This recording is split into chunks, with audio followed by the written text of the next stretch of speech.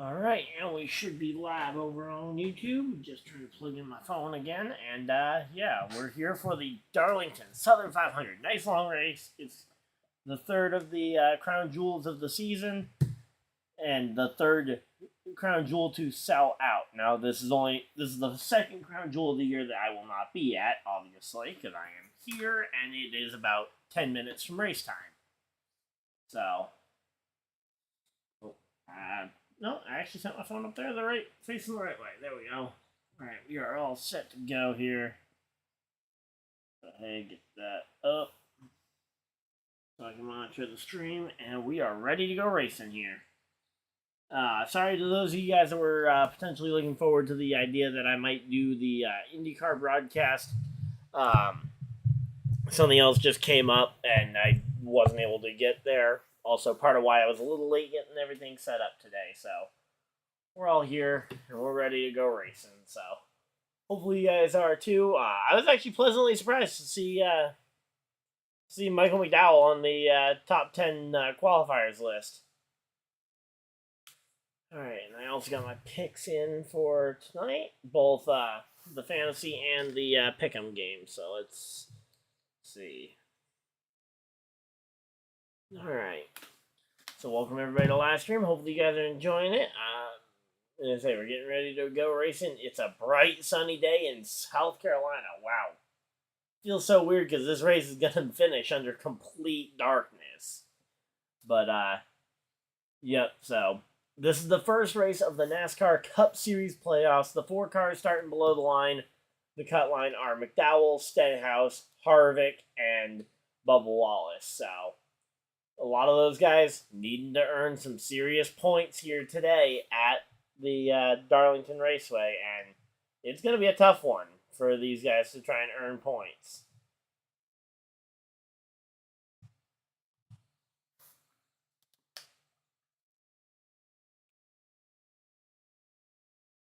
So, Joey Logano, they're saying how I honestly don't. I have Joey Logano potentially pegged. If he doesn't win Talladega, I think Joey Logano might be out in round 2, because he has not been that great at these tracks, and honestly, he doesn't have the momentum coming in here either.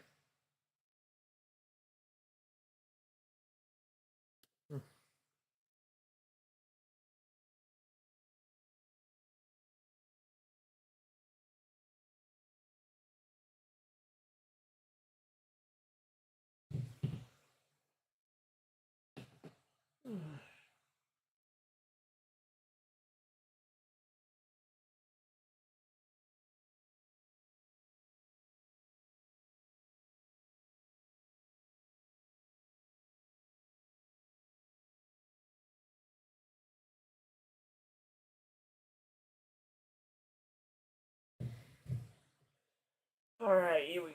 We're getting ready to go racing, and alright, let's see. Just kind of taking a look at that. That starting grid is very bleak for Chevy drivers. Actually, do I have any picks in on Chevy, guys? I know I have Christopher Bell having a little bit of a rough day, and by a rough day, I mean not top 5. Let me go ahead and log in just to check my pick'em stuff. Alright. Oh, it's not even technically live yet? Oh, wait. Oh, that's showing draft. There we go. So I have Buescher, Harvick, Kyle Busch, and Byron all sneaking into the top 10. And then I have Bell finishing outside of the top 5, so some pretty easy picks. Hopefully I can maybe luck into another win. Yesterday was a really nice win. Got the win. But obviously, you gotta wait to repeat it. Hey, Derek, how's it going? Nice to see you back in here again. Hey, Eric, long time no see. Hello is the champion over in IndyCar. He locked up his championship a week early, just about 30 minutes ago in the NTT IndyCar Series race by winning the race at the Portland International Raceway.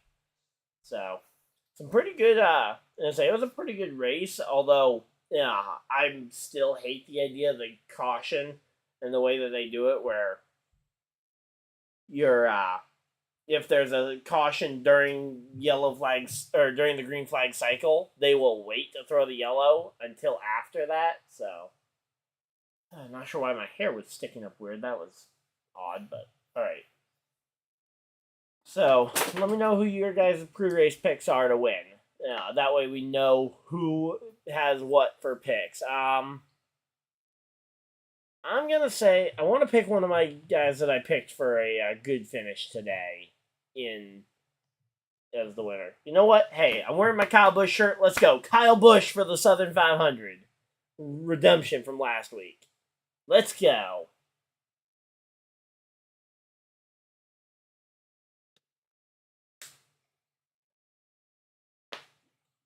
All right, here we go.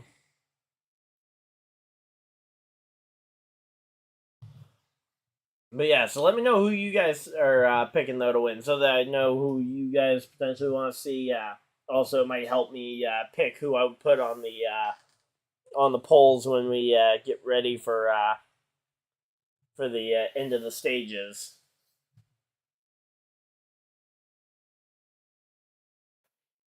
But yeah, so I say 115 laps in stage 1. I knew this was a long race, but sheesh, that's a long stage. All right, welcome everybody to LiveStream.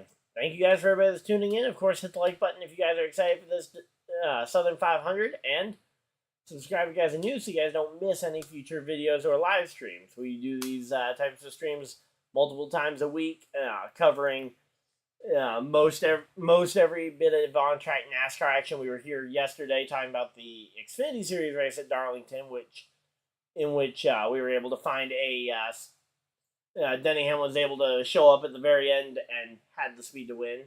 According to what he said, he was just waiting to show everything. He didn't want to show everything beforehand.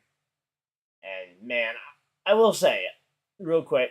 I am amazed and very glad to see Ryan Preece back in the car this week. I hope he doesn't crash tonight, because another crash in quick succession after that absolutely ridiculous Daytona crash would not be good. So here we go. We got 21 people in here. Thank you guys for everybody that's popping in here, and yeah, we're getting ready. The cars are rolling off of pit road. Let's go. All right, so let's go ahead and pull up my secondary roster. That way I can actually scroll without messing it up for all you guys.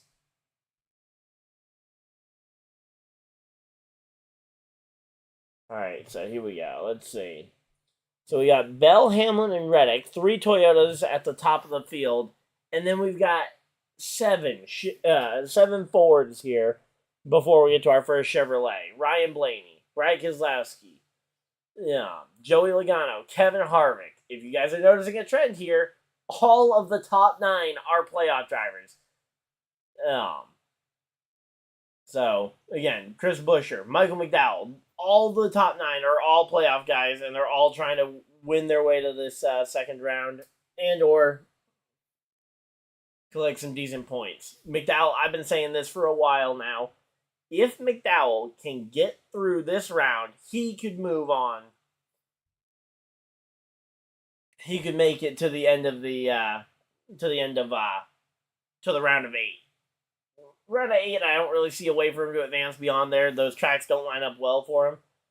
The second round lines up extremely well for him if he can survive. And if he can survive, it comes down to not throwing away opportunities when he has them. Like, he's really good at he had 2 top 10s at this track last year in the 2 races. So if he can come out of this with a top 10 for Michael McDowell, we can then head on to the next race at Kansas and focus again on just trying to solidify that playoff spot.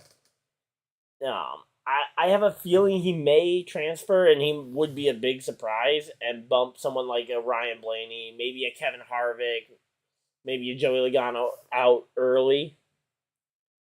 But yeah, then Eric Almirola, the first non-playoff guy, starting 10th. Kyle Busch, going to the rear of the field for today's race, is the highest qualified Chevy driver, so he will not be starting in 11th place. Chase Briscoe in 12th is once again another driver who didn't make the playoffs, just kind of missed on the entire year, honestly. Never really showed up. He had maybe one or two opportunities where he was close to a win, but ultimately never really showed much fight and exited the playoffs in the last weekend after missing at Daytona. Chase Elliott, a very strong season, and if it weren't for his injury back in the early part of the season, he probably would have been a playoff driver. We'd be talking about him instead of Bubba. Austin Cindric, he's been a no-show after his rookie season. Carson Hocevar, here's one I want to talk about. Carson Hocevar in the 42, driving Ty Dillon's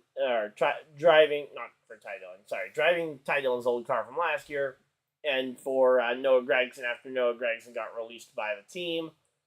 That's the best starting spot for that number 42 car all season. So, number 42 car looking very good. Possibly this is hinting at the fact that somebody is looking at giving Carson Hocevar a Cup contract. I don't know if it's going to be Kaulig. Might be Petty GMS / Legacy Motor Club, whatever that team's called. It could be Spire Motorsports. But I could very well see this being some team somewhere asking to get Hocevar some seat time. Allmendinger 16th. Ty Gibbs 17th. Couple of guys who were close but didn't end up making the playoffs. Kyle Larson struggled in terms of compared to his normal here. He's very good at this racetrack, but he's never won, so maybe today will be the day. We'll have to wait and see. Bubba Wallace, he has his eyes set on next week. He can point his way to this next round, but it will heavily rise and fall on what he does next week at Kansas. So Bubba's just trying to stay in contention today at Darlington. Eric Jones starting 20th in the other Legacy Motor Club. Very rare for Eric Jones, but he is the worst qualified of the Legacy Motor Club cars this week. Daniel Suarez starts 21st. Corey LaJoie in the flagship Spire Motorsports car comes home 22nd to start the race. William Byron will be starting in the 23rd position. And speaking of drivers who almost made the playoffs, if it weren't for injuries, Alex Bowman put up a very good fight in the run to the playoffs, but ultimately came up short. He will not be a part of the playoffs. Starts 24th. In 25th place, a driver who did get into the playoffs because he won this year's Daytona 500, Ricky Stenhouse Jr. I'm excited to see Stenhouse, McDowell, and Kyle Busch in the playoffs. Those are my three big guys there. Ty Dillon in the 77, starting 26th. 27th is Ross Chastain, the second worst of the playoff guys. Austin Dillon and Justin Haley in 28th and 29th. Austin Dillon just having a rough season, and Justin Haley getting ready to take over that Rick Ware car in 2024. Todd Gilliland recently signed a deal that he will be back in that 38 car. He starts 30th. But again, new contract. He's got that stability locked up for at least the foreseeable future for that team, which is 1-year deals. Martin Truex Jr., the worst qualified of the playoff drivers. He starts 31st. Harrison Burton starting in the 32nd position. Just another rough season for him so far. Ryan Preece and J.J. Yaley. J.J. Yaley starting 33rd. Ryan Preece back from that massive wreck, in under a week, essentially. He will be starting 34th. Speaking of massive injuries at Daytona to drivers named Ryan Newman starting in the 35th spot. We all know his 2020 Daytona 500 crash, or his 2003 Daytona 500 crash, or his 2009 Talladega crash, all of which inspired massive changes to the chassis that we now know today. And then rounding out your field today is BJ McLeod, qualified 36th. So only the 36 charter car is the only guys to show up here. But some pretty good showings, though, from some of those guys that we don't normally expect to see a ton of. So, figured I'd go down through the entire running order since we have the time in pre-race here. And lights are off on the pace car. I think we're doubled up and ready to go racing. Let me know who you guys, last chance, go ahead. Let me know who you guys think is going to win this race. Would love to hear your guys' feedback, but we're getting ready for this one. Again, my pre-race pick, I'm going Kyle Busch. Kyle Busch from last to first. I got the Kyle Busch shirt on, and we're ready to go. Rowdy Nation, let's ride. But, yeah, he's going to have, again, work cut out for him, but it's a long race. A lot of time to make up spots as we get ready for the NASCAR Cup Series Southern 500, one of the crown jewels of the sport. The pace car dives for cover, leaving the field in the hands of Denny Hamlin and Christopher Bell. And off of turn 4 they come, through the Geico restart zone. Flag is in the air, and they are racing at Darlington. Christopher Bell, massive jump there on the start. Christopher Bell getting out there well in front of the field here. He has the opportunity now to kind of pick and choose what lane he wants to run in at a track that is only about a lane and a half, 2 lanes wide at its best.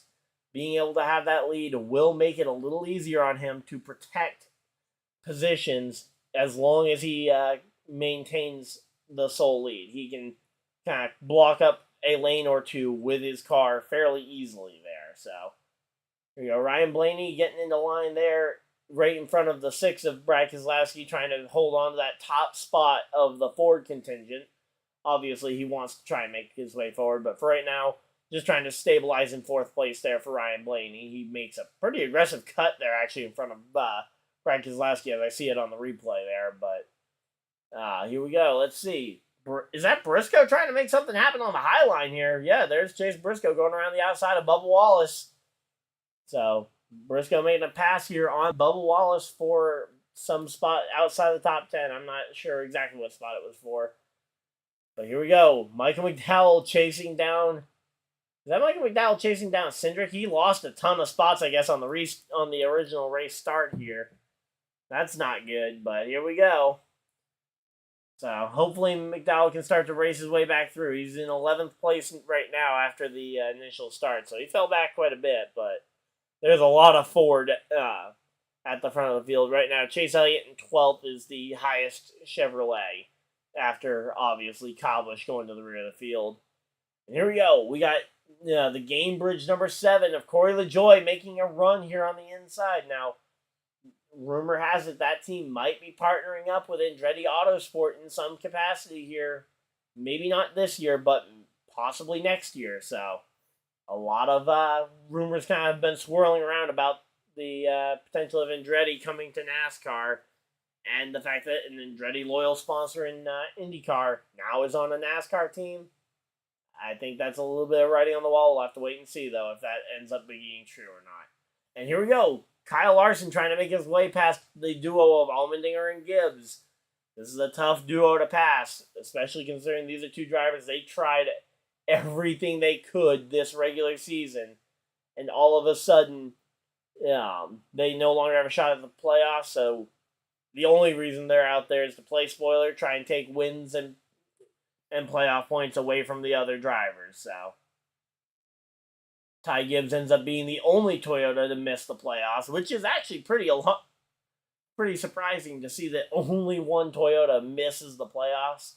Let's see, how's Hocevar doing? Hocevar to the outside of Corey LaJoie here. He's going to try and carry it around the outside of that number 7 car, one of the few NASCAR Cup cars that Hocevar can actually say he has sat in the driver's seat of, because he drove the 7 car when LaJoie got tapped to fill in for Chase Elliott at Gateway after he got suspended for taking out Denny Hamlin at the Coke 600.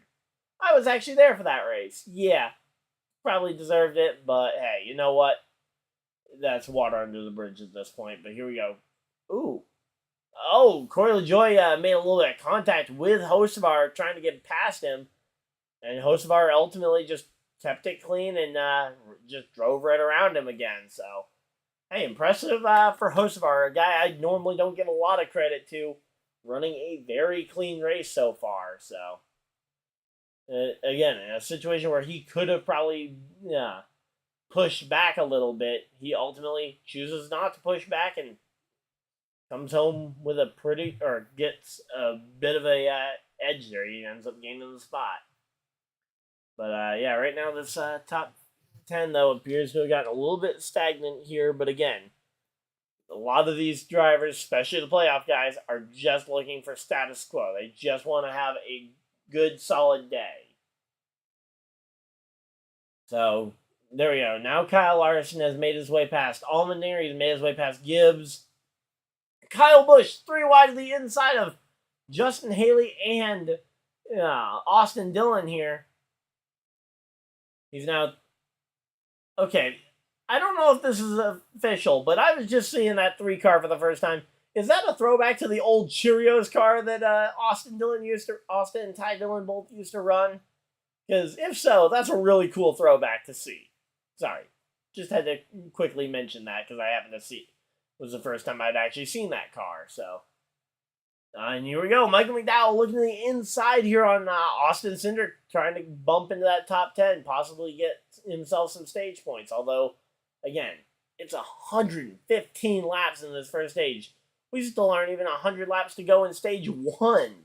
So it's a long way to go. And Cindric battling back on the outside, able to clear McDowell off the corner. So McDowell's going to have to try and make another run here. But he's also got Bubba Wallace trying to potentially make a run on himself. So Michael McDowell, he's going to just try and not end up stuck in the middle of 3 wide as they all get back into single file off of the turn. So pretty good run so far, though, from a lot of these drivers here.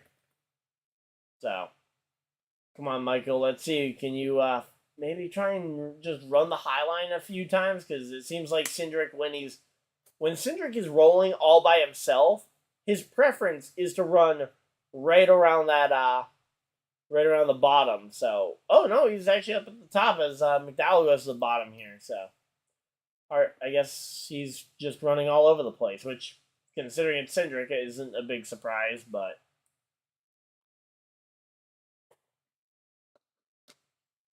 All right, here we go. So Kyle Larson making some moves. Let's see, where has Kyle Busch gotten to at this point?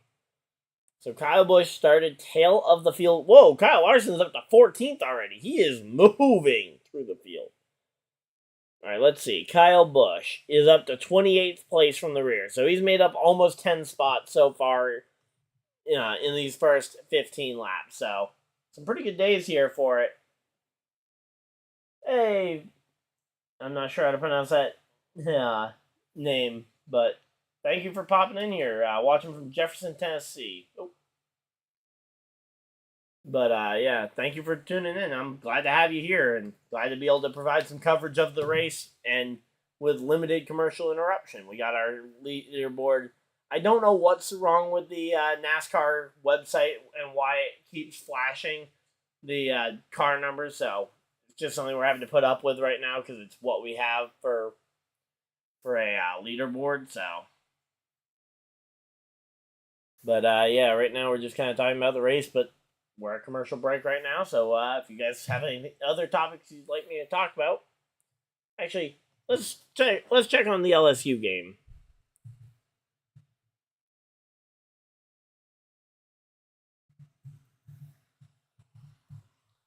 Let's see. Okay, LSU game doesn't start for another hour, so. All right, LSU versus Florida Central doesn't start until 7:30. So, because that's the only college football game I really care about. I don't know what other college football games are even on tonight, but Florida Gators and Florida, basically all the Florida teams I like, and then our sister teams over in LSU is another one I like to root for from time to time. So I also have a coworker who's a big LSU fan, so I like to follow it. So I have something to talk to him about tomorrow because he doesn't watch racing. So here we go. Let's see. Brad Keselowski's still holding on to that 5th place position here. really, I mean, honestly, most of this top 10 is just kind of holding on to their position. Now, aside from Cindric, who really gained a lot of spots here, but it's starting to get stretched out very early on. Potentially that tire fall off starting to feel the impact here. So let's see. So yeah, so a lot of people, their best lap so far was very early on in this run. Only Kyle Larson turned his best lap outside the top 5 laps, or outside the first 5 laps. So here we go, and we're back from commercial break, which means I can finally see the track again. Yay! Because there's commercials. Because, yeah, TV. We all love it, right? We all love commercials. And that's why we're all on YouTube, where we can usually skip a 5 to 10 second ad. So, yeah, talking about the annual Ford promotion where they have a big raffle for the chance to win a truck. And here we go. Here goes Kyle Larson looking to try and pass Michael McDowell. No, come on. Come on, McDowell. Hold off. Hold him off. Hold him off. Come on.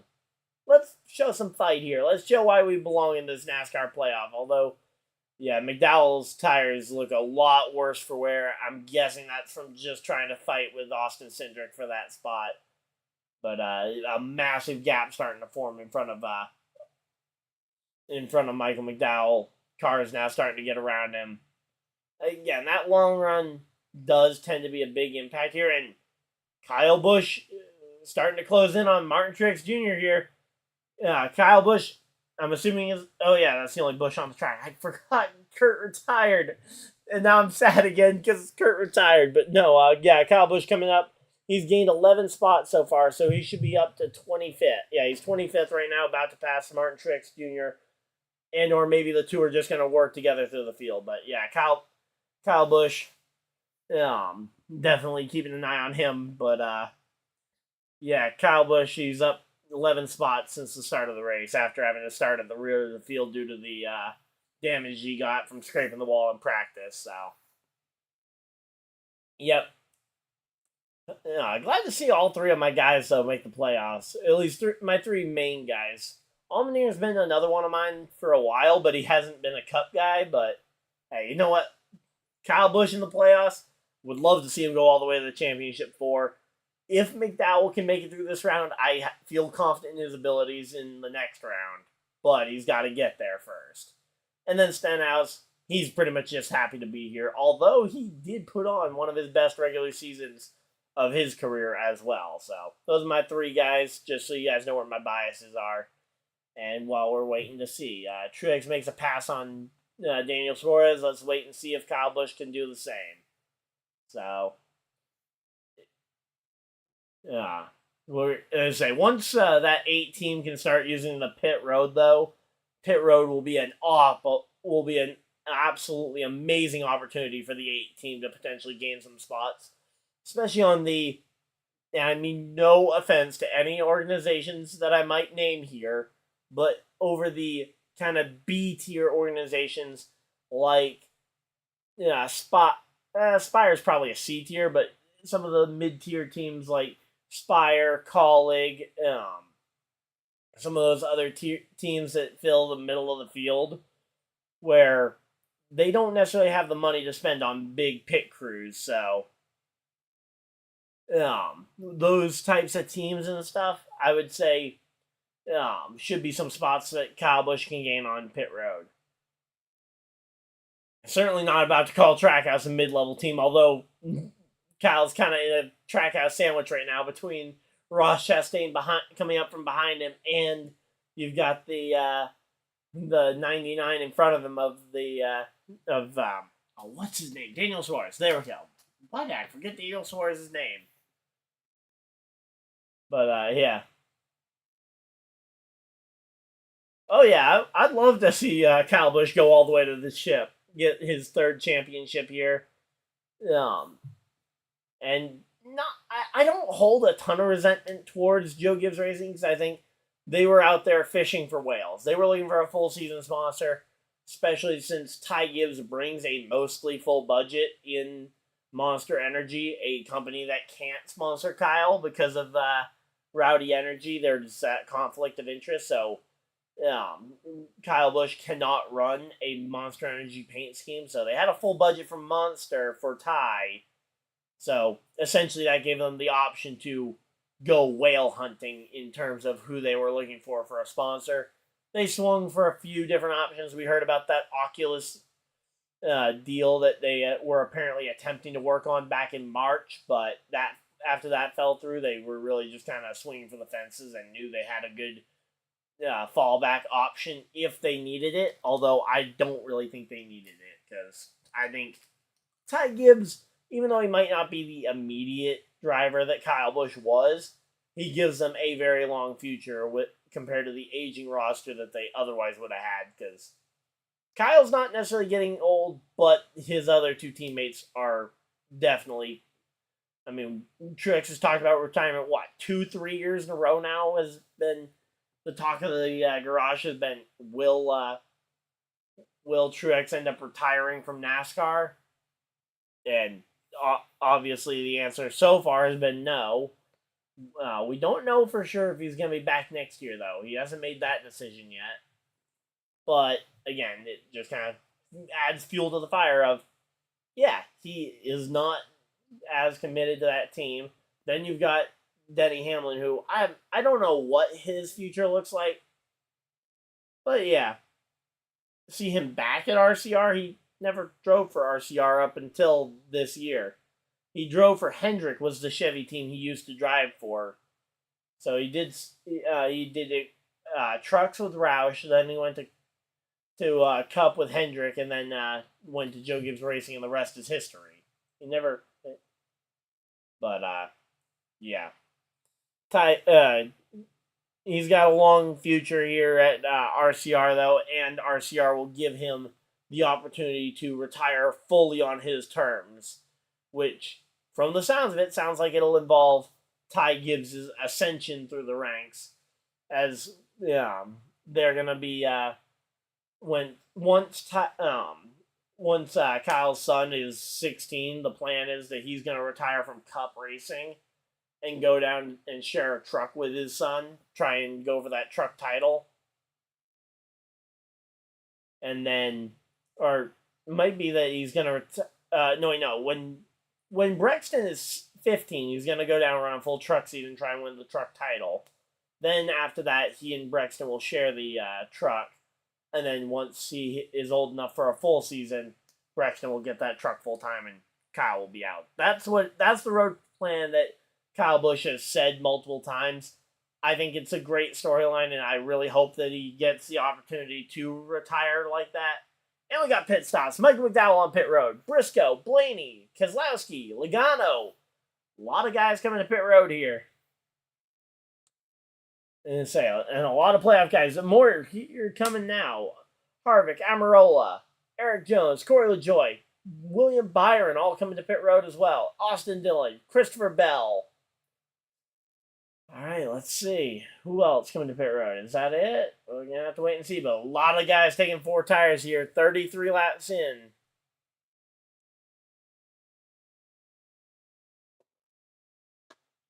Yeah, okay, yeah. But seeing him back at Chevy, that is a way to correct that statement and make it sound right. But yeah. Yep, so right now, so far, Allmendinger and Truex appear to be the only two that have stayed out thus far. Elliott, Cindric, Larson, Buescher, Hamlin, a couple more guys coming to pit road here. Ty Gibbs, Elliott, I think I mentioned, Hocevar, Bowman, Kyle Busch on pit road. Daniel Suarez coming to pit road as well. So, a lot of guys coming to pit road here. And, oh boy. Okay, he stopped a little long. Is this exactly what I predicted? Was that Christopher Bell was going to have an issue? And now, granted, this isn't like day ending or anything, but he stopped long in the pit box. Then the crew had trouble getting the tire off. He's going to lose a spot or two, that's for sure. Unless everybody else also has a bad pit stop here. But, yeah, here we go. We're getting through these final few stops. Ty Dillon, BJ McLeod, AJ Allmendinger coming to pit road here. And now J.J. Yaley is out in front of the field at Darlington Raceway, and J.J. Haley comes to pit road. So, yeah, man. Nice to have you around, though, Mason. Glad to have someone else to talk to in the chat. Of course, if you are enjoying the stream, hit the like button and subscribe for more. We do these types of streams all throughout the year. So far, I think the only Cup races I've missed have been like the Monday noon races because I work in the middle of the day. So I haven't been able to cover all those. I've tried to cover the ones I could. And here comes Stenhouse coming to pit road. Wait a minute. Stenhouse was already on pit road. Why is Stenhouse back on pit road? So Tyler Reddick and Denny Hamlin now the front two at the front of the field here. And so what was it? Was it speeding? What was his penalty? What happened? Okay, I gotta figure out this one. Why was what penalty did he receive here? I have no idea. Let's see.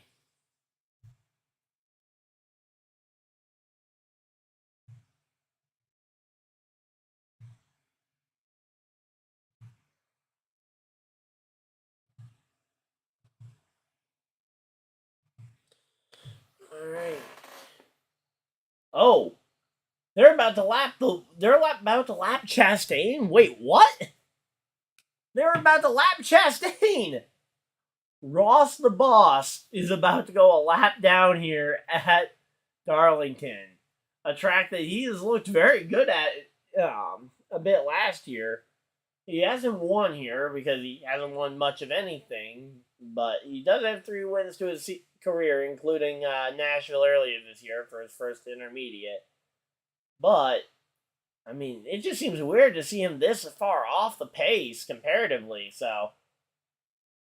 And say at the next either caution flag or pit stop cycle, I'm gonna start putting up the poll for who wins stage 1. I usually put it up around halfway through the stage. So we go ahead and put that one up. Okay. Ooh, what was the penalty? I just saw it came through on Twitter. Let me go ahead and check that out real quick so I can give you guys the accurate information. Because I like it. I like accurate information, and I hope you guys do too. Because if you guys like being lied to, let me know, and I will gladly start lying for you. Okay, it was a speeding penalty. So he had 2. That's his second speeding penalty at Darlington Raceway this year. So not a great day to be doing that for Ricky Stenhouse Jr. You need to be doing a little bit better than that, but here we go.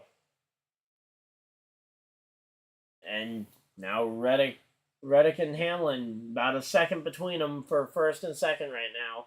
Keselowski has now made the pass on Blaney for third. Bell has made his way back up to 4th place here as he passes Blaney as well. So here we go. Ryan Blaney, Joey Logano, and Kevin Harvick, 6th, 7th, and 8th.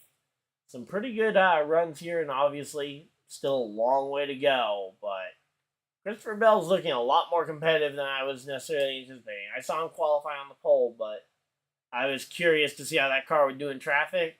Apparently, it'll do pretty well. So, here we go. This is one of our most popular streams so far, so thank you guys for everybody that's tuning in here.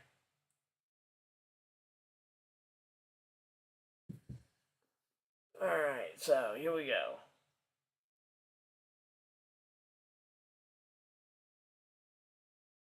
All right, they're making their way through lap traffic right now as Christopher Bell closes in on Keselowski for the 3rd spot.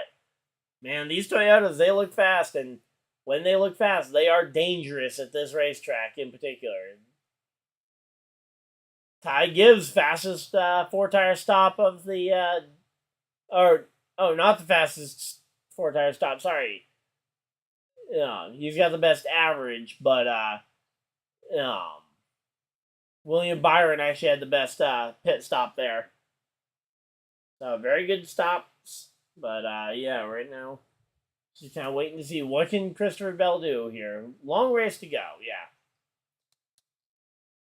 When they were talking about a bad pit stop, I was expecting to see something way worse, like leaving a tire loose. or something that would cost them a bit more time here. But ultimately, the slow stop on its own, not a big deal. Christopher Bell is now passing Keselowski and making his way up into the third position. Christopher Bell the third.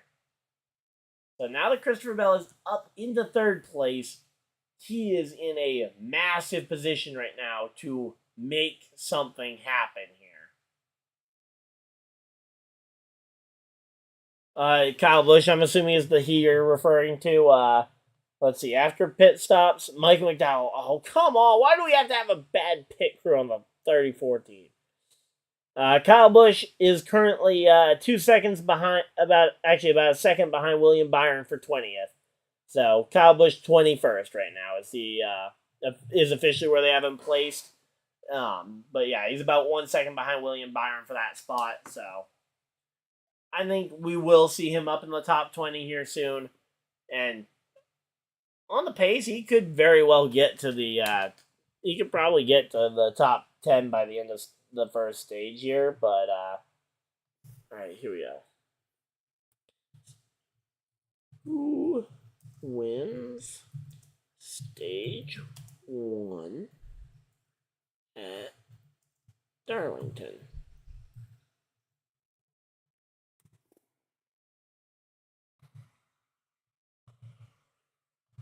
Alright.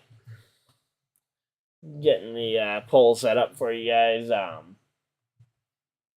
So let's go ahead and put Tyler Reddick. We normally do top 3 unless you guys have anybody specific you think is going to win and would like me to put on here. For the poll, obviously poll is who wins the first stage here, so it'll be a little bit until we know.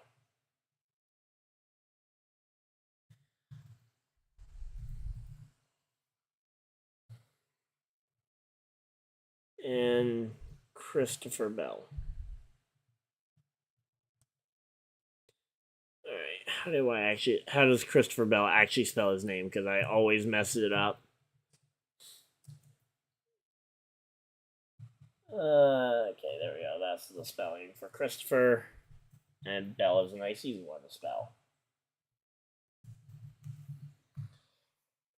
Alright, and there we go. There's your poll for you guys to go ahead and vote on.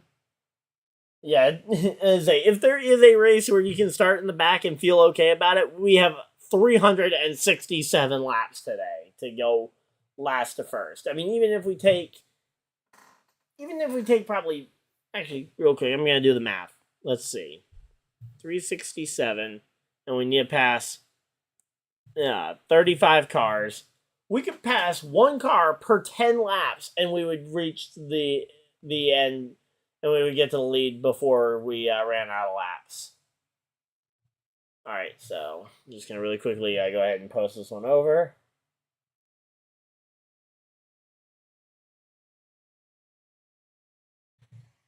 Alright, so they're getting ready for stage 2. It's going to be the Earnhardt Jarrett Petty gimmick that they've been doing for the last several years at this race. I'm not the biggest fan of this as the combo, but it's not bad.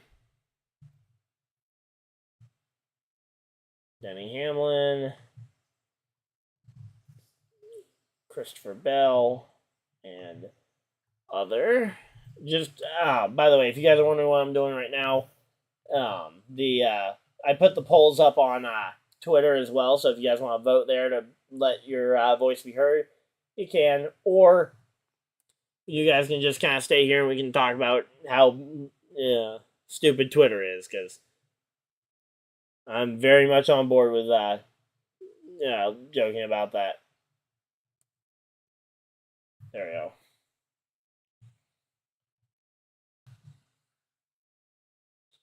There we go. Post is up on Twitter. If you guys don't know what my Twitter is, I've got a link in the description to it, or you can just go find it at RyanDyer99 on Twitter. But if you guys just want to hang out here, that's okay with me. Hit the like button and subscribe. We'll be here again every playoff race. Going to be trying to do a few of the other races as well. Did Xfinity last week. or not last week. Well, I did the Xfinity last week, but I also did Xfinity yesterday. So, there we go.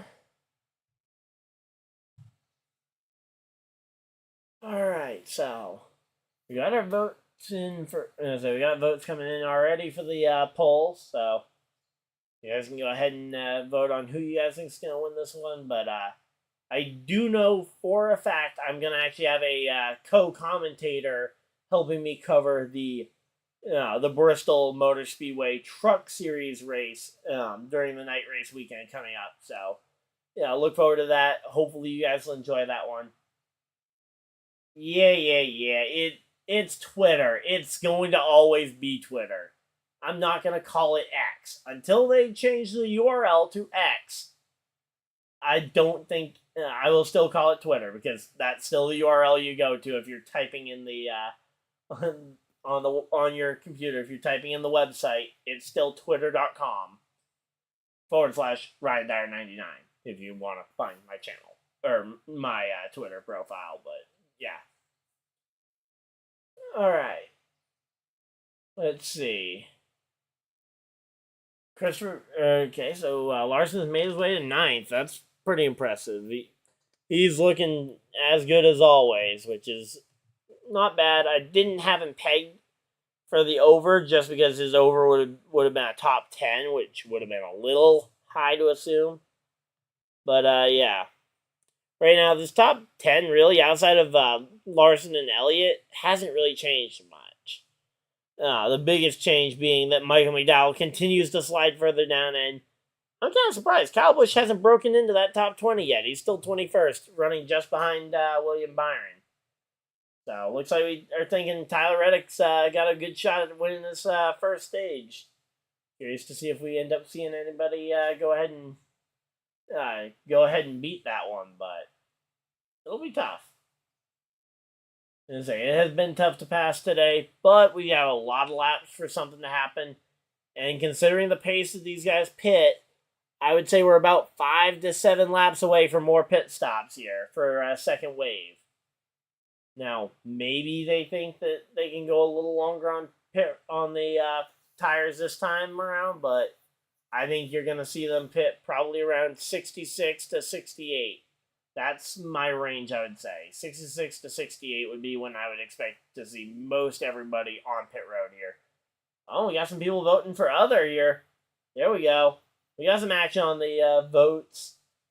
But, yeah, here we go. Let's see. Again, I'm curious to see if my prediction on the pit stops are right. We'll have to wait and see. And wait, they still haven't lapped Ross? I thought they lapped him a while ago. Or is this putting him a second lap down? Okay, Ross. No, Ross has maintained or fought his way back up onto the lead lap. So Ross Chastain back out in front of the field here to stay on the lead lap. But he's got Reddick breathing down his neck still. It's going to be tough. But here we go. Chastain and Justin Haley, the last two on the lead lap. But here we go. Let's see what we can do here.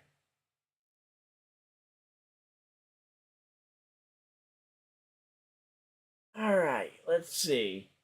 Kyle Busch enters the top 20. Yeah, woohoo! Kyle Busch up to 19th. He vaults over.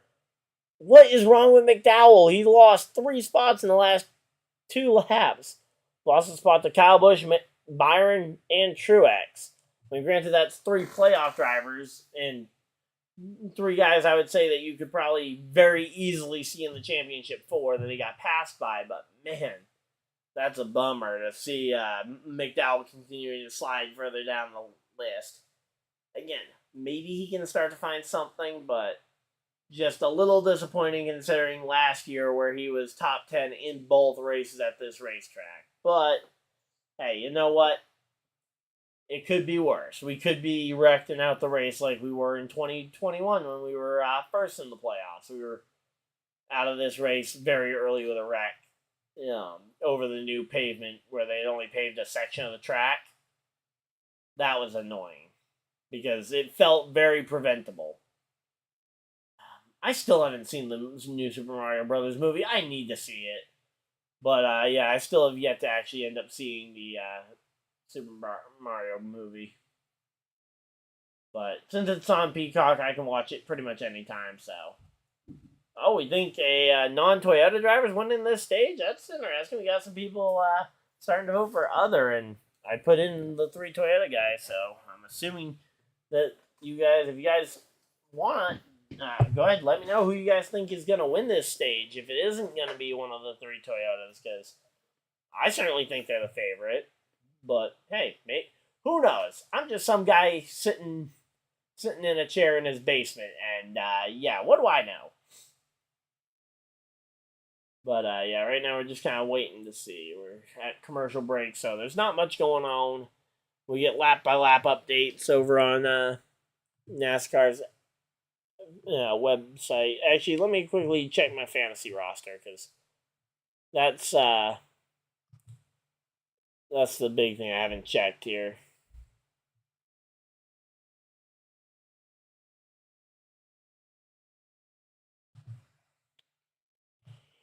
Alright, let's see. Yeah, my roster's pretty stacked. I mean, I will say I didn't go out on much of a limb. I do have I have 6 playoff guys in my roster today. I just figured odds were that this is a track that a lot of playoff guys tend to do well at. I mean, Larson, Harvick, Buescher, Kyle Busch, Denny Hamlin, and Christopher Bell are my eventual picks. Normally, I do my Fantasy Friday series over on Friday. I just didn't get to it this week for... Okay, Mason's thinking Denny Hamlin is going to win this first stage.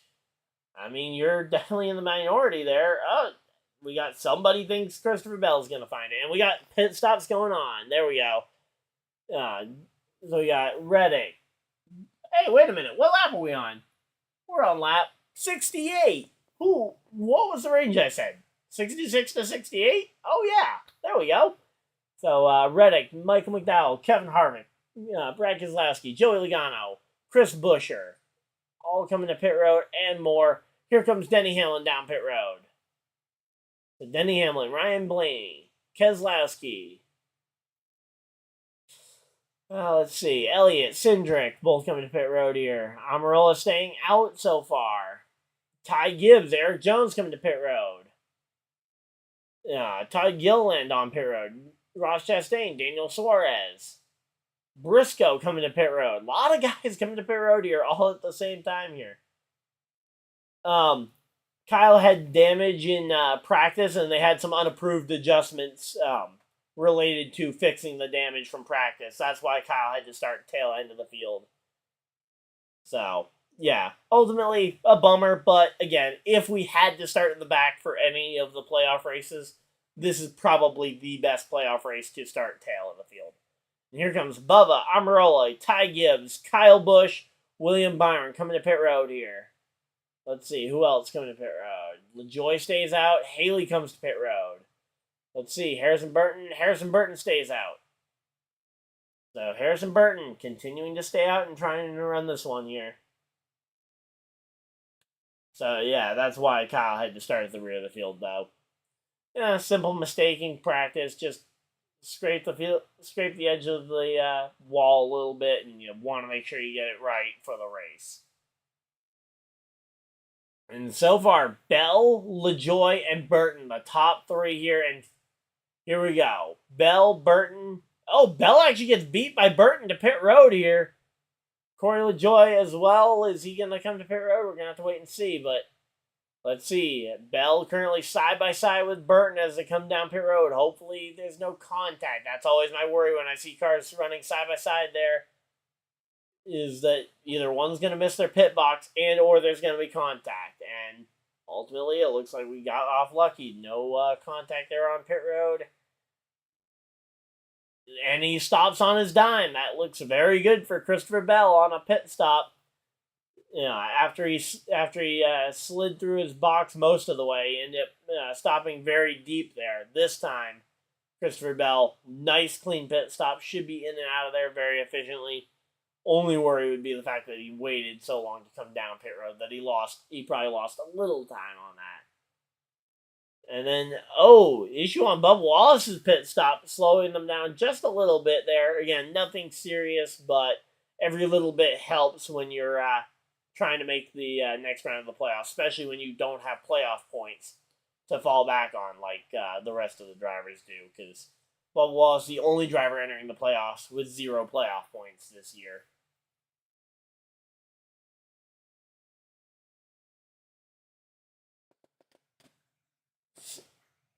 So Hamlin is over a second behind Reddick here, and Reddick's starting to kind of go there, and Bell lost some spots here. He does have a little bit fresher tires here than Elliott and the others, but Christopher Bell back in 9th place here as they are starting to settle back into position here after the pit stops. Corey LaJoie.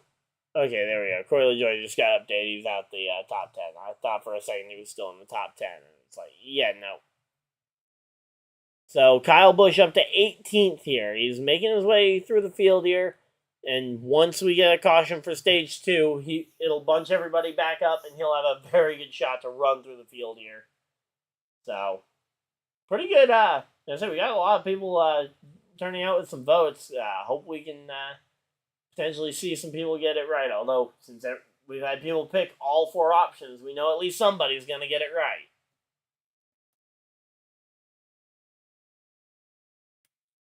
And so are those fresher tires going to potentially help Christopher Bell ending up ahead? We'll have to wait and see, because it will take some time for the other drivers to have their tires wear out enough to where it ends up making a difference. But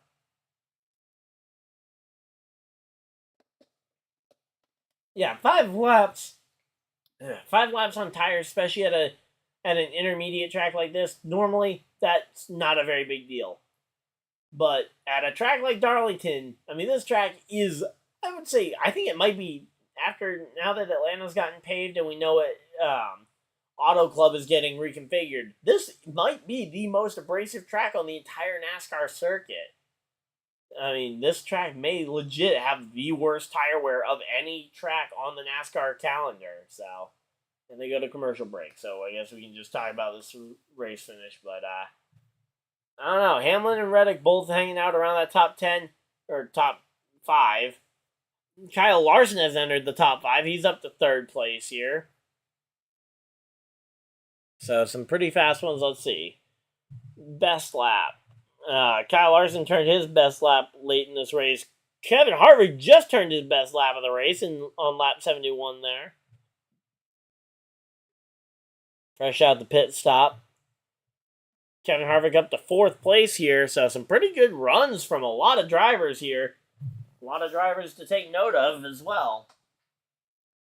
As we get ready, and we've had a lot of people turn out for this stream. Thank you guys for everybody that's turned up for this stream. Alright, here we go.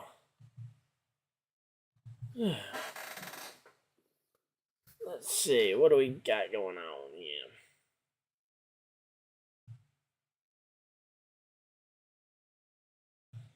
Oh yeah, I forgot to delete last night's live stream because there was a live stream that ended up going up because I forgot to turn off my recording software or my streaming software after I ended the live stream, so it ended up accidentally starting up a second live stream. So there we go. Just had to go take care of that one, but we're getting ready for this one. Let's see.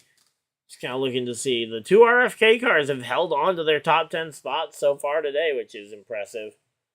Although, okay, Buescher, I just need him in the top 10. I wanted to make sure I knew where I needed him for the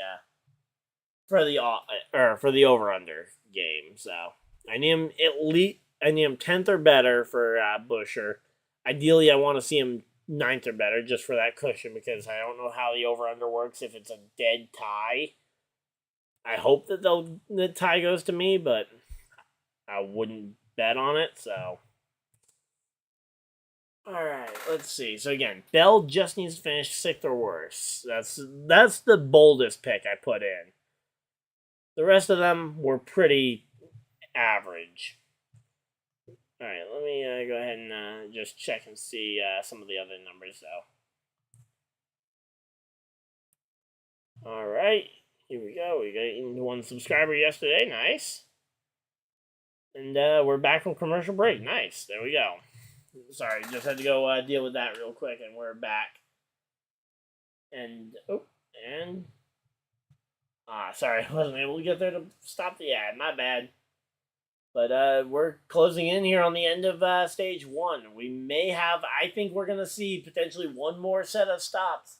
Although, if you want to try and make it to the end of this, if you want to try and make it to the end of the race, or the end of this stage on tires, I don't know.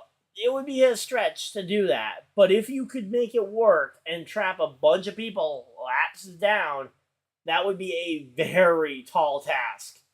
But if you could pull it off, you would look like an absolute legend. So, let's see. When did they all last pit? So, we know Bell is in the best spot. Last pit stop, his was on lap 70. That would mean he would have to go 30, 40, 45 laps on tires. So far, we've seen about 30. We've seen about 30 to 35. So, he would have to go 10 laps further than the furthest run on tires we've seen so far. Do we see Christopher Bell being able to pull that one off? Anybody else going any further than 40 laps? Yeah, that ain't happening. I think we'll see almost everybody on pit road somewhere around. Let's make our guess. I'm gonna say most of the leaders will probably be, let's see, around lap 105. I'm going to say 103 to 105 is kind of my window for when the next set of stops happen. Now, maybe you see a 2-tire stop there just to try and, because you have a short run to the finish, although I think 4 tires will win the day. If you do have a split between 2 and 4 tires, I think 4 tires is the way to go, but I think you could see someone, maybe someone like Chastain, who's been fighting to try and stay on lead lap, take the 2 tires to get ahead of the leader to stay on lead lap and hope they could luck into the caution. Because it's very possible that we could see that swing happen, but it certainly is not what I would bet on for that happening. So, let's see. Kyle Busch needing to get up to 8th. That's a little bit of a risk there. Same thing with Byron in 7th. That's going to be a little bit off, possibly. But again, we're just going to have to wait and see how they do it getting through the field. Because right now, Byron is in 18th. Where's Kyle Busch? Kyle Busch is in 17th. So they're both right together. Hopefully they can make their way through the field. Because I didn't really consider those 2 options as bold picks. Although I didn't realize at the time Kyle Busch was starting from the rear when I made those picks. So here we go. Let's see. All right. Let's see what we got going on. There really is not a lot of passing happening. Logano to 10th place, though. Eric Almirola is starting to kind of fade from that top 10, although he's still hanging around. Chase Elliott inside that top 10. That's another driver that we could potentially see a pretty good day from. We're just going to have to wait and see what happens. All right, so a lot of people dropping off here as we're getting ready for the end of the stage. I don't know why they'd be leaving right now. This is the time where you want to watch, although maybe they're going to go watch the race and don't want to potentially hear spoilers in case I'm a little bit ahead. I don't know. I'm usually a little bit behind the race compared to the rest of you guys if you're watching on traditional cable versus me watching on my phone, but here we go. Let's see. Michael McDowell. Oh, is Michael McDowell about to go a lap down? No! No, not McDowell, please. Don't put him a lap down. Ah, he's a lap down. So, Denny Hamlin, he is closing in. Dun-dun, dun-dun, dun-dun. Denny Hamlin, he is here. Let's see what's going to happen here, though. It's going to be a question mark, but let's go Hamlin. Let's go, it's Hamlin versus Reddick. Honestly, you know what? I'm going to root Reddick. Let's go Reddick. I'm going to root for Reddick here. But I want to see Reddick win this stage. And say, now the question is, does Hamlin do what's best for himself, or does he do what's best for the car he owns? That's a question. A similar question has been posed to him a lot about, like, oh yeah, if it's Bubba and Ty Gibbs at the end of the Daytona race, who is he pushing?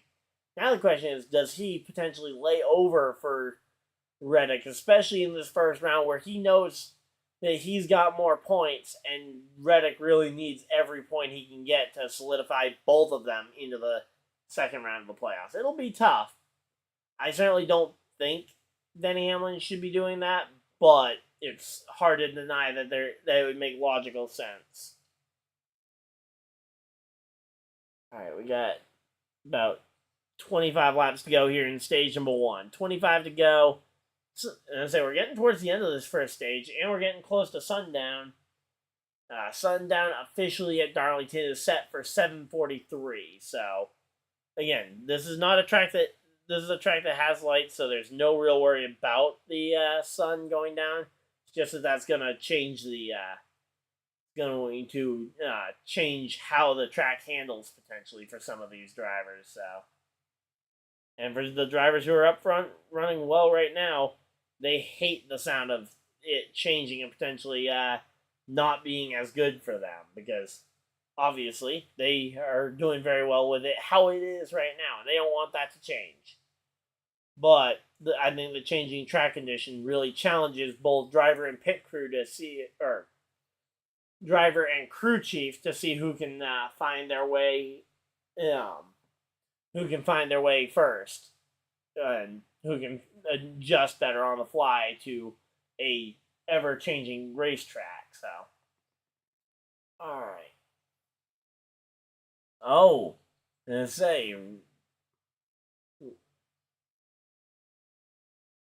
Uh-oh. Who's Kyle Larson upset with?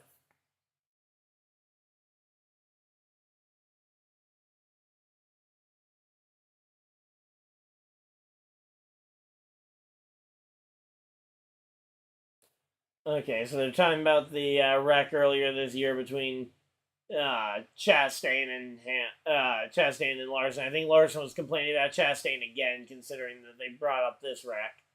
But Larson's starting to close in on the top two here. He's starting to look like he might be a Chevy driver who could win this stage.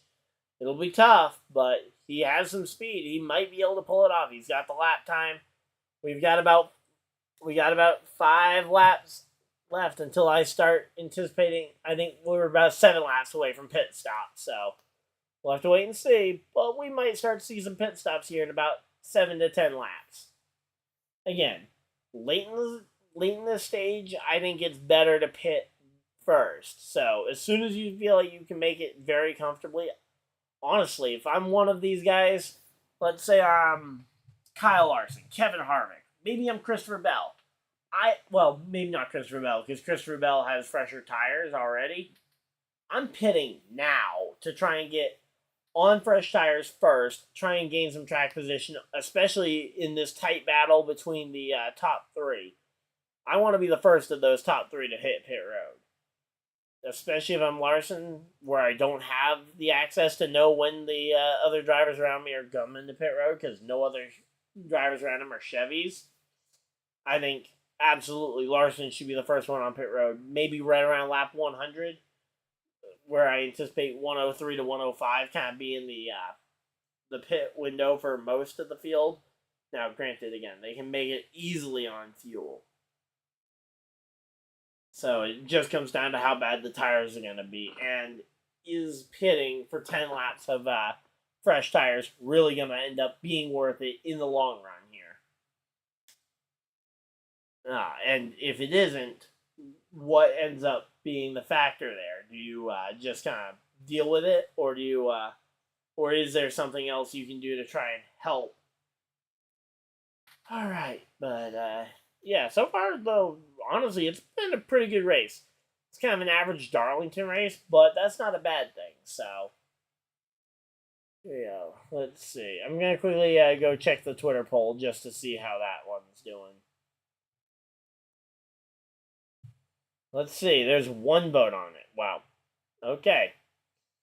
So I guess somebody thinks Tyler Reddick's going to find his way back to the front and win this one over on Twitter. On YouTube, though, we got a much more split. I think 37% of you guys are thinking that it's probably going to be Larson. Maybe you guys are thinking Harvick.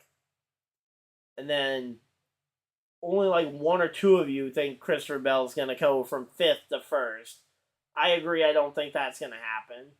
And then Denny Hamlin and Tyler Reddick, it's kind of an even draw between the two for who you guys think is going to win it. So it's a pretty good balance, honestly. You guys have done very well with the votes, and honestly, I could see any of those 3 being right. Because Larson's right there if there is any contact between Reddick and Hamlin, and Reddick and Hamlin are very even, at least in terms of car at the current moment. The question is pit stops. Again, if I'm Larson, I'm pitting now, if not sooner, because I want to try and get on and off pit road sooner. Now the question is, and the worry would be that somebody else ends up getting to pit road and on and off pit road first, or more the worry is that somebody makes it all the way to the end of the race or the end of the stage on it. So under an hour for the first 100 laps. So honestly, we're on pace for about a 3.5 hour show here at Darlington for one of the longer races of the year. Honestly, that's not bad pacing. And say we haven't even hit the 1 hour mark yet, and I'd say we're pretty close to the 1/3 mark in the race. So yeah, we're definitely on pace for a pretty good time on this. Now, I think that this race will start to see some yellow flags as we get later into the show. But here we go. Austin Cindric, he's currently running 11th. He's going to try and make something happen here, I'm sure. But he doesn't really have much to race for right now outside of spoiling other seasons here. So I'm not sure who this lap car is that these two are stuck behind. Oh, it's Newman. Shocker! They're stuck behind a lap car, and oh yeah, of course, it's Ryan Newman. I should have just predicted that it was Ryan Newman. I mean, come on. So, there we go. So, Eric Jones, last year's Southern 500 winner, he has had a bit of a rough day today, but let's see. Let's go ahead. I know there's quite a few of you guys who are waiting on your Cowboys updates. He's still in 17th place. So, definitely not his best day, but again, if he gets a restart and he's right in front of people, he can start picking them off like flies, potentially, which is, again, kind of what I think a lot of us are hoping for, especially the Cowboys fans out there. But, yeah, there's a little bit to be worried about. Although, again, I think there's way more to be optimistic about here.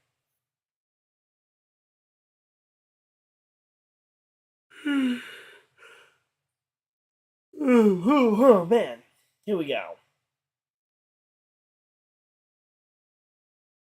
So, Bubba Wallace, in his first ever NASCAR Cup Series playoff, gonna try and make something happen here.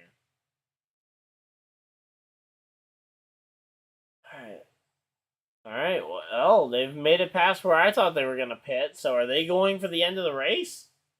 Are they gonna just save to the end of the stage? Because I probably would have pit, and if everybody else makes it to the end of the stage, I would have looked silly.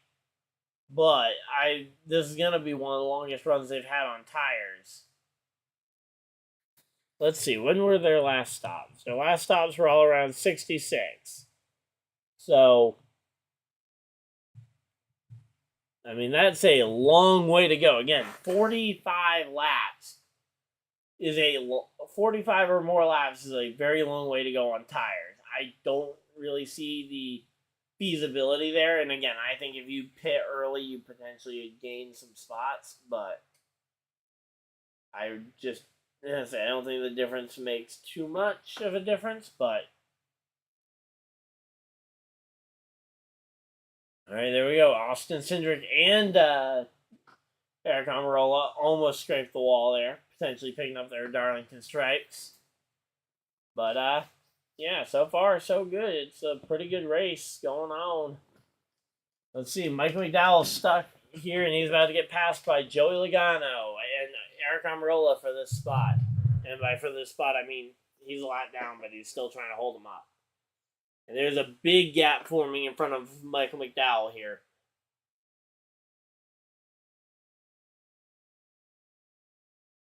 All right, here we go. Man. Uh-oh, the two of Cindric just scraped the fence again. He might be handing this one over to Eric Jones and the others much earlier than we thought he might. So, here we go. Let's see.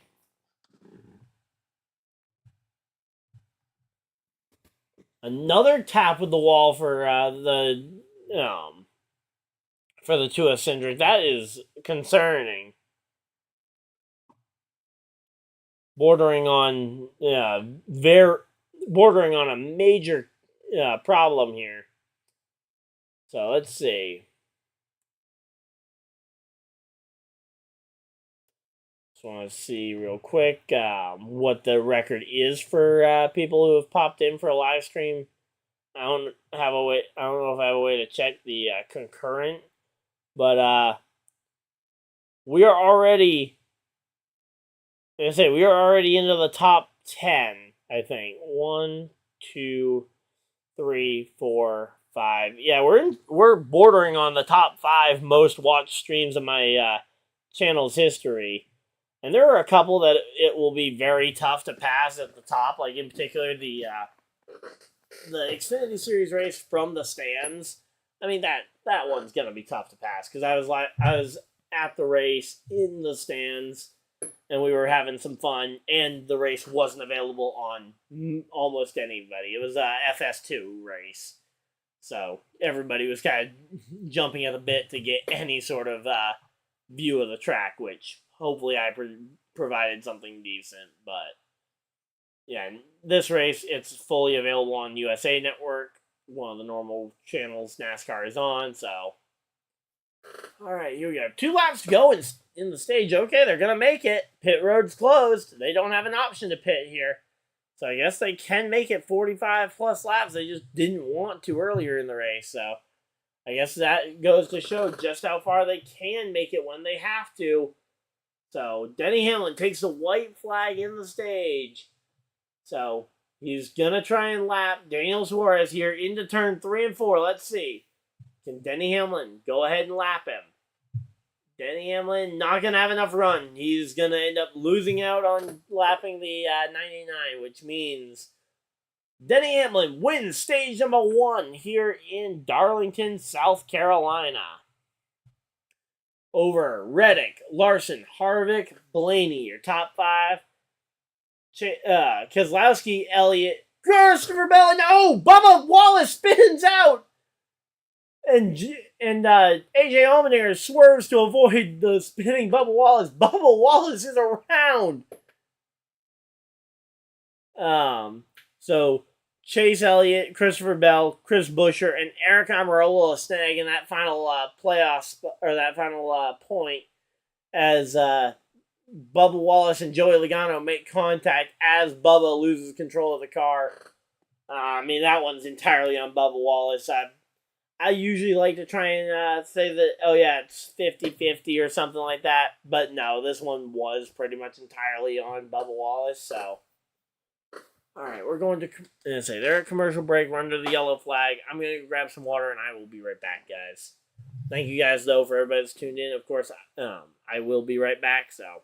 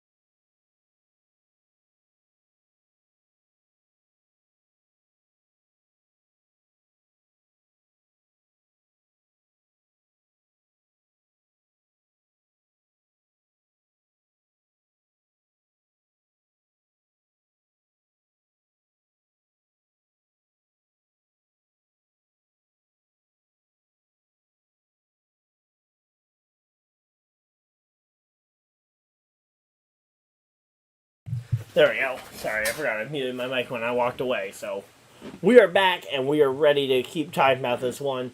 Race off pit road just happened. Most of the top guys held their spots. Looks like maybe one or two guys might have lost some spots. Kyle Busch up into the top 10? How'd that happen? Kyle Busch and William Byron up into the top 10. Nice. We'll have to wait and see when they finally cycle around, because sometimes under the yellow, these leaderboards can get a little funky, so we'll have to wait and see for sure, but looks pretty solid, so here we go. So yeah, hopefully that will be the last time I have to take a break here, but if we get a late race caution, I might end up using the bathroom, but should be good to go, ready to the finish. So we're about 1/3 of the way through this race. We've had 6 lead changes, 4 leaders, 1 caution flag, and LSU versus Florida Central is getting... Is it Florida Central or is it Florida State that they're getting ready to play? It's Florida State that they're getting ready to play. There we go. So yeah, so the Florida State game versus LSU. I don't know who LSU has for big players. But yeah. It'd be cool to keep an eye on that one, though, as we get ready for the remainder of this NASCAR or Cup Series race. But yeah, the playoffs are going to be fun. Hoping to have some good times during the playoff run for the championship week. That's going to be a big one. That I'm going to try and find something I can do to make championship week special.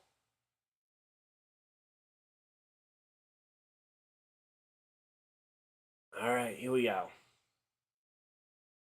Welcome, everybody. Hopefully you guys are excited for this stage number 2. We're getting ready for stage number 2 in the NASCAR Cup Series from Darlington Raceway. And, oh, there we go. So it's starting to cycle around, and as I mentioned, it's a little funky sometimes under the caution flag. Like right now it's showing Kyle Busch back in 14th place. Still a big upgrade from where he was, but not where he originally looked like he was. What happened to Keselowski? Bubba Wallace, obviously, further back than he was. Joey Logano, they were checking his car out. Ross Chastain, I assume, was the free pass.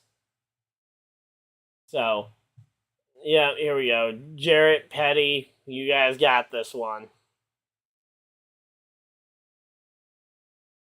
Right, let me go ahead and refresh this just because I want to see where we stand.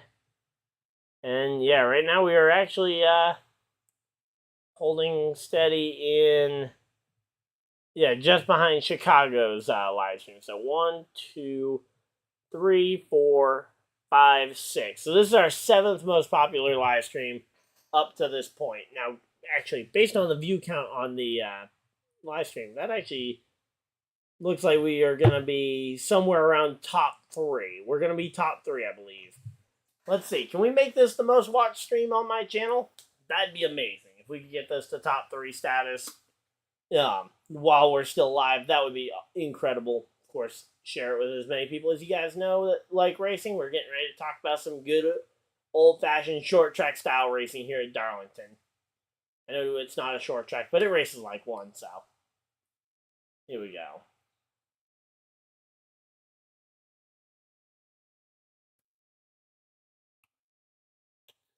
I probably should have picked Larson for the over. I just was a little worried with them having his over-under at finishing 5th or better. I thought that was a little ambitious because I figured there was a lot of room for something to go wrong, and there were a few people I could find that had a little bit more wiggle room. Same thing with Harvick. Harvick, the over-under was like 7th, but again, not as much wiggle room as some of the others, so there we go. Lights are off on the pace car. We're ready to go back racing. All right, let's see. Actually, no, I did pick Harvick for the over-under, and his over-under was at 9. So, yeah, that was actually a very safe one. So, right now, Busch and Byron and Bell are kind of the 3 big wild cards. Not sure what happened to... Where is Bell? Wait a minute. Where on earth is Christopher Bell? Did we lose him? Christopher Bell restarting in the 12th position. Kyle Busch 14th. And then obviously William Byron 10th, as you guys can see on the screen for that one. All right, let's see. What's going to happen here? Oh, okay. So that's what happened for Keselowski. He slid through his pit stall, had to back up to get back into it, and then launch. So next week's NASCAR race, though, is going to be fun because we can talk about some NFL stuff. We can talk about the NFL week 1 in between. And here we go. Green flag is out. We're back to racing. I might be doing a game live stream. If you guys like to see me do live play-by-play of the NFL week 1 game, I'm thinking the Bills-Jets game will probably be the one if I do end up doing a week 1 game. Oh. And I say, here we go. Reddick in the 45 car. Larson in the 5 as they go back to racing here. These two are going to be dueling it out for a few laps at least while they try and sort this one out. Looks like Larson's going to file into 2nd place here and going to start setting sail for Hamlin here. It's going to be a tough one, that's for sure.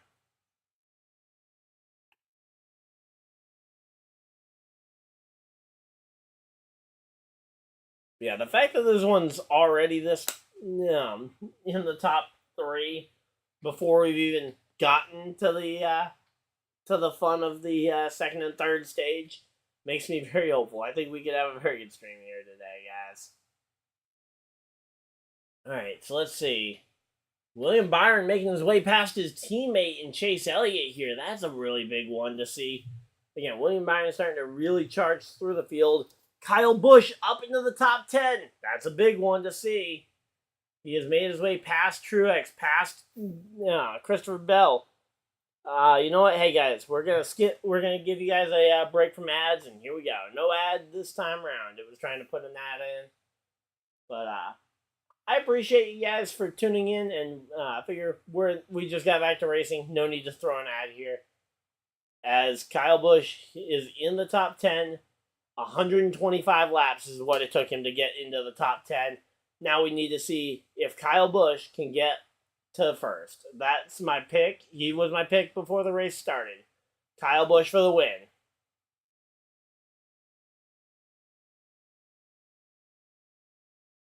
All right, so Amarola. Byron is 7th right now. Where do I need Kyle Busch to finish? Because I know it's inside the top 10, but I need him a little bit higher than that. 8th. 8th for Kyle Busch. That's safe. But here we go. Carson Hocevar is doing an amazing job in that 42 car. Wow. Again, as I mentioned, I think this is a telling sign somebody is looking to hire him for Cup racing next year. I think he should be doing a full year of Xfinity first. Maybe a full year for colleague in Xfinity while they bring up, say, maybe even just bring in an old veteran driver, maybe a Trevor Baynes style.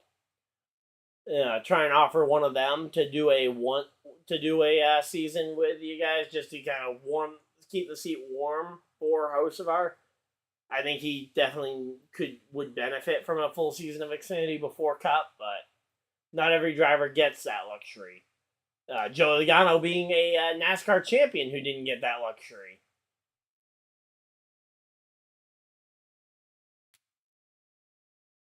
All right, here we go. Let's see.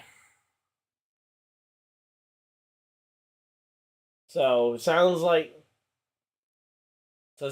Christopher Bell had something go wrong with his car. He says he messed up a toe or something on this new set of tires. That's concerning because, again, he was running very well, and now he's getting passed by Carson Hocevar for 22nd or for 21st place here. And he's got, and I say, Alex Bowman now going to also be looking to try and make this pass happen too.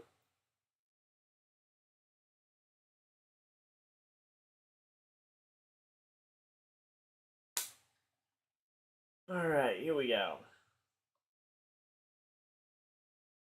But yeah, so if I do end up doing play-by-play of a week 1 game for the NFL, it will be Bills Jets. I just want to know if that's something you guys would even be interested in. I know I'm primarily a racing channel, but I have some interest in the NFL. So I'll definitely talk about the games during the races, but especially these longer ones where it kind of gets strung out a little bit as Christopher Bell continues to fall further and further down. Looking to the inside, it's now Corey LaJoie looking to the inside on Christopher Bell. He's just getting passed by everybody. I mean, Harrison Burton now looking to the inside on Christopher Bell. What on earth is going on here? Harrison Burton is now in position to potentially pass Christopher Bell on speed. Something has definitely happened to that car. That is not the same car he had. And I think he even mentioned it. I mean, he's not running very well at all. And here we go. Justin Haley trying to make it 3 wide on Burton as they go to try and pass him. But Kyle Busch, from the start of the race, he is up 25 positions from the start of the race. Larson, Byron, Truex, the other biggest gains in terms of positions from the start of the race. For all 4 of those drivers, playoff drivers, highest, biggest mover of the non-playoff guys, Kyle's teammate, the RCR number 3. So, pretty good, honestly, pretty good race going on here. Let's see, Ty Gibbs is back in 17th place here. Curious to see, Bell is already the tail end of the lead lap. Wow, he is falling fast. That is definitely going to be concerning here as Denny Hamlin and Kyle Larson are going to be racing to lap him. Now, maybe Denny Hamlin will try and play nice with him. Problem is, you play nice with him, Larson's right there ready to take the spot from Hamlin if he does hesitate whatsoever here in the race.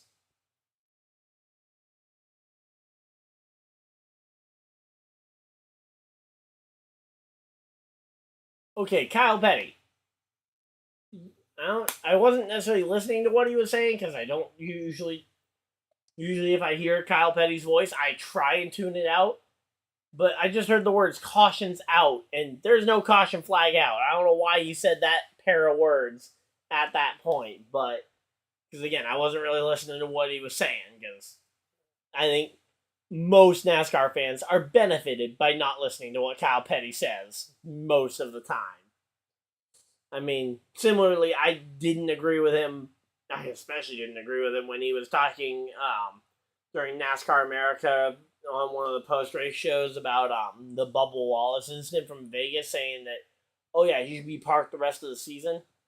1, maybe 2 races I could see being fair, but parking him in all 3 or 4 races that were left in the season at that point would have been a little overboard, especially considering the comparable other wrecks that we've seen get very minimal or no penalty whatsoever.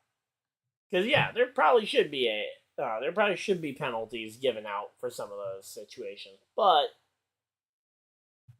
hey, you know what? If they want to start setting a precedent, there certainly could be a situation where they could use it. But it's just kind of that you're testing the waters there, and I'm glad they decided to only give them the 1 race suspension because that would have put them in a really tough spot if they, especially if they named it as a suspension for the rest of the season and not saying 3 races, because then what would they have done for Chase Elliott? Because they would have had to follow the same precedent.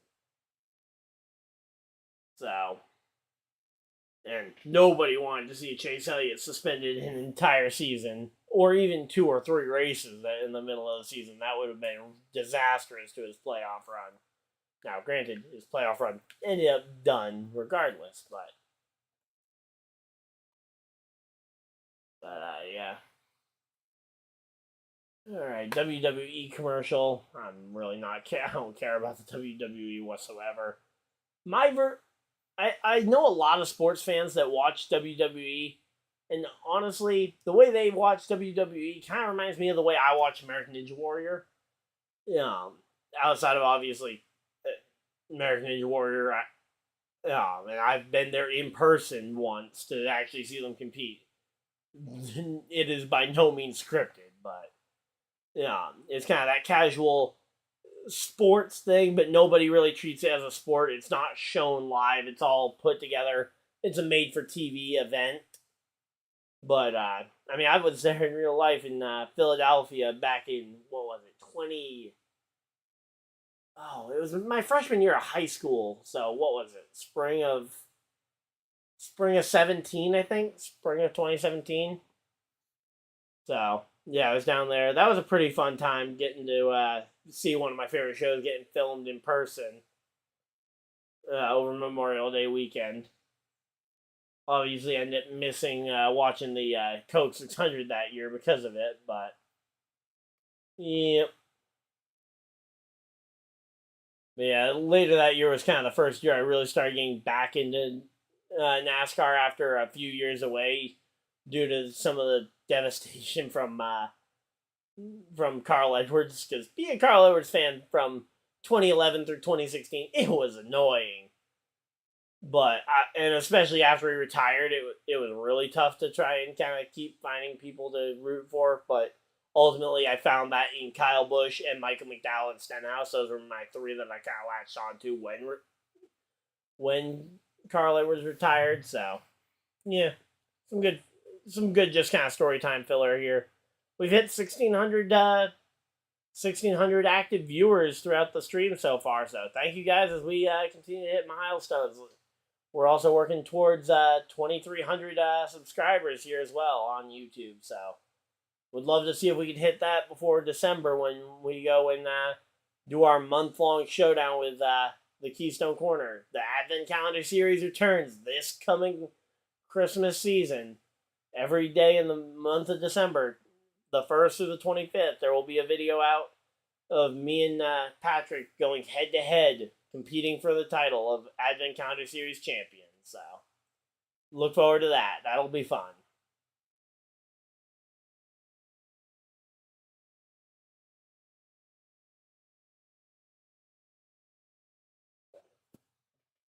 Alright, here we go. So, yeah, they got Dale Jarrett up there in the booth. They got the Jarrett Petty and Earnhardt show. These just aren't the right... I mean, outside Dale Jr., the other two aren't that great. They're okay as, like, side characters almost, kind of like with the pit box or the Hollywood Hotel type thing.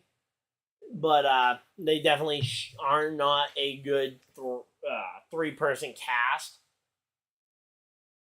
I mean, I think they're a regular booth of like 4 or 5 people or whatever it is at this point, because you got Jeff Burton, Dale Jr., Steve Letarte, Rick Allen, and I think they might even have a 5th person up there. So, wait a minute. When did Allmendinger get to 10th? Okay, NBC. I know I yelled at Fox a lot in the preseason, but how are you covering this race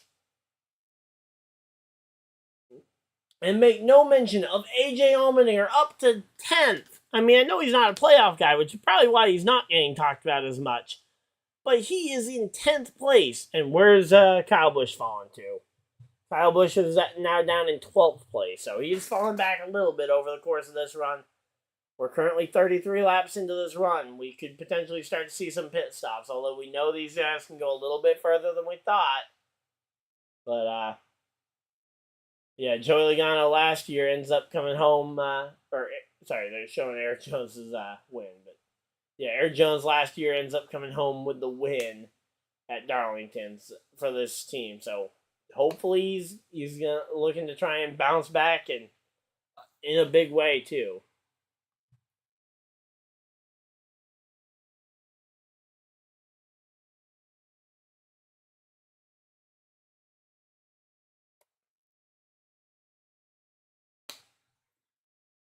So Eric Jones, here we go. Keselowski coming to pit road. First car to pit.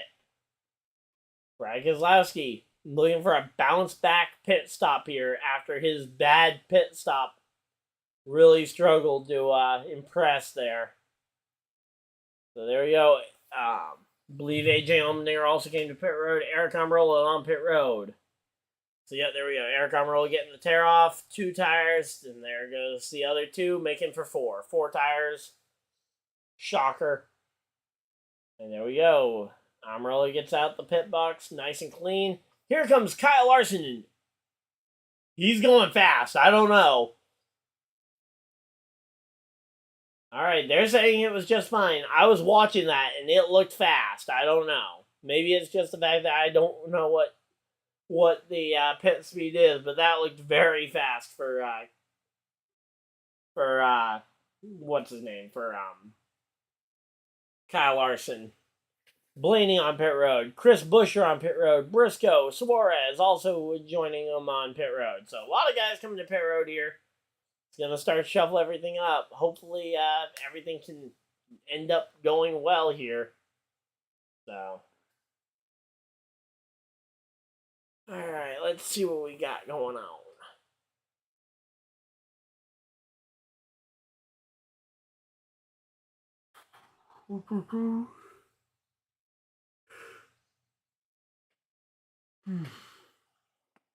Alright, let's see what else we got going on. Just kind of looking around. Yeah, they weren't. Nobody's gonna make time doing a one-stop strategy in stage 2. So yeah, they're gonna pit probably here, and I would say they'll probably pit around, again, similar to what they did last stage, probably about 65 to 70 on the second stop. Here we go. A lot of more cars coming to pit road. Hamlin coming off pit road. Here comes Reddick down off the banking. He's heading towards pit road. Chastain on pit road. We're waiting to see what Christopher Bell's going to do. There's a lot of cars on pit road. Hamlin was just down there. I'm not sure who that is coming off pit road. It's a Chevy coming out behind Reddick. But now they're just showing Reddick here. So we're just kind of waiting to see what ends up happening here from the field. And Reddick hits his pit stall pretty much perfectly. Alright, so it's JJ Yaley, Reddick, McLeod, and Priest currently on pit road as BJ McLeod and Reddick finish up their pit stops, and out they go. Tyler Reddick back out on the racetrack. He's going to try and see what he can do here. And here comes MTJ coming to pit road. Martin Truex Jr. hitting pit road here. It was a late run to hit pit road here. Oh, a loose wheel for Martin Truex Jr. ends up derailing what could have been a very good day for him.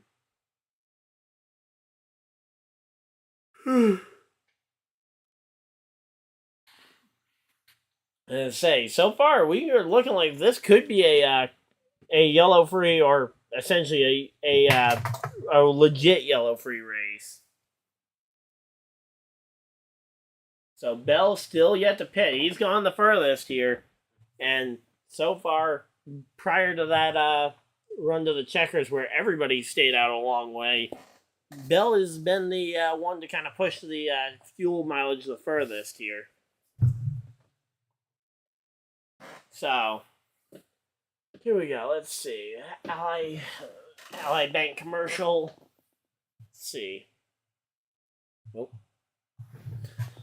Alright, so let's see. Just kind of looking through the field after all the pit stops. Keselowski has settled out in 10th after starting that cycle of pit stops. Where did Kyle Busch end up? Kyle Busch 14th. Are you kidding me? Come on. Come on, Kyle. We're better than this. Let's go. Oh, let's say LSU versus Florida has begun, so that's going to be something fun to keep an eye on. Let's actually really quickly just check the LSU game. Okay, so it's only just begun. Tigers have the ball, 4th and goal for the LSU Tigers.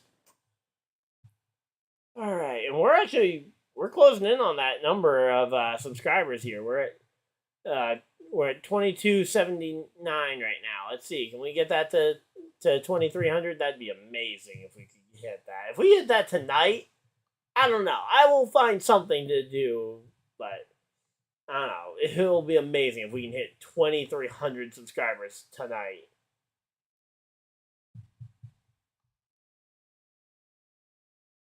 So yeah, right now we are placed 3rd on my all-time streams list.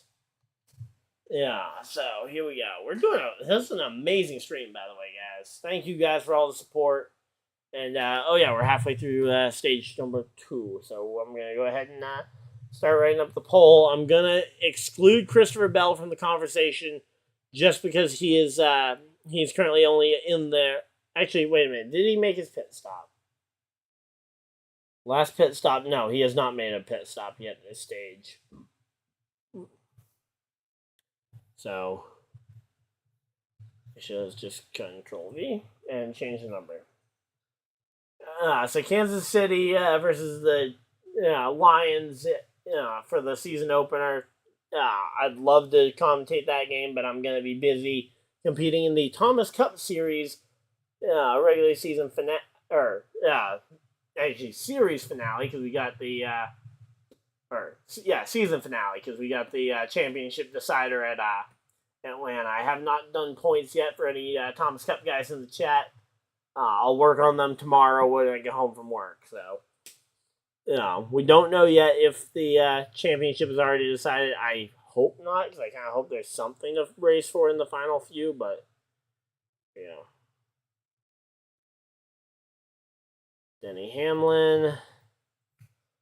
Let's get Larson on there.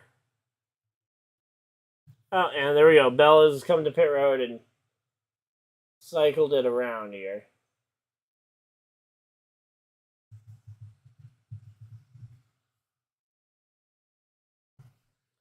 All right, and Kevin Harvick. So we got one driver from each manufacturer represented in the poll this time, which is nice. So who wins stage number 2 at Darlington? So there we go. There's the poll. Go ahead and let me know your guys' thoughts here on who you guys think wins this stage. And I'm going to go ahead and put up the poll on Twitter as well, because that's what we do here. So that first poll only received 1 vote, which, hey, you know what? That's why we do it every time. So let's go ahead and let's get it. So Christopher Bell now finally hitting pit road. He hadn't actually hit pit road earlier when he lost the spot. So let's see. We don't have Denny Hamlin in here, so Denny Hamlin. Let's see. Kyle Larson. Really? I haven't had Kyle Larson as an option number 2 yet. Wow. Oh, and my caps lock ended up on at some point. Walker's son. Alright, so I don't know where Bell's going to come out after that pit stop. It's going to be a bit further back here.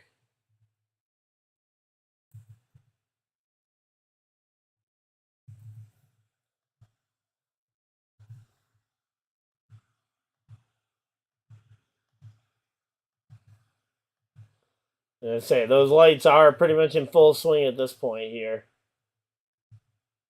All right, so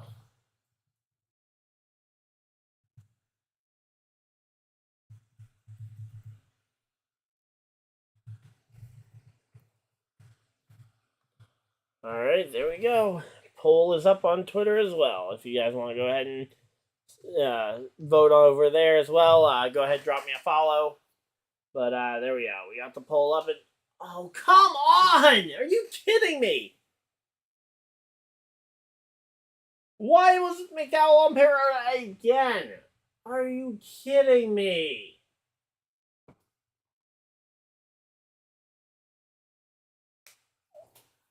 And the fact that we're still only 16 points behind the cutoff line, we're actually hanging in.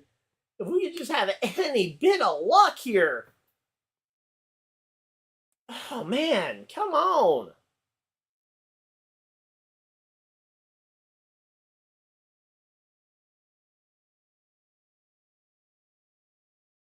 Let's say Buescher trying to go for 4 wins in a row on oval tracks. He didn't end up winning either of the road courses But the last 3 times we've raced on an oval at Richmond, Michigan, Daytona, Busher. It was hard to bet against him. I put him in my lineup for this weekend. So, here you go. I'm going to quickly just check my fantasy roster if you guys want to check yours as well. That would be a probably smart idea as we are getting close to the end here. Let's see. Larson's in my garage, so that's definitely coming out. And gonna put Bell in the garage. Considering the way his race seems to be going, seems like a good option there to bank him.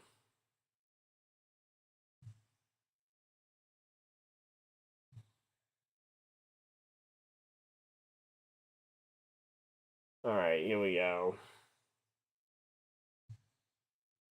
So Kyle Busch is 12th right now. He's still struggling, which is not very much not not really Kyle Busch like, which is weird. So Kyle Larson looking like he's got the favorite in the poll, but some of you guys think someone from outside that top 3 is going to come up here and win this stage. You guys thinking William Byron? Byron's up there running well. He could very easily go up there and do it. Let's see. Alright, I think all my picks are looking okay for the moment. We're going to have to wait and see. It's still a long way before the end of the race. But we got Byron in the top 10, Harvick in the top 10, Busher. The only one that isn't looking great right now is Kyle Busch. Need him up in at least 8th place.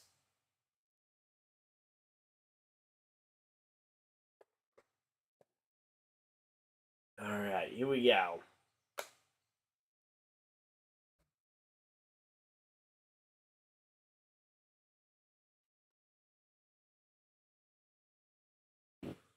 Just taking a quick look through the field. Let's see.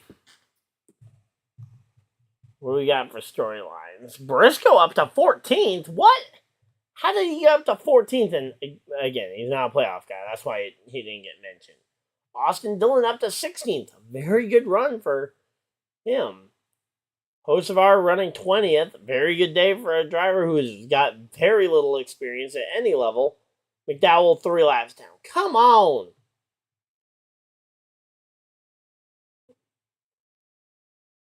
That's a bummer to see Michael McDowell 3 laps down. Come on. As NASCAR goes to commercial break yet again, which is fantastic. Man. Let's go. So let's see. Anybody thinking Hamlin's going to be able to hold on to this one? I mean, he's got the lead right now, but it could always go away from him. There is still about, what is it at? 40, 50, 55 laps to go in stage number 2 here. So, still definitely time something could go wrong. I think we're going to see our second wave of pit stops here in about 5 to 10 laps. I think about 5 to 10 laps we'll see everybody hit pit road.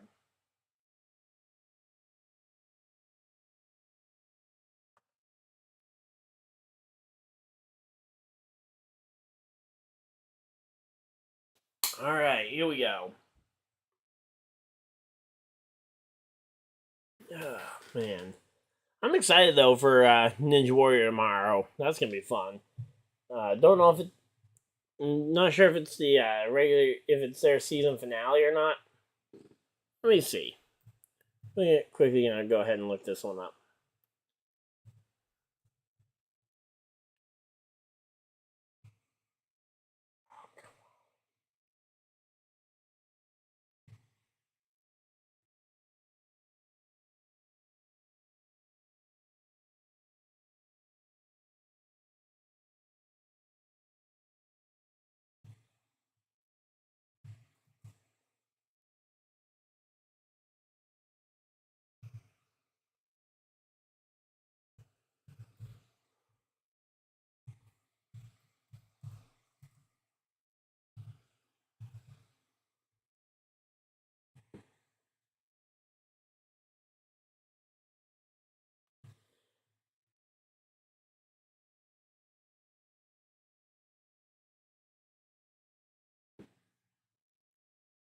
can't seem to figure out if that is the season finale or not, but we have we do have side-by-side racing on American Ninja Warrior tomorrow, which is going to be fun. Yeah, and it's just kind of, it's something I enjoy watching on the side when I'm not watching NASCAR.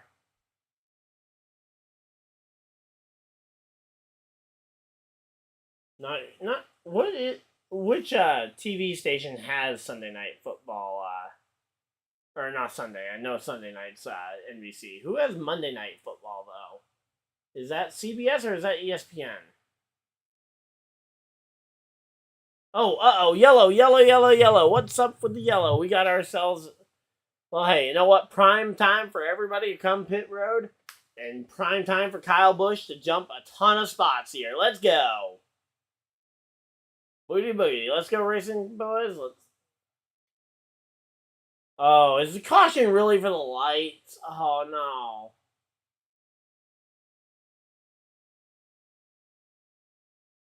So in 3 and 4, the lights were out in turn 3 and 4 on the inside, so they have actually thrown the caution for it and are trying to fix the lights in that corner. So we got a little bit of time because I can't imagine fixing the lights is going to be that easy of an issue. But yeah, it is a safety issue. You got to throw the caution. No real complaint there necessarily. Just kind of frustration. Really quickly, I just remembered I got to go ahead and check my other rosters just to make sure I have Christopher Bell out of them, because I might want to use Christopher Bell. He's been very good at some other tracks coming up. So.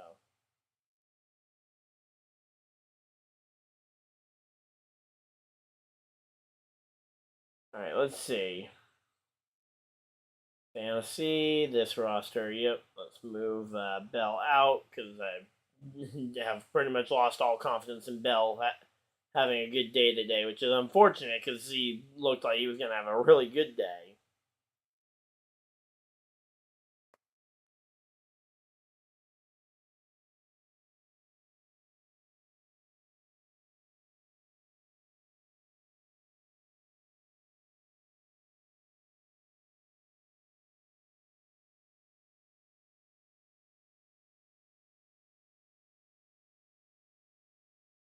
Huh. Okay, so I don't know what's going on with Logano. I'm gonna have to wait on this roster to decide if I want to switch Christopher Bell out, because Christopher Bell was in almost every lineup I set.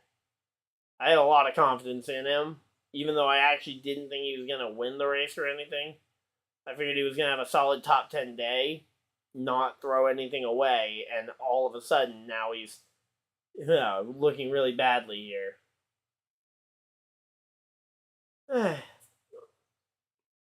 Thank you, Karen, for appreciating this one. We're getting ready for this. They're getting ready for yellow flag pit stops right now, and I'm taking this opportunity to check my NASCAR fantasy lineup. If you guys play the NASCAR fantasy game, now is a great time to go check your lineup as well, so you guys don't get caught out by the end of stage 2. Because we can everything can get really exciting and chaotic and lose track of time. What happened to Truex? Not sure what happened there, but yeah, I don't trust Chastain tonight. It's just not his night. Just trying to go through as many of my rosters, because I got a few different rosters, so I can play with a few different friend groups. Let's see, because for whatever reason, not all my friends wanted to join all in one, so they decided to split us up amongst like 7 different groups. So, yeah, and I changed my lineup amongst them just on the off chance I end up doing really well. And ooh, yeah, that roster's doing pretty terrible. And one more roster to check, and then I'll just have to circle back to rosters 1 and 3. 1 and 5, I think, are both going to be toss-ups here. Let's see. Definitely moving Hamlin in. Who's getting moved out? Kyle's had the worst day amongst the people in this lineup. I mean, I'll move Kyle out temporarily just as no stage points, but I don't like that as an option here. So, here we go. Getting ready to go racing here. We got pit stops right now underway. Ryan Blaney enters his pit stall. The other three they're showing, Larson, Harvick, and Hamlin, still on their way to their pit stalls. Larson stops in his pit stall. 4 tires and fuel for Blaney, 10.4 seconds. He is on his way. Larson, 9.8 seconds for Larson's pit stop, 9.8 for Harvick. Can Hamlin have the best pit stop of the bunch? 9.5 seconds for Denny Hamlin. Denny Hamlin probably going to be your race leader off pit road. Yep, there we go. Denny Hamlin. Byron jumps 2 spots. Byron up to 2nd place here.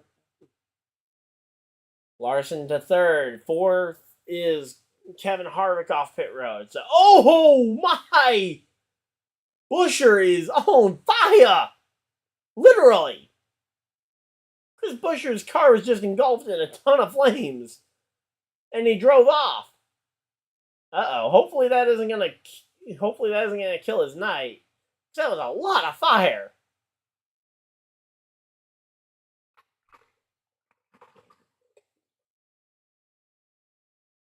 But here we go.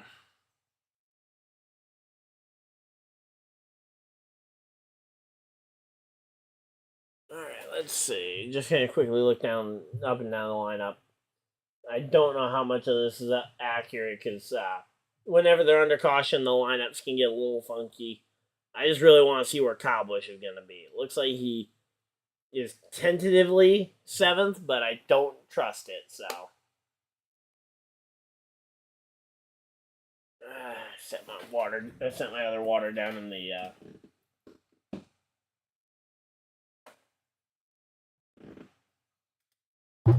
Alright, here we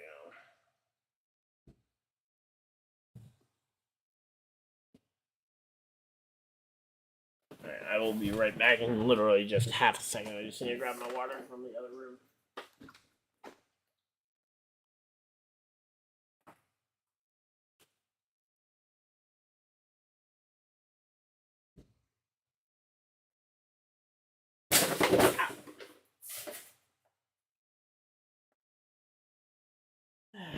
There we go.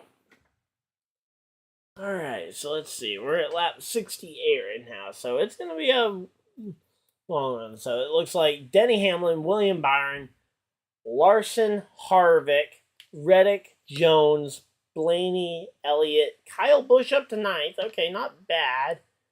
Busher is out of the top 10 for right now. Mainly because of that fire, I'm sure, not being the most... It feels weird that the first caution for cause is for the lights at a track that has lights. I mean, granted, they are running a night race, so it's not like they can just ignore the fact that they don't have working lights.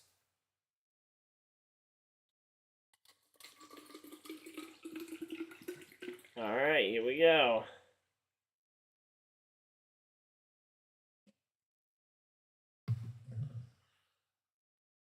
Alright, so they're back from commercial break, and we should be hopefully getting Choose Cone here soon. If they didn't already do it, because sometimes they do it before they come back from commercial break, so we can go right to the restart.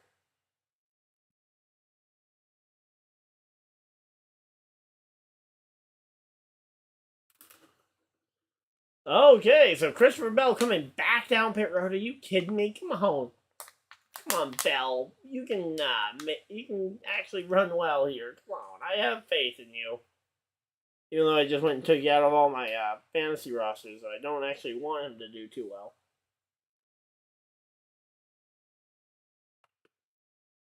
Yeah, Joey Logano on pit road. Bent toe link. Yeah, woohoo. Yeah. Man, let's go. Down with Joey. Don't want to see back-to-back championships. No, sir. Let's go. What's up with Allmendinger? Sorry about the delay on that update. Let's see. Allmendinger, I mean, where he's out of the playoffs, I don't know necessarily. Not much has really happened with him. He was in the top 10 for a brief moment. He's going to be restarting, it looks like, 17th. But, yeah, he's just kind of having an average night after getting eliminated from the playoffs last week. So, ultimately, it just doesn't make for a very good race when you get eliminated from the playoffs. Your performance tends to take a dip.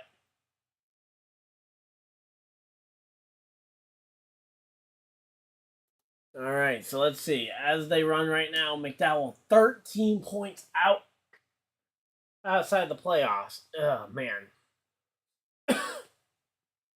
That's not good, but hey, you know what? It could be a whole lot worse considering how his day has been going so far.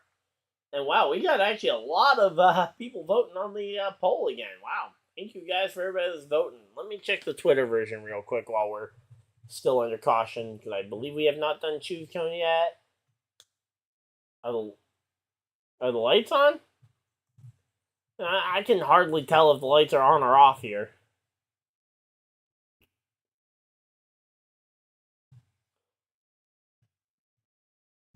So nobody's voted over on the Twitter side of things. Link to my Twitter is in my description, but obviously if you guys want to just hang out in here, that's A-okay with me. Alright, so...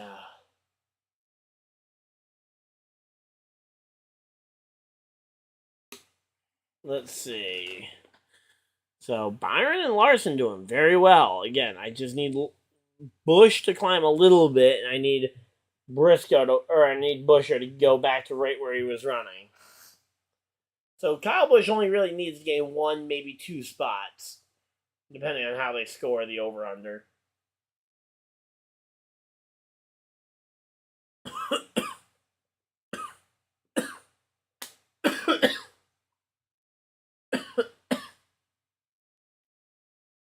Alright, here we go.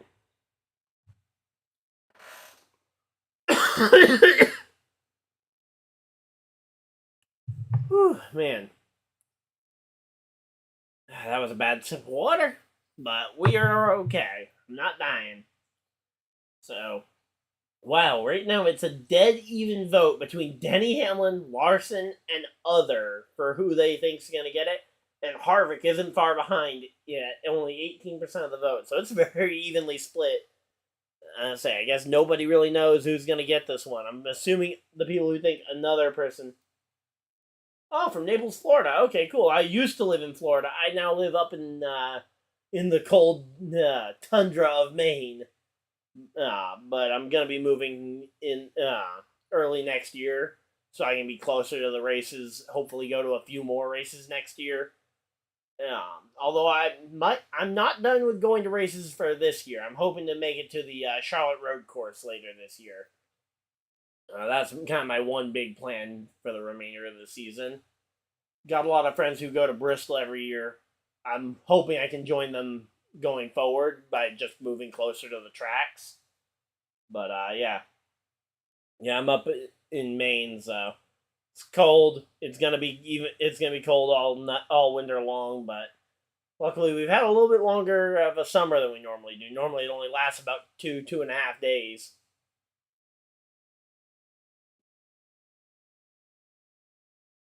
But yeah. I used to live in the West Palm Beach area of Florida, so yeah, I used to live down that way. So we're we may have just passed my second most viewed stream. I gotta go and check this one, because if we just went and passed that one, I gotta know, because this may have just taken a big milestone here. Let's see. Views on a live stream. Let's see. 1829, 1898. Yes, it is a... now it's up to second place in terms of my all-time viewed streams. Now the only one we have left to beat is my stream from when I was at the track for the NASCAR Xfinity Series in Charlotte. Wait, did they go right?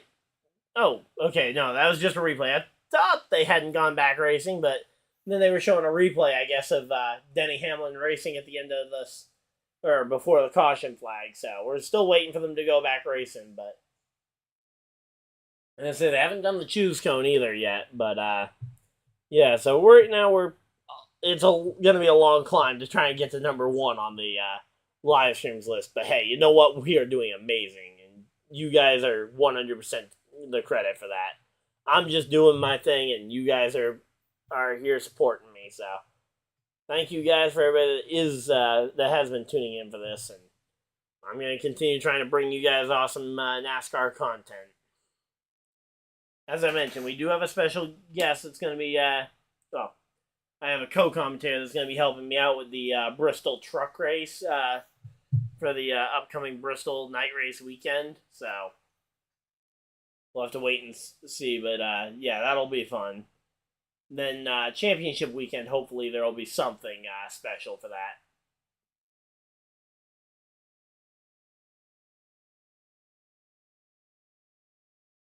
And they are throwing the red flag. They are putting out the red flag.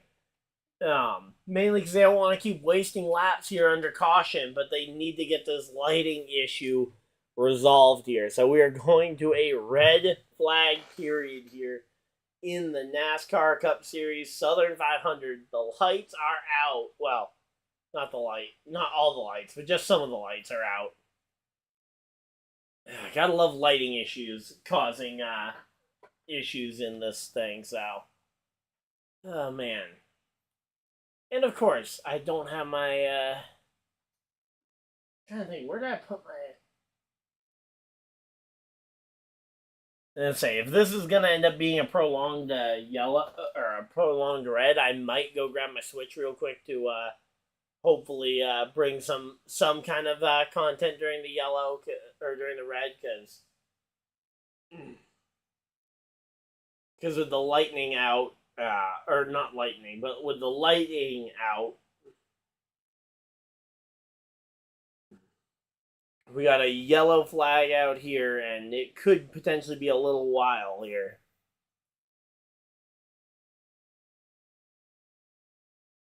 Alright, so let's see what we got going on. Again, welcome everybody to LiveStream. Hopefully you guys are enjoying it. If you guys are, hit the like button and subscribe for more. We'll be back every NASCAR race day with more live streams, pretty much. Again, if it gets rain delayed, I try and fill the content usually with something whatchamacallit, something I usually pull out the Switch and go and play on that.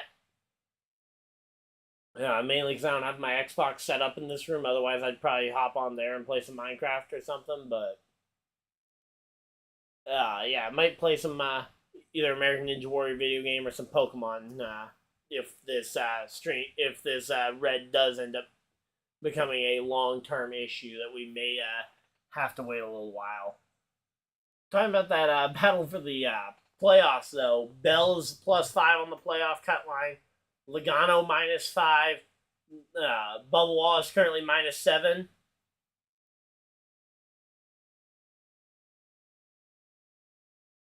Hoping they are not anymore. Are you talking about no more yellows, or what are you talking about there? NASCAR 10 flip NASCAR crashes for sure. You think there's going to be 10 crashes and possibly a flip? I mean, the way this race has been going, this is the first caution for something other than stage 1 end.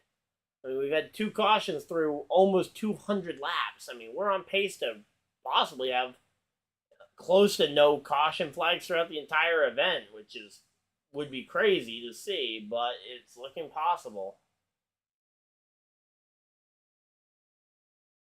But, yeah. My pre-race pick was Kyle Busch to go last to first. He has looked a little bit weak here as soon as he got to the top 10. But it's a long race, a lot of time to adjust, and that was kind of my big thing for looking Kyle's way, is that he is one of the better drivers at being able to adjust on it. Talking about the Reese's car crash. He flipped. Oh, are you talking about Ryan Preece? Because, yeah, Ryan Preece's crash last week was insane. I'm glad to see him back in the car. I just hope that he doesn't end up in another wreck tonight. Yeah. Because, yeah, I think last week pretty much confirmed that I should probably stay as far away as I can from the Daytona International Speedway. Between what it's done to Ryan Newman, Ryan Blaney, Ryan Preece, I probably shouldn't go there. Even though I would love to go to Daytona at some point. Just going based off the name, I probably should stay far away from Daytona International Speedway. Because, yeah, it doesn't seem to be kind to Ryan's. Alright, so let's see. Not much really else to talk about. We've kind of mentioned everybody else. Keselowski's still hanging around the back half of that top 10. Buescher's going to have to come from 13th. All right, they're back from commercial break. Let's see. What is the update here? Okay, Dale Jarrett, he's accomplished. I will say that much. Kyle Petty's the big one I don't understand from this group. I mean, I get it. He's a Petty. Richard is the picture owl. You could bring him up here. Oh? My buddy at the track just said we have power. Is the lights back on? Are we going racing? And I say, I do have a friend who's at the track for me this week, so. Yeah, no worries. I was just trying to figure out what you were talking about in the first one. But, yeah. Because when you said 10 flip, I wasn't sure if you were talking about you were thinking Ryan, or that you were thinking Eric Almirola in the 10 car was going to flip, or what. But, yeah, no worries. I totally understand the not being good at texting thing.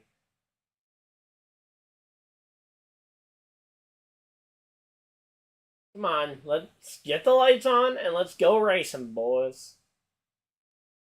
So, yeah, we're just kind of waiting this one out. I don't know what's up with the numbers flashing. They didn't start doing that until this weekend, so I don't know if that's some sort of issue with the fact that there's playoffs going on or if something's up with my computer. So, race off, red flag. Lights are on. My buddy is not making a lot of sense. He says race is off, but the lights are on. But if the lights are on, that's why we will stop the race to begin with. So I don't know what he's talking about here, but yeah. Yeah, no, I don't think anyone's open. Have we ever seen a car go airborne at Darlington? I mean, I'm sure there has to have been a car. You know what? Hey, let's Google this. Cars airborne at Darlington. I'm sure there has to have been, but I just can't think of any. Car airborne at Darlington Raceway. Images.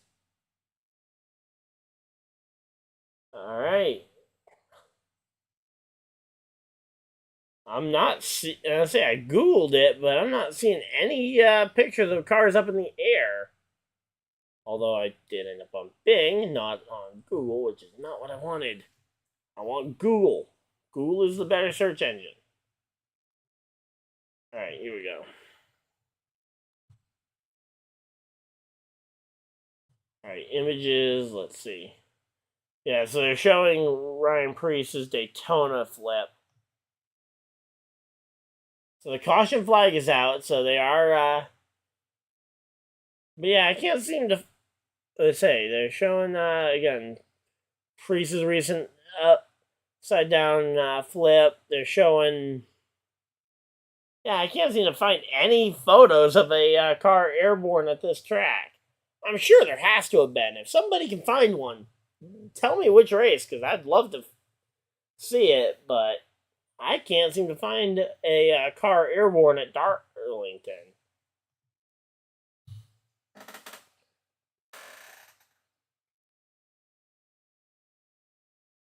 Yep, yeah, we're just waiting for this race to get back going again. I think a lot of us are just kind of waiting for that right now. They're talking right now with Kyle Busch's crew chief, Randall Burnett. Great crew chief. Just kind of hoping that we can start to find our way up here again. But hey, you know what? The fact that McDowell's had this bad of a day and he's still within shouting distance of it. Yeah, it was the Coke 0400 for the pre-flip. I was just looking to see if I was just Googling to see if a car had ever gone airborne at this track, and I couldn't find one. Now, a quick little Google search doesn't mean that it never happened. I just probably didn't see it in my quick search. Just trying to see if I can find any instance of a car going airborne at Darlington. Because I'm sure a car has gone up in the air. Oh, and Logano back on pit road again. Losing some more spots here. Potentially going to give up some more points here to Christopher Bell. Not sure what's going to happen here, but... Yeah, no, the Coke 0400 has airborne crashes all the time. I mean, Kyle Larson back in 2014. Austin Dillon, 2014. I believe both of them got airborne. Or was Kyle Larson's in 2016? I know the Dillon thing was 2014, I'm pretty certain. Then you had, you've got a lot of airborne crashes in that race's history, and honestly, at Daytona in general. But I can't think of a single airborne crash at Darlington ever, though. I'm just trying to even think of just big crashes at Darlington. There aren't very many of those either. But hey, we've passed the 2,000 mark on people who've tuned into the stream. Thank you guys for everybody that's tuning in, and hopefully you guys are enjoying this one. We're building this thing up here, and hoping next year can be even better. But they're recapping the race real quick. Christopher Bell had a bad stop to start the race. And then as the night went on, he ended up getting into the fence with the new tires, and with the fresh set of tires, wasn't exactly handling like his old ones, and ended up damaging the car, which has led him to being... Where is he exactly on the track? Because he is still on the track. So is he a lap down? He is 2 laps down. Christopher Bell is 2 laps behind the race. So it's going to be tough for him to try and make anything up here on the racetrack. But that doesn't mean it can't possibly happen here. So they're rolling, and we're getting ready for the end of stage number 2. Everybody got a chance to make their pit stop under yellow, so we're going to be getting ready for this one. So let's see. We got Denny Hamlin, and I'm assuming the other vote that everybody's putting in for is Byron. So control car is Denny Hamlin. Pace car dives for cover here as we get ready to go back racing here. Yeah, field in the hands of Denny Hamlin as we come off of turn number 4 through the Geico restart zone. And it is green flag in the air. They are racing at Darlington. Denny Hamlin lagged back actually there. He waited to hit the gas and to try and play some games with William Byron on the inside and allowed himself to get a jump there. Now he can start to work kind of both lines there and try and not give Larson or Byron really a chance to try and go for the pass here. Honestly, not a bad idea if you're just trying to make positions up here.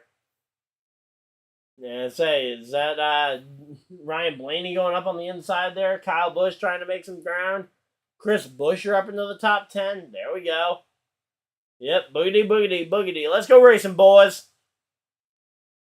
So, here we go. And, oh my, Allmendinger, 3 wide on the inside for Allmendinger. He was 3 wide with, not even sure who that was. Bubba Wallace and Daniel Suarez, it looked like. So, man, that was crazy. I don't know why he was going 3 wide.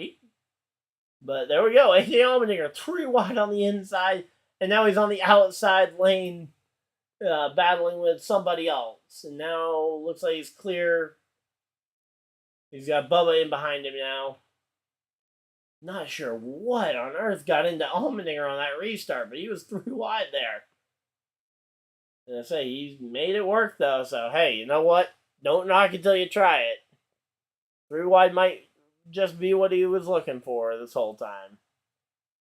So there we go. Chris Buescher, currently 12th place here. I need him to move up just a little bit further. Need him in the top 10 here.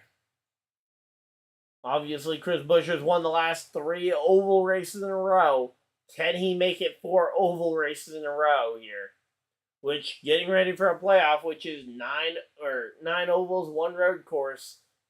I mean, hey, if you can win that many road course, or if you can win that many ovals, you probably have a pretty good shot at the championship 4. Although, again, the streak won't continue all the way to the championship 4. But it would be amazing if...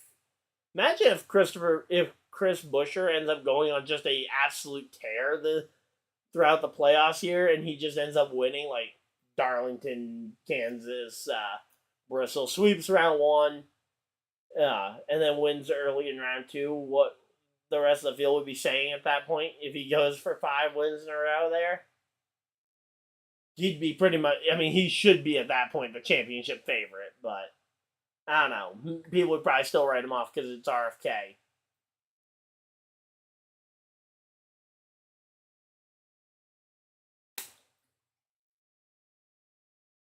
Yeah, Larson is a different animal when it comes to running near that fence, and this is a track where that is rewarded above pretty much anything else here, so.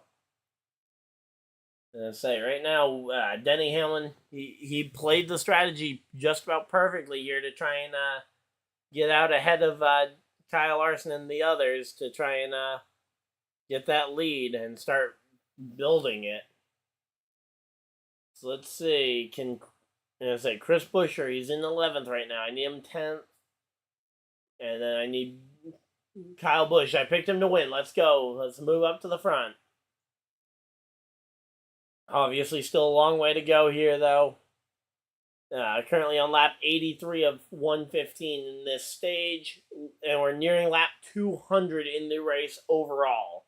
So the race as a whole here. Oh, okay. I guess one of my friends tried calling the group chat with the other guys at the track, and apparently it's loud at the track. Shocker! There's a race going on. It might be loud, but yeah, this is a pretty good race, honestly, so far.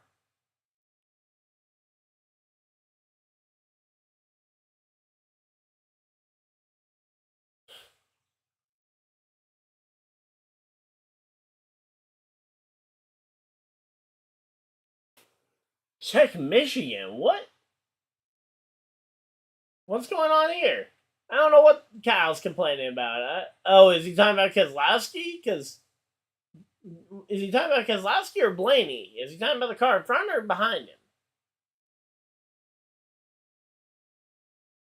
All right, here we go. They're going to show a replay so I can figure out what happened here. Oh, yeah, he's talking about Michigan when Blaney took the all the air off of the side of Kyle Busch's door and ended up ending his day at Michigan early. Yeah, that I remember it now that I've seen the replay. Yeah, it was just kind of another one of those bad races down the stretch, but we were already locked in, so it didn't really matter much. But here we go. And now they're going to commercial break, so we're under commercial break, and we're just sitting here waiting for the next big thing to happen. So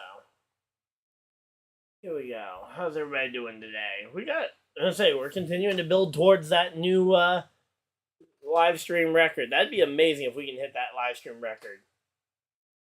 I didn't think any live stream from here in my basement was going to end up topping the live stream at the track. Or not in my bedroom, but in my basement, yeah. Alright, but hey, right now we're at 2,079 views on the stream so far, so thank you guys for everybody that's doing this, and we're going to try and keep climbing here. Let's see, what's our... I'm just checking my stuff again. I'm glad I went for the under on Christopher Bell. He's not getting a top 5 today. I can pretty much lock that one in as a correct answer. Alright, let's see. I just want to see if we've let's see, who else is streaming the NASCAR race right now? CookOut 500. I just want to see who else is potentially doing these. Let's see, live. So NASCAR has got Denny Hamlin's in-car garage. Dalton Goods doing the Southern 500. Let's see. I've got. Oh wow, we got 30 people. Hey, you know what? That's not bad. And we got other people with. I don't know if these. I don't know how many of these people are showing like the full race and breaking copyright. Okay. Oh, actually, that one's he's doing the same style as me. Okay. Yeah, a few of these channels where they are specifically named for this race. They get a lot more attention because they're breaking copyright and all that to do it. But hey, you know what? Hey, we're doing pretty good though compared to the other people doing this on YouTube. So hey, you know what? Always nice to know that I think we're second really right now, aside from NASCAR doing Denny Hamlin's onboard camera, which I mean, hey, fair. And yes, we did pass 2280. We're at 2281 on the subscriber count. We're making our way towards that magical number of 2300. Again, that's what I want to see us hit. And yeah, we are right now the second highest personal stream. I'd love to see if we could pass up. If we could pass up NASCAR's onboard camera, that would be amazing. But I don't see us doing that tonight. But hey, you know what? There's always next week. We have Kansas coming up next week. I think there's only Xfinity and Cup next week. Let me say, because Trucks. What's Trucks' next race? Trucks' next race is they race Kansas on Friday night. So honestly, I could see a triple header weekend this coming week. So if you guys are excited for a triple header, I might be doing it. I might be crazy enough to do it. So here we go. Let's see, Denny Hamlin. Denny Hamlin's continuing to just kind of maintain that lead at just about a second here. Yeah, he doesn't need anything more than about that lead. So let's see.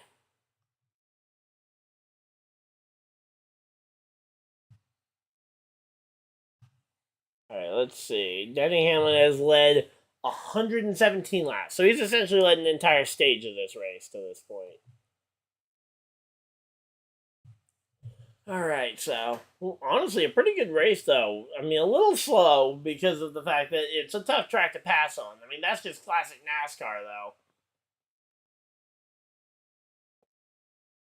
So, Keselowski and Buescher, teammates fighting for that final playoff spot. That's going to be an interesting one as we get closer and closer to this one. We got about, 10... Yeah, we got about 10 laps to go here in the stage. 20 to go. Sorry, 20 to go in the stage. I'm bad at math, apparently. 20 laps to go in the stage number 2. If you guys play the NASCAR fantasy game, check your lineups. This is your last chance to go ahead and swap out your garage driver. I already went and did mine. Hopefully you guys did yours while you were under the red flag, but you had some time. But we got... This is your kind of last warning here. We are going to be coming up on that end of stage 2 very quickly here.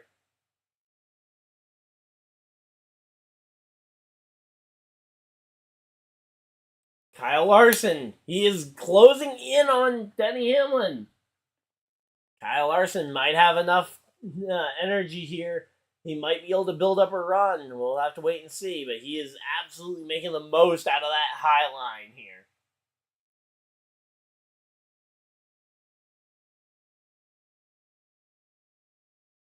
So here we go. Let's see. This is a crazy race, but man, these guys, they are just racing so close to that wall. I couldn't probably race that close to that wall without hitting it. But here we go. Let's see.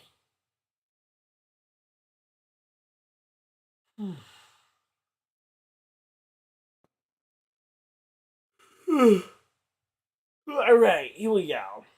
Let's see. Can Hamlin hold on for 17 laps over Kyle Larson, or can Kyle Larson finally catch and pass Denny Hamlin? Because he caught Hamlin for a little while, and now he's losing ground to Hamlin yet again, and kind of falling back into the clutches of the 45 of Tyler Reddick here. All right, there we go. Kyle Busch up to 8th. That's good. Now I need Buescher ahead of Keselowski, but again, all I need is that at the end of the race. I don't need it right now. Let's see, though. All-time Cup wins at Darlington. Denny Hamlin has 4 of them. David Pearson with 10 Darlington wins is the record. So if he can go ahead and win this one, though, Denny Hamlin has a good shot to go ahead and potentially make a shot at the record, although it's pretty late in his career to try and go for 10. But hey, if he can get 6, 7 Darlington wins, he will be way up on the all-time wins list at this track specifically. So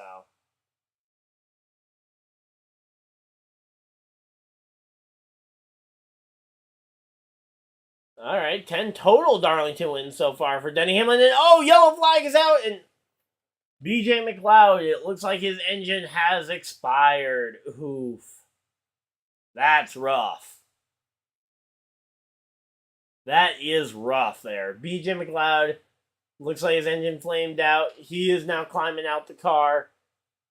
Let's say a little bit of smoke coming out of the pipes. No visible flames. He's probably A-okay. But he's still going to have to go and take that mandatory trip to the medical center to get checked out before the NASCAR and NBC guys can talk to him. But, which is, hey, you know what? It's a fair policy, but, man. Here we go. Let's see. So we got another yellow flag. Another chance if you guys haven't gone and finalized your roster. Oh, yeah, he was just down on the inside of the track, and all of a sudden the entire engine blew. So he must have known he was having some kind of problem. Actually, maybe this is just random 2017 knowledge, but that's the same type of thing Kyle Larson did. He came down pit road. He felt he had an engine going sour at Kansas. He goes out to try and run it till it dies, and then as he's rolling around on the apron, he ends up getting the engine ends up expiring on him, and he ends up going out the race. So it's actually very fitting what happened there. So McDowell currently minus 12 points on the cut line. Yeah, it's going to be a tough one to make up that kind of ground, but hey, you know what? It could have been so much worse with how bad his day's been going. Where's McDowell even ranked right now? Is he, McDowell, hey, McDowell's only one lap down. He's in 29th. He could potentially make a run up the field. Imagine if McDowell still ends up with a top 10 after all this. That might be a little insane here as they come to pit road. Kyle Larson and Denny Hamlin leading them on to pit road here. Let's say Larson staying right on that back bumper of Hamlin. No, not giving up any room here as Kyle Larson makes his way into his pit box.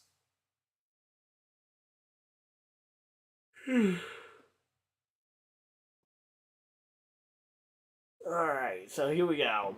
9.8 seconds for Kyle Larson. Let's see. 9.3 for William Byron. Great pit stop there. 9.5 for Denny Hamlin, somewhere in the middle. But Denny Hamlin having that lead coming on to pit road. And there we go. Eric Jones gaining 3 spots on pit road. Eric Jones up to 3rd.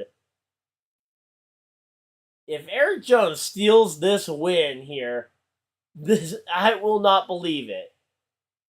But they're going to commercial break. I'm going to go use the bathroom real quick, and we will be right back.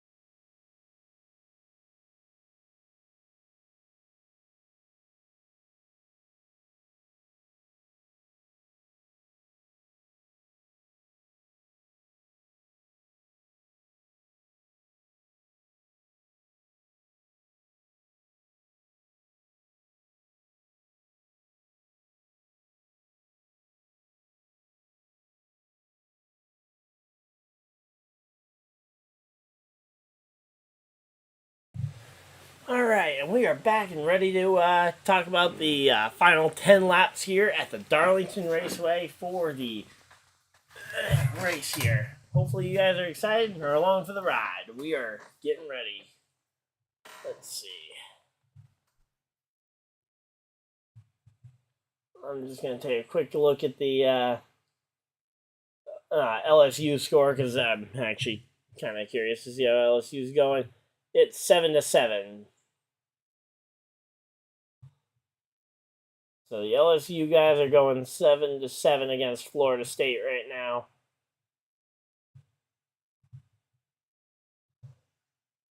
Let's see. We are still at 2281 on the subscriber count, but let's see. On the view count for the stream. They're getting ready to choose code. Denny Hamlin, Larson. So the 200 guys on the inside line together. Derek Jones shows the top line. Reddick chooses top. Harvick bottom. Kyle Busch and Blaney rounding out row number 4. Row number 5, Elliott takes outside lane as opposed to going with his Hendrick teammates, and Keselowski takes the bottom lane. All right, so there we go. Yeah, we are closing in on that 3,056 is the light count on the stream from the Charlotte Motor Speedway. So we're closing in on that. The light count is nowhere near, but hey, you know what? We can get there. And one thing at a time. We can only break so many records at once, but we're making our way up there.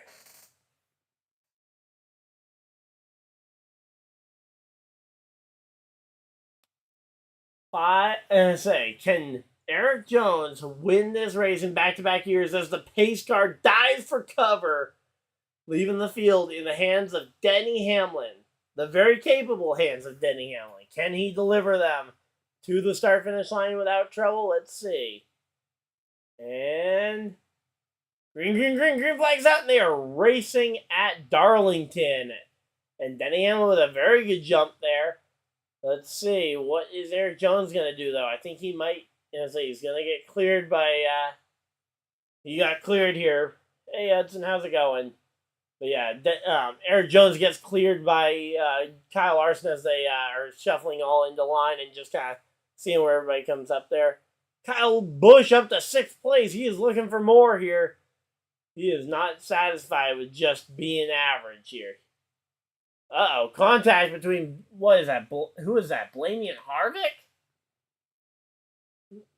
All right, Hudson's rooting for Chase Elliott. Chase Elliott currently running 10th. Hey, you know what? I'd like to see Chase Elliott get a win this year. Kind of a bummer that he didn't get into the playoffs because he put on a very hard charge, and ultimately it came down to the suspension at Charlotte and the injury earlier on. Kyle Busch up into the top 10. You can actually see him on the screen now, finally, because he's inside the top 10. He's settled into 6th place right now, which is very good. Not necessarily where we want him to be, but Chase Elliott, he's running 10th. He's okay. I mean, again, from a Hendrick from a Hendrick car, maybe expect a little bit more than top 10, but he's hung around the top 10 all day, just kind of waiting to see if the track would come to him. I don't know if it really has, but still a long way to go. But so Kyle Busch and Elliott still doing pretty well. So here we go. Let's see. And we got another caution. What's the caution for? Oh, it's a wreck. Ty Gibbs and Austin Cindric, last year's Cup Rookie of the Year and this year's Cup Rookie of the Year, getting involved in an incident. Elliott's okay. I mean, he's not my favorite.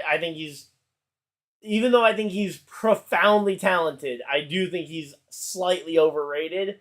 But he is definitely, I know a lot of people will say, like, oh, yeah, he's not a deserving champion. No, he is definitely a deserving champion. But, yeah, he is not necessarily the second coming of Dale Sr., though. Like, I know some people who credit him as. But, yeah, he's a pretty good driver. certainly seems like a nice guy off the track from everything I've seen from his personality. But I wasn't a Bill Elliott fan. I kind of grew up after that era, so I didn't have that family connection to Chase Elliott and his storyline growing up. I was a Carl Edwards fan most of my life, so I kind of just grew from there.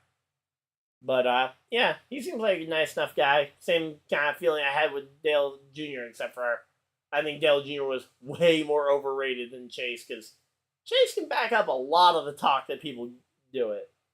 But yeah, they weren't both rookies, but actually, looking at Ty Gibbs' car, he actually looks halfway decent compared to last year's Rookie of the Year with Austin Cindric. But yeah.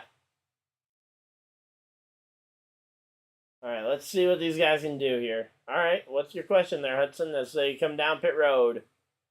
We got Denny Hamlin, Larson leading them onto pit road. Let's see.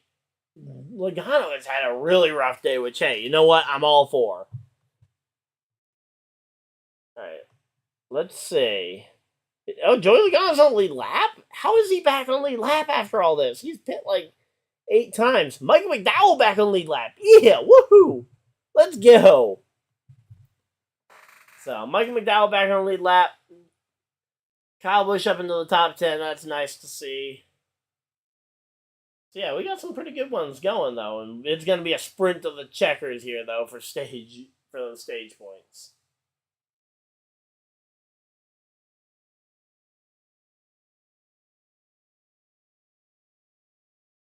Oh, Christopher Bell got turned. What happened there? I didn't even see that. I say he didn't get significant damage, but man, no idea what happened to him.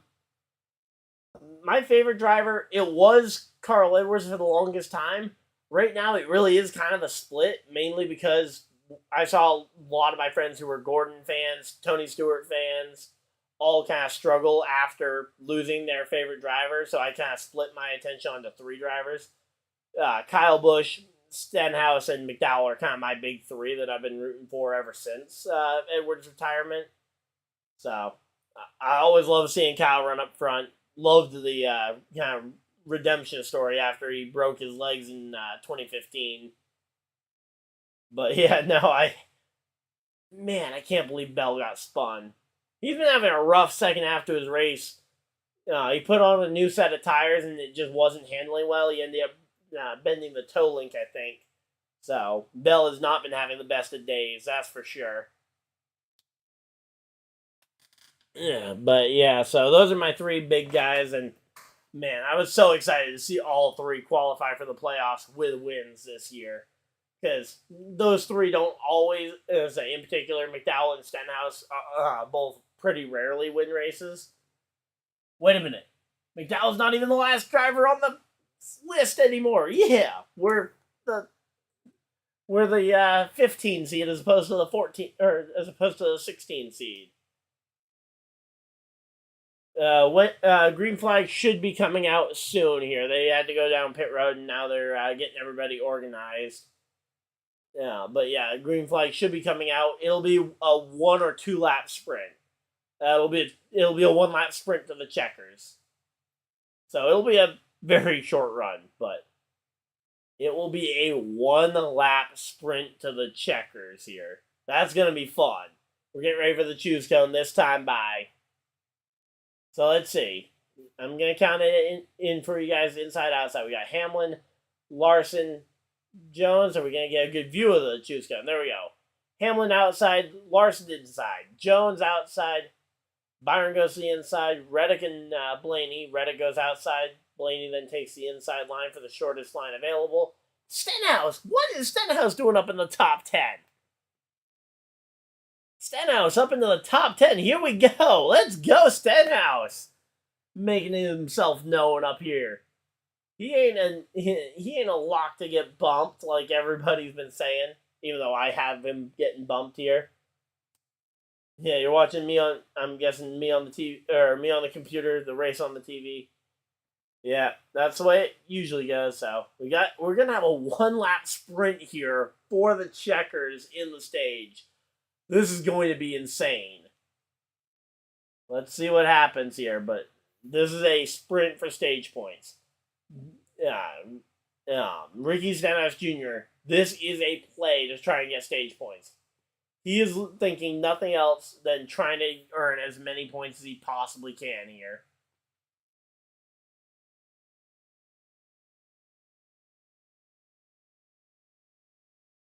So here we go. Some used tires for Denny Hamlin. I thought he came to pit road. Did he only get gas or something? But yeah, here we go. I thought I saw him and Larson coming to pit road, but I guess maybe not. Green flag is out. They're racing.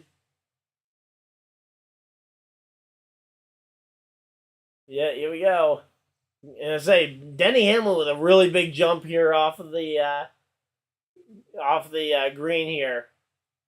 Not a lot of momentum from the from behind, mainly because Larson and Jones still drag racing here for second, and it's a 1 lap dash. Hamlin's got this one. It's just down to who can settle it out behind them for the other 9 spots.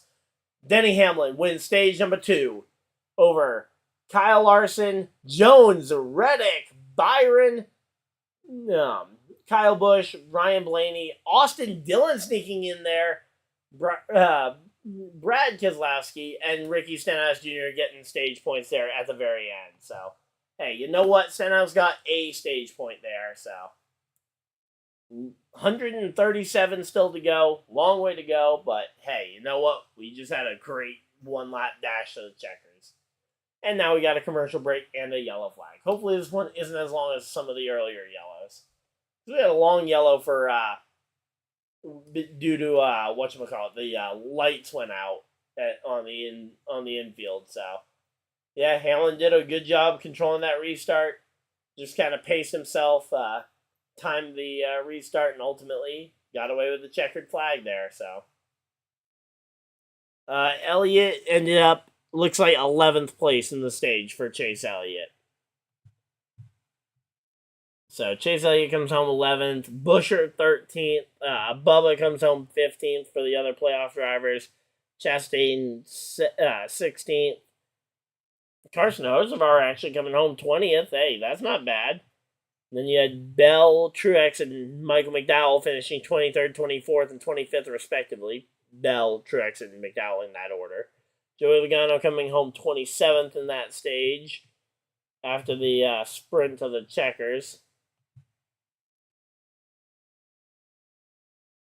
So, yeah, it's a pretty good run to the checkers. Let's see. We got a long one. We've been pitting about everywhere from, like, let's say, I don't know about that. Again, this is like the one race that Denny Hamlin puts all of his time and preparation into. Let's be honest on this one. I mean, there's a reason this is the one race he runs in the Xfinity Series every year. He runs this race in Cup and Xfinity. This is one doubleheader weekend every year. So, yeah. Certainly would like to see somebody be able to come up here and compete with him. And honestly, Larson's been able to hang close. I think Larson might have something for Hamlin. He just didn't want to show it too early. Similar to what Denny Hamlin said he did last night in the Xfinity Series race, where he just kind of waited around. I mean, it's a long race to go. And Larson's been able to hold close, but yeah. Okay, you got some fireworks to go see. Nice. All right. Yeah, Labor Day weekend. I'm sure there's going to be fireworks a lot of places here. Let me see. What's the LSU score? Because that's the college football game going on right now. It's 14-7 over Florida State.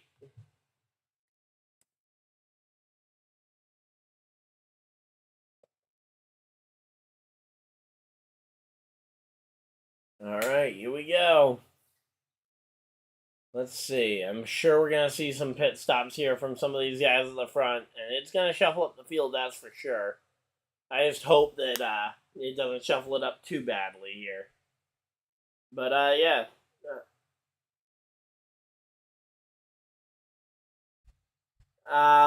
I'm not sure I know exactly which time you're talking about because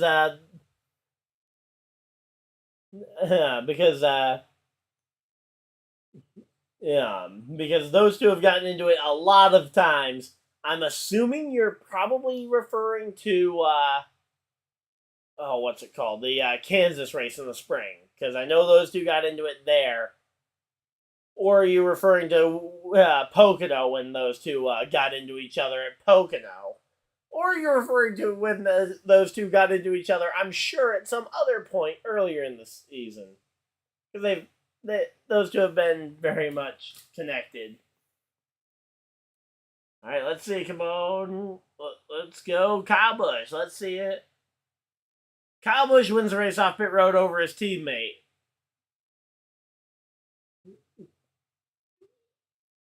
Chase Elliott with a little bit of a slow stop, but yeah, that leaderboard is waiting on an update because Chase Elliott was one of a few cars that came down pit road here, so that will definitely be getting updated here. But yeah, Chase Elliott was like I think the fourth car off pit road, so not bad. But again, it just kind of comes down to when he ends up running. But hey, you know what? I'm all for it. As long as they don't end up taking out Kyle Busch, Byron, or any of them, because I'm playing some pick'ems and I don't want my guys getting taken out. But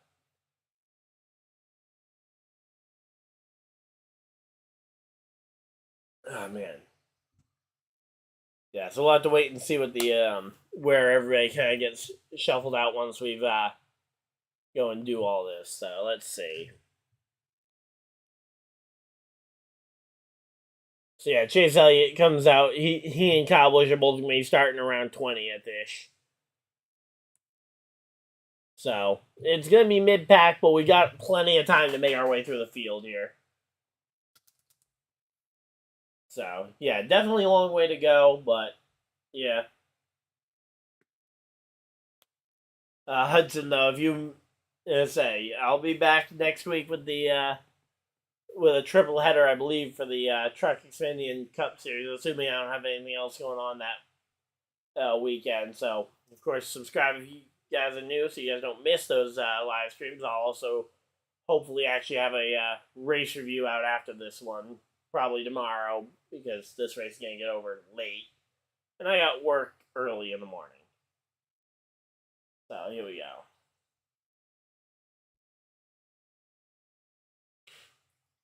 So, yeah, here we go. Just kind of waiting for this one, so. Yeah, I've got Buescher finishing 10th or better, Harvick 9th or better, Bell outside the top 5, Busch 8th or better, and then Byron 7th or better. I think most of those are pretty safe picks, but hopefully, I hope they're very safe picks, because I hope I get them. But, yeah.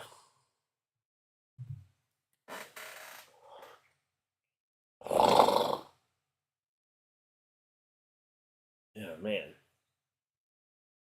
All right, here we go. Let's see. Our lights are off on the pace car, so they are choosing right now, and they just take the camera away from the choose cone. Although they're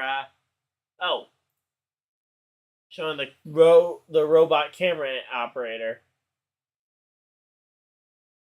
I thought they were zooming in on the Shriners Children's Hospital logo, and we're going to talk about Shriners Children's Hospital and all the great work they are doing. Because that would have been a great chance to do that, but I guess they aren't the title sponsor of the race, so I guess they just have a billboard that was prominently featured there for a few seconds.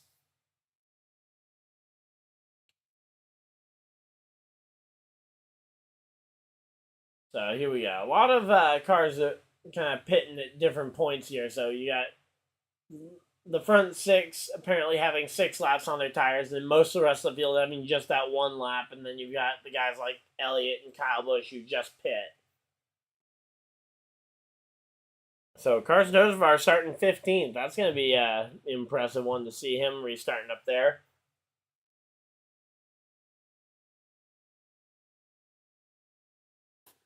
All right, here we go. Pace car is off. Field in the hands of Denny Hamlin. It's time for some action. Green flag's out. They are racing. Uh-oh, what are we booing the 4-car for? I don't know. I don't know if you guys are ahead of me or what, but or are we just booing Kevin Harvick because, well, it's Kevin Harvick? Because if so, I totally understand it. Let's see. Kevin Harvick, first one on new tires. Here we go. Kevin Harvick on new tires here. Yep, we got the green flag out. Just kind of waiting to see where everybody starts shuffling the line here. Eric Jones on the inside. He's losing a spot here. He gives up the spots to Reddick and Byron. That way he could fall in line behind him before the hole closed up and forced him further and further back. Uh-oh. Is that contact? Uh-oh. I was going to say, Bubba Wallace definitely looking like he might be struggling here.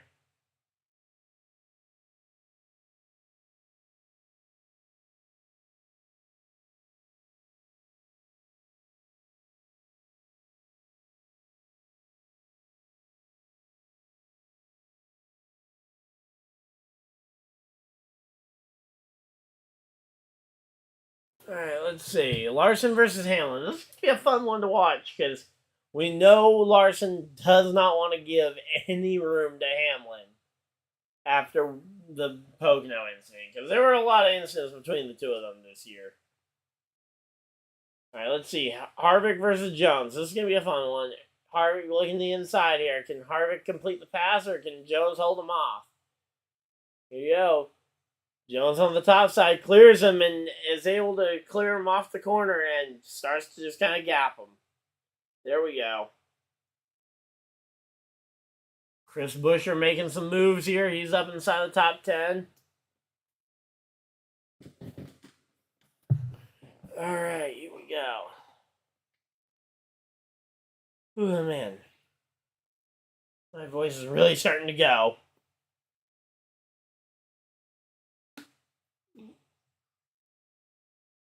Yeah, 5 versus 11. Only it were the 7 versus 11, and we could call it the gas station battle, the 7-Eleven battle. And hey, you know what? At least it's not Chase Elliott versus Denny Hamlin, I guess, because that combo could be a little bit upsetting to some, I'm sure.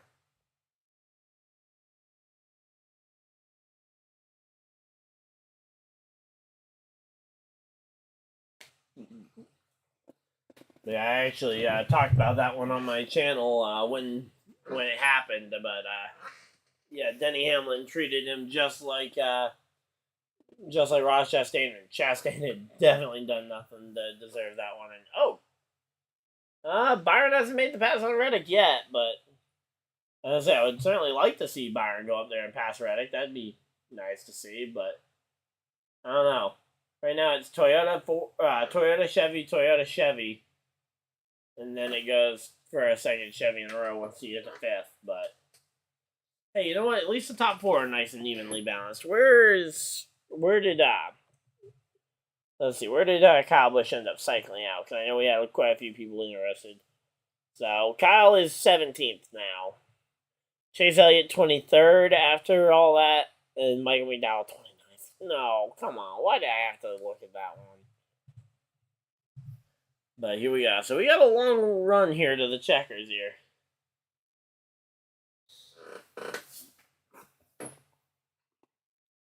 Loser Hamlin on Elliott. I don't know what that's meant to be, but yeah. Again, as I mentioned, the combination of Hamlin and Elliott could, if you call it by the car numbers, could be upsetting to some. But right now, we're just kind of waiting to see what happens here. Buescher and Keselowski both looking very strong. Chase Briscoe making his first appearance of the day up in the top 10. Bubba Wallace looking okay. Let's see. Harvick, Larson's taking his time trying to close in. Larson's got a long run car. Hamlin's got a short run car. So Larson does not want to see a caution here. Yep. All right. Well, yeah. This is what I've been doing all season, and I'm gonna keep doing it throughout the playoffs too. Looking forward to Talladega in a couple weeks again. Yeah. going to try and be at Charlotte, so that might be the one other race I might miss that isn't rained out. Also, Texas is going to be a ton of fun in a few weeks. But, yeah, we got ourselves a pretty good, little thing going right now. But, yeah, right now they're riding on board with Kevin Harvick, just kind of watching how he does things. Here in his number 4 car, currently running 6th. So, wait a minute, wait a minute. Why did Chastain get to 11th? Are you kidding me? Yeah, the 5 car doesn't want to see a caution. He's got a long run car. His car, the longer we go green flag, the better for the 5 car, and the better chance he has at getting past Hamlin on speed rather than having to go and dive and take him out on a restart. Because, yeah, I don't think he wants to do that because he doesn't want to potentially damage his own car too badly. Especially not when they are in the playoffs. But, yeah. Alright, let's see. So, let's see, Ross Chastain, Alex Bowman making his first appearance up in the top 15. He's currently running 12th here. I don't know how Ross Chastain, he was fighting to stay on the lead lap. I guess the track changes must have gone his way because, yeah, he was fighting to stay on the lead lap about an hour or two ago, and now all of a sudden, Ross Chastain is up inside into 11th place, fighting for a top 10 spot here. Alex Bowman's another one who's making his first appearance near the top 10 here tonight.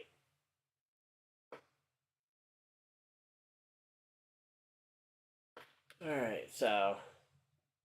yeah, the 48-2 is another one I didn't really see coming. But, hey, you know what? Hendrick having a pretty good day all through and through. I mean,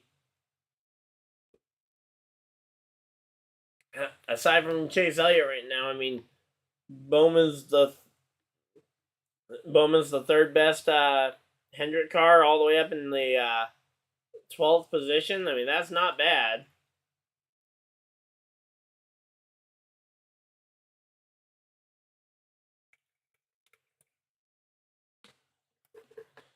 Alright, so there we go. Yeah, he's all the way up to 12. Yep. Eric Jones, in a disaster year, Eric Jones still runs inside the top 10. You know, next year when we do Fantasy Friday at Darlington, especially for the Southern 500, there is no way I'm forgetting about Eric Jones. I know I didn't get a chance to do Fantasy Friday this week because I just got busy with the new Pokemon event that came out. Kyle Busch is currently 15th, and he's got Joey Logano right behind him. Yay. Joey, please don't take out Kyle. But, yeah, Kyle's currently running in 15th, hoping that he can make his way back through the field. He's got fresher tires, but not by much, so... that track, he stayed out to try and get some points with the stages to try and endure potentially a bad race at either Kansas or... but, yeah. Well, I've mentioned you quite a few times, Hudson, but, yeah, we're getting ready here for a... let's see, we're running through this one.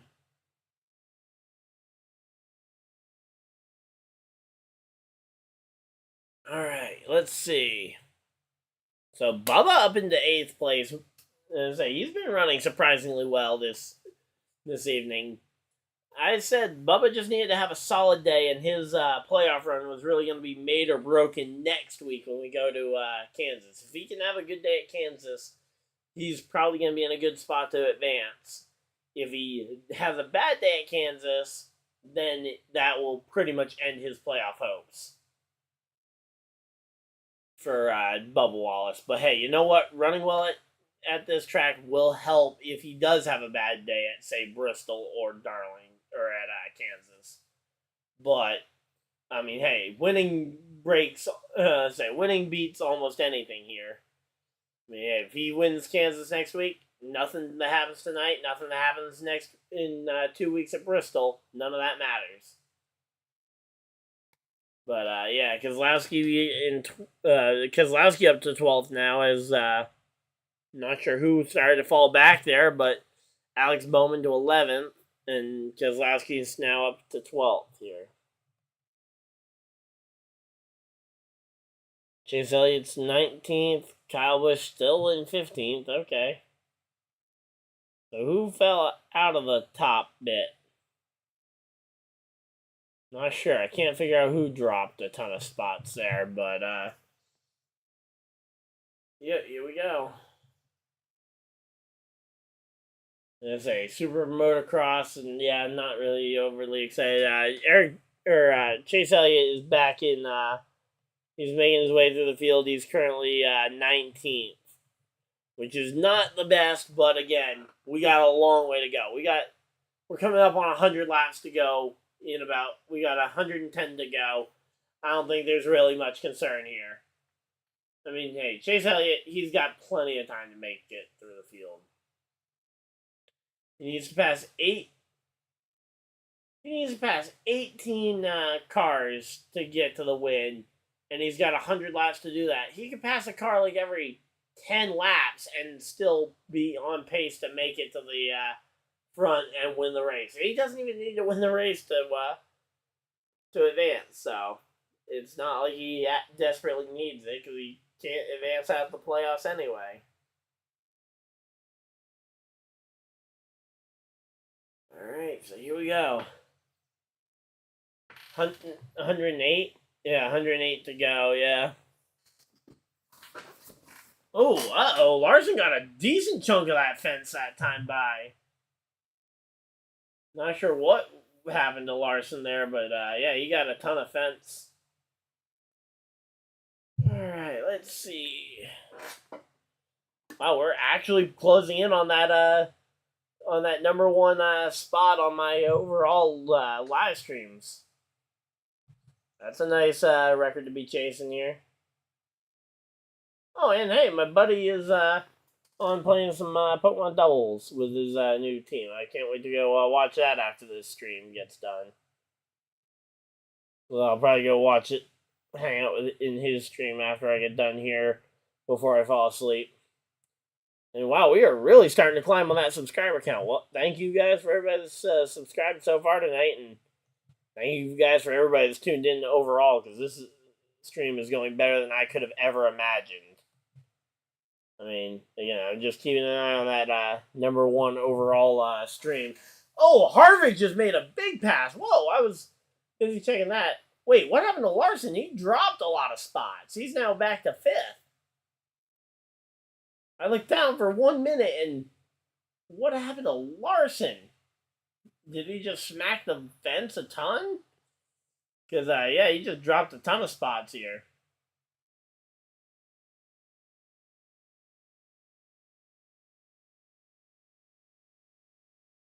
Hard work, determination, and a bit of luck, because that's pretty much everything that's involved in this race. But, yeah, I've got no idea how Chastain ended up 10th. Yeah, well, hey, thanks, Hudson, for the sub. Say, we're trying to get to 2,300 before December so I can rub it in Patrick's face that I hit another subscriber milestone before he did as we do our Advent Calendar series, which took a little bit of a hiatus.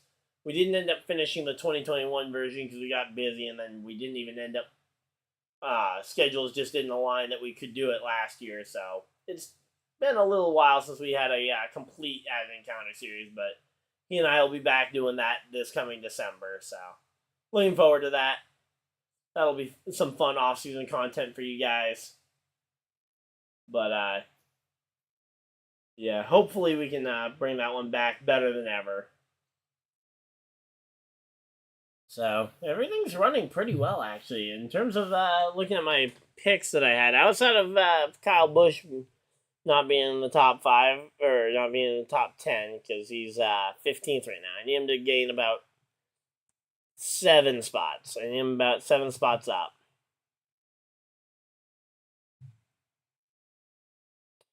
But, yeah, I think the rest of my picks, though, are all doing pretty well. Yeah, Buescher 7th. Harvick up inside the top 5. Byron up inside the top 5. Not bad. Not bad picks.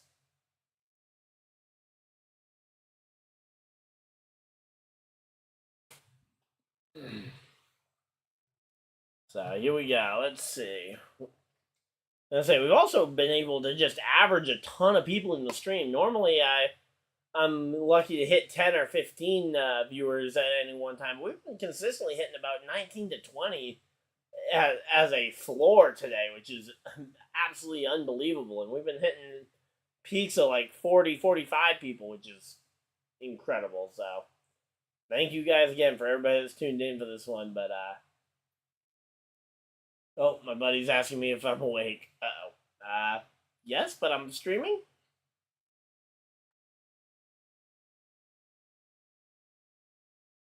Because, yeah, I help him build a lot of his Pokemon when it comes to EVs, because I've got all my stuff in. Yeah, Bowman's up to 9th. Alex Bowman got to 9th place here. I have no idea. He's just slowly climbing up the ladder. He passed Chastain. He passed Chase Briscoe. He's just climbing up that ladder. And we got a side-by-side commercial, which is everybody's favorite kind of commercial because we can still see the track somewhat. Although, my favorite commercial is a non-commercial where we don't even get a commercial break. Let's see. So, yeah, McDowell's still stuck in 30th. That is just... He's had such a bad day. If he can just recover to an okay day, I'll be A-okay, but... Let's see. Where's Kyle Busch? Come on, Kyle. Maybe we can get a caution flag to rebunch it, but it's going to be tough for Kyle to do much else. But hey, you know what? We've seen people come from out of nowhere. I mean, look at Bowman, look at Chastain.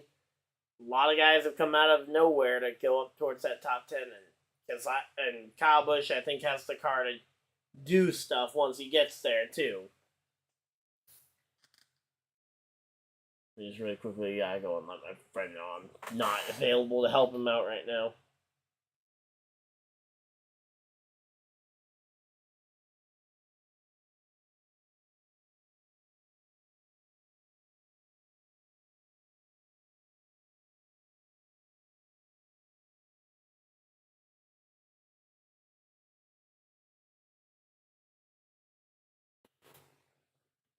Alright, there we go.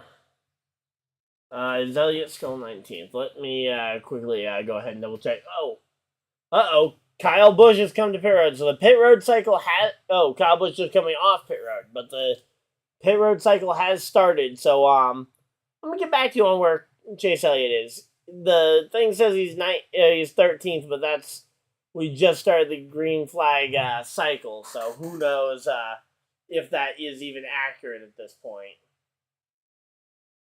Yeah, I don't know exactly where Elliott's at this point, because, again, the green flag cycle just started. We got Reddick and Hamlin on pit road. Jones, Buescher, Byron. Harvick hits pit road. Let's see, is Bowman going to hit pit road? Bowman, LaJoie, Bell. Bowman hits pit road. Can LaJoie hit pit road here? Let's see. Kevin Harvick on pit road. Let's see. Is he going to have a nice, easy pit stop? We'll have to wait and see, but no Bell, no LaJoie going to pit road right now, so LaJoie is going to stay out and lead at least one lap. Yeah, it's a Kyle Busch RCR shirt, yep. Got it when I was down in Charlotte for the 600. Wanted to get a new Kyle Busch shirt to support the new team, and unfortunately, this was the only sponsor they had. I was kind of hoping that they would have an Alsco or Lenovo car, but yeah. Hey, everybody's entitled to their own opinion, and you're very welcome to be wrong there, Hudson, but Kyle Busch is awesome. I understand, though, his personality definitely, I can see how it can definitely rub people the wrong way, so, yeah. Yeah, Kyle Busch is one of my three guys I root for. Him, McDowell, and Stenhouse are kind of my big three. As I mentioned that, Stenhouse on pit road. Oh. For some reason, my phone just started playing my music accidentally when I tried to just push my AirPod into my ear a bit more. No. No. Denny Hamlin, the most dominant car of the day, loose wheel. Oh no. Yeah, hey, fair enough. I say Kyle Busch has done plenty to annoy Elliott fans over the years. And hey, you know what? I know quite a few chill Elliott fans. So as long as we can respect each other's opinion as to which drivers our favorites are, and as I say, I'm cool with you if you're cool with me. But yeah, as long as I say, at least we're not Logano fans, right? But yeah, so. But man, that's a bummer for Hamlin though. A loose wheel, and now Hamlin's gonna be right down there at the bottom of the points as well here. You got an 8 autographed 2023 diecast night. Oh, you got 8. I thought you were saying 8 like the car number, but then I saw you say the year, and it's like, oh wait, but obviously it'd be the 8 if it's that year. I've got quite a few different diecasts. Maybe some other time under a red flag, I'll show off some of my diecasts. But all right, hey, have a great night, Hudson.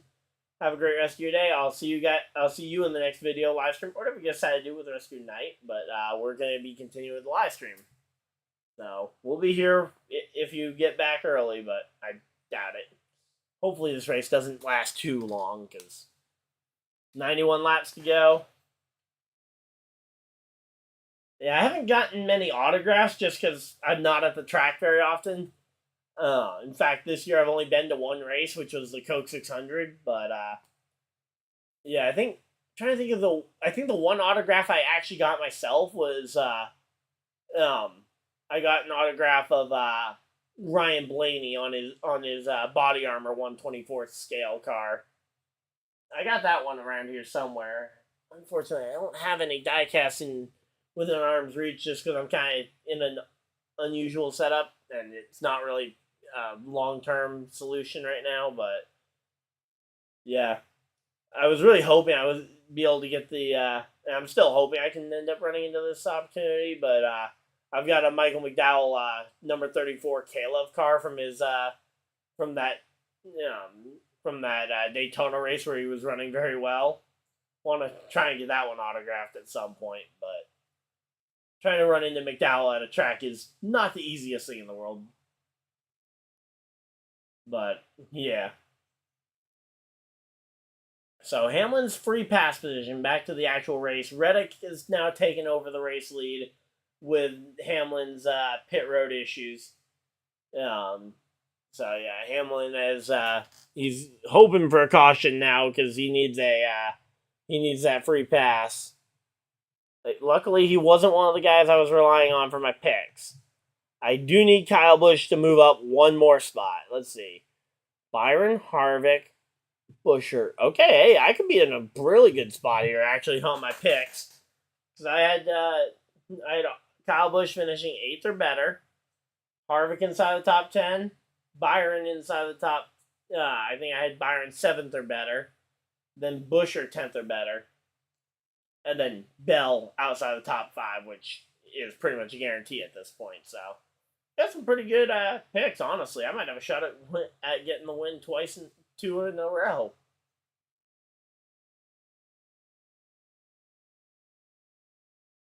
All right, let's see. Kozlowski up to 7th. Here we go. Bubba Wallace is now the 8th place driver that Kyle needs to try and pass here. Although, actually, it swapped back. Bubba just went and passed Harvick, or passed Kozlowski back here. But, yeah. So, Reddick's cool. I will say, there aren't very many drivers in the NASCAR Cup Series I find it really hard to strongly dislike too many NASCAR Cup drivers. Like, Logano's one I kind of jokingly dislike, mainly because the rivalry there. Keselowski's another one I've disliked for a while, but now that he joined one of my childhood teams with Roush Fenway, because I was a Carl Edwards fan before I was a Kyle Busch fan, so I kind of grew up as a Roush fan with Carl Edwards, and the backflip was always one of my favorites. So, yeah, it's hard to continue disliking Keselowski, even though he definitely did plenty over the course of my time watching NASCAR to make me not like him. Between his instant run-ins with Kyle Busch and then his run-ins with Carl Edwards. Happens a lot. But, yeah. So right now we're at a side-by-side commercial. We're waiting on a potential caution for Denny Hamlin to save him. But at the moment, I'm looking pretty good on my picks. So I'm A-okay. Actually, let me check my fantasy lineup to just see where I'm running. Even though there's not much I can really do to edit it. Because, yeah, I play the NASCAR Fantasy Live game if anyone else plays. Let's go ahead and check. Because I haven't actually looked at the leaderboard. Let's see. Hey, I'm second! Yeah!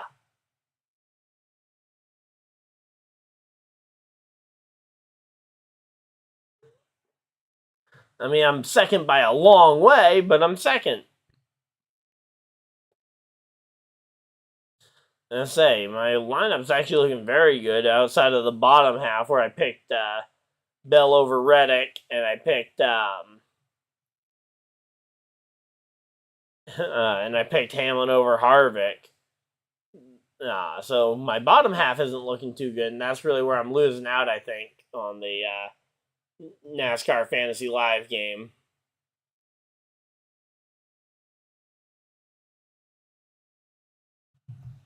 But yeah, we're having a pretty good race though so far. Hopefully we can keep this up. All right, we're back from commercial break and we're ready to go back to racing here. And as soon as I say that, YouTube decides to try and throw an ad in there on you guys. But yeah, we're back and we're ready to go racing here. Let's see. We're riding on the spoiler right now of, I believe this is the race leader. Yeah, Tyler Reddick. He's got the spoiler cam. So, yeah, right now Kyle Busch is stuck in 10th. He got passed by Alex Bowman here. And I say, I do have the Kyle Busch number 8 hat, though, that I picked up at Charlotte to support the Alsco colors that he was running that weekend. Just wearing it ends up making the lighting look a little weird. I tried wearing it during the last week's stream, and yeah, the color, I couldn't get the light balance to really work too well for it. Like, it looks black, but trust me, it's green. So, here we go. We got Tyler Reddick, Byron. I'm just waiting for something to happen, because we got 78 laps left, and kind of feels like everybody's kind of gotten spread out to the point where it's like just a game of, is anything going to happen? I mean, like, Eric Jones isn't going to do anything risky to try and pass Larson for 4th because it doesn't mean anything to him. Yeah, and pretty much everybody else is protecting points at this point. But there just isn't much going on. I mean, if we get a caution, it would shake everything up and get this right back in the action mode here.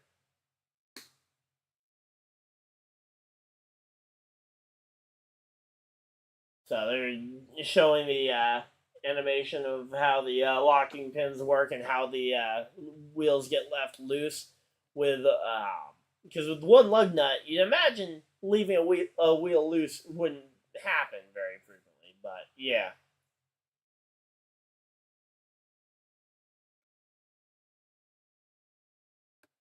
Oh yeah, I forgot. We're actually getting to the halfway point in the final stage. Let's go ahead and get the poll put up. Start a poll. Who wins the CookOut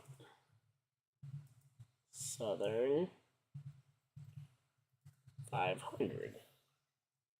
So yeah, we do these polls multiple times throughout the race to try and pick who we think's going to win each stage and the race, and usually I go with the top 3 unless people are really excited or want me to pick somebody else. Usually I won't go too much further outside the top 10. Like, I'm not gonna throw Kyle Busch in there just because again he hasn't really had the car to win.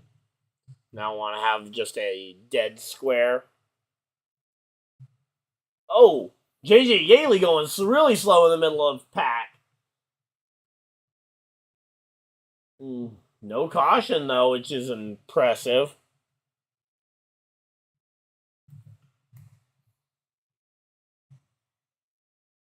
I say they get to pit road though, no caution.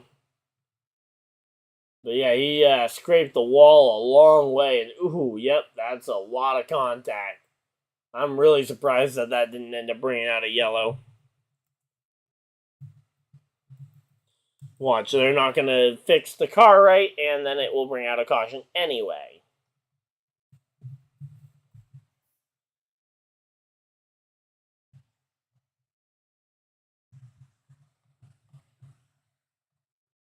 Alright, there we go. There's the poll on YouTube, and I'm going to really quickly, because I do this for both, I go ahead and I put the same poll up on Twitter if you guys want to participate over there. The option is available.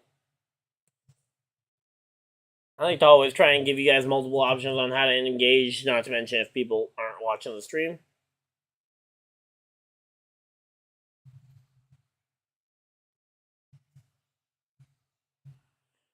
Alright, let's go ahead and put in Tyler Reddick. Let's go ahead and put in William Byron. Let's go ahead and put in Kevin Harvick. And let's go ahead and put in other as an option because 4 seems to be the limit for most everything. And there we go.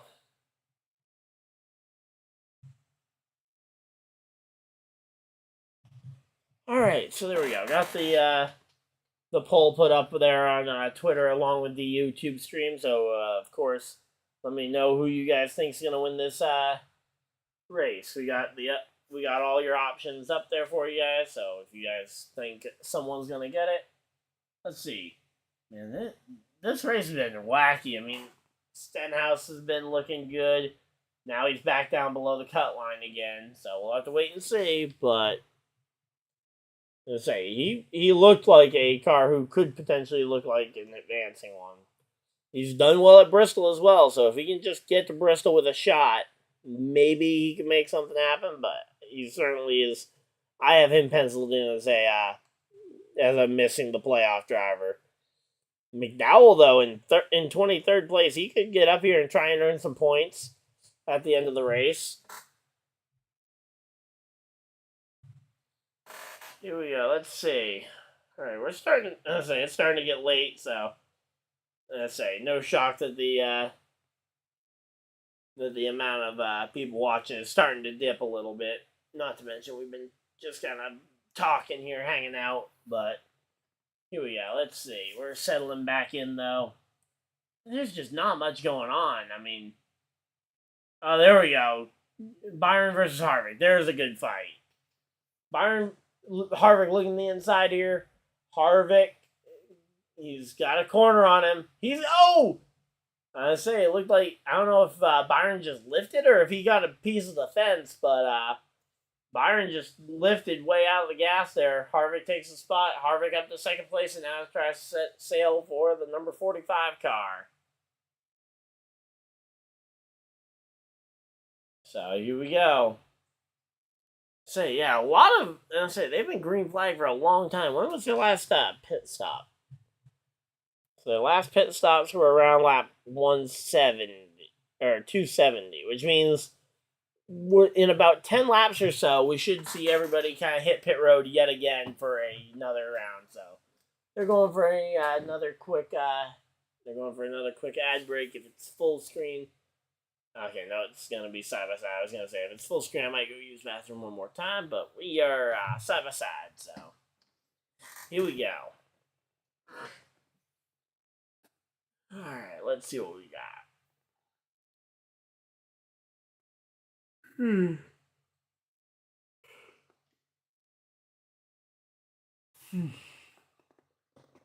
Alright, let's see what we got going on.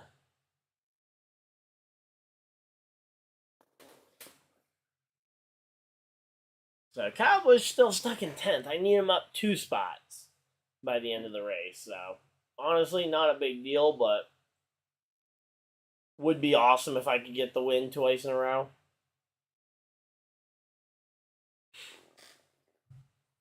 Belly Drum, you say you want me to go time you out? That would be fair, considering you timed me out for nothing yesterday in your stream. But, yeah. How did your stream go, Belly? Because I saw you were on live streaming.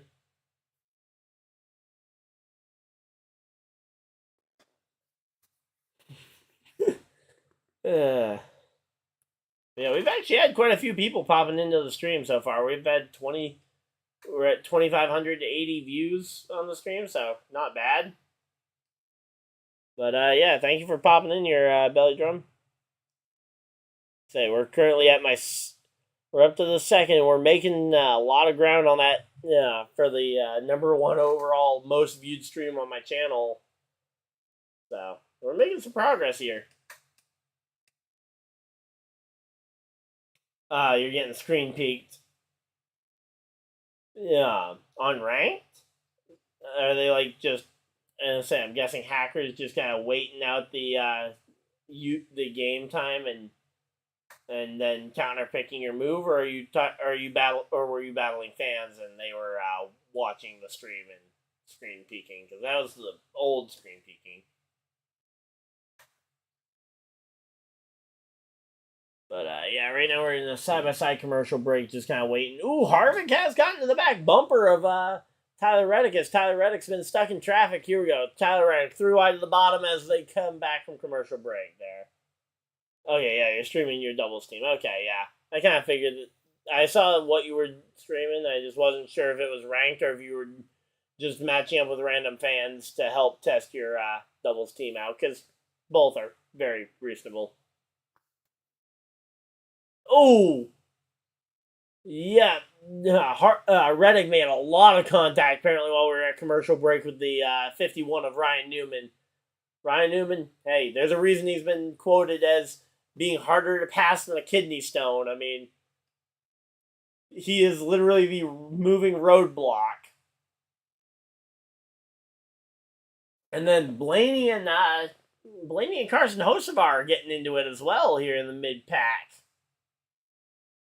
I'm gonna say a lot of drivers having some just weird problems, and now Kyle Busch falling back to 11th. No, we're gonna see some pit stops here any minute now. I'm sure. We have gone 37 laps on this set of tires. I would expect about lap 40, when they get to 40 laps on these tires, that's when they're probably gonna all start pitting. We'll have to wait and see, but Harvick right now in second place. He's inching closer and closer. And here comes Kyle Busch. Kyle Busch coming down pit road. That number 8 car coming to pit road.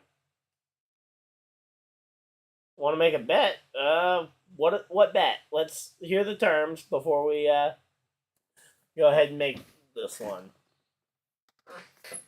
But here we go. 45 on the 4. Side by side. Kevin Harvick. Tyler Reddick.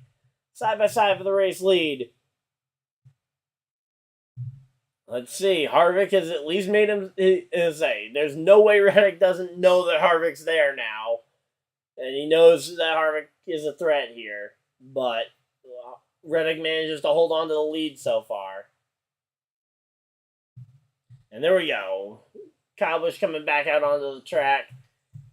So, I need him to gain a couple of spots here. Oh, no! There's a spin. It's Ryan Newman spinning, and that's caution flag flying. Did Kevin Harvick and William Byron get to pit road before the caution flag flew? Who all was on pit road there? Kyle Busch got in. Oh, man, that kills Kyle. Come on.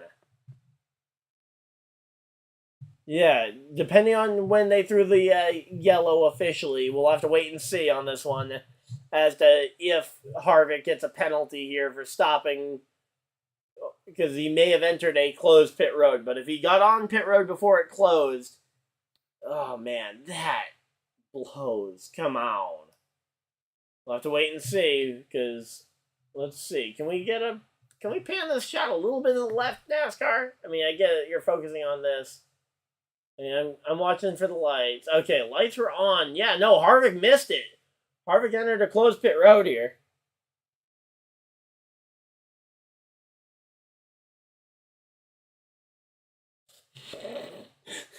If I make any money from right now, you gotta buy merch. Let's see. What are my picks right now? I've got Bell worse than fifth. He's been running that pretty much ever since he got damage on his car. The Kyle Busch thing might end up being what sinks my shot on the pick'em game.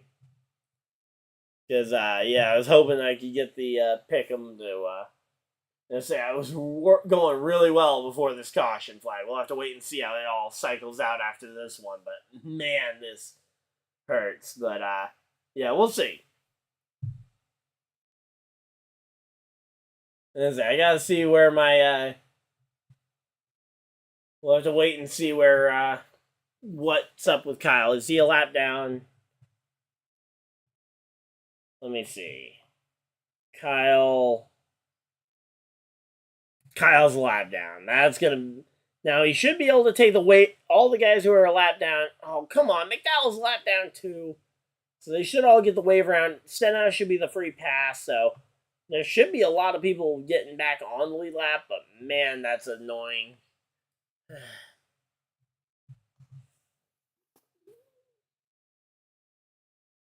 So, here we go. Let's see.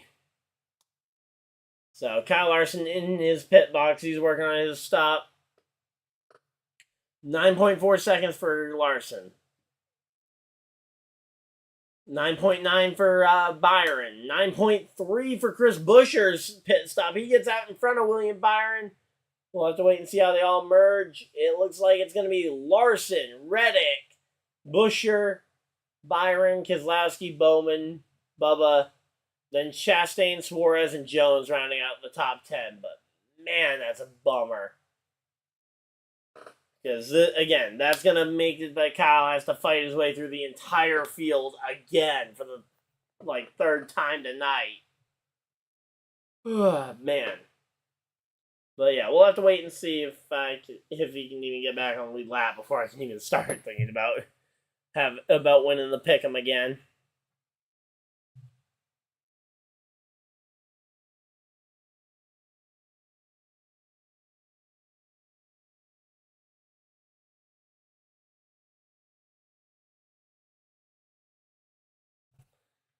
But, yeah.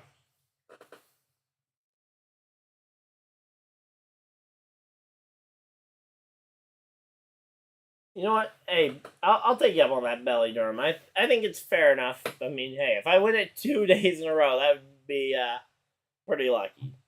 But, hey, you know what?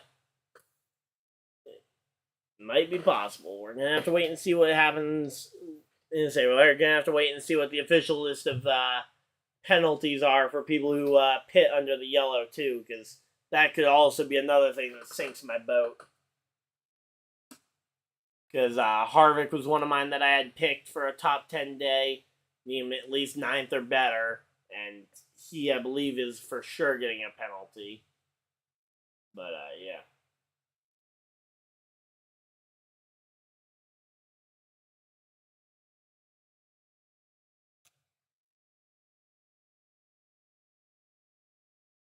Alright, here we go. So, yeah, it's a chaotic this caution came at the worst possible moment for a calm race, which, hey, you know what, makes it interesting for us to talk about, so let's talk about it. So yep, coming back from commercial break, let's see. Yeah, I mean, there is no way. I mean, he was committed to pit road, but I mean, you do have NASCAR does give you the option if you enter the closed pit road, you can roll through and take no service and incur no penalty. But when you're doing that at live speed, it is impossible to get that information quick enough in some cases. But people will always try and stretch it closer and will try and cut it closer and closer. And you have to draw the line somewhere, so.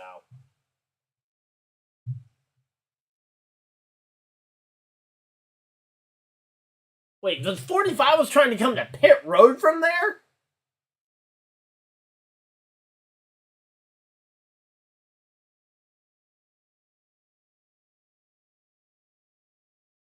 Alright, so the yellow lights aren't on yet. We're looking at the replay here. And yeah, there we go. The lights are on. The two guys behind him were able to see the lights change and were able to notice it. So I'm kind of surprised that they pit, because, again, they were clearly not on pit road before the yellow. But, again, it's just kind of one of those, it's a game time decision. You got to make the right call. Well, you got to make a call first, and then you got to see if it's right. Trust your instincts, all that kind of stuff, but yeah. Alright, so here we go.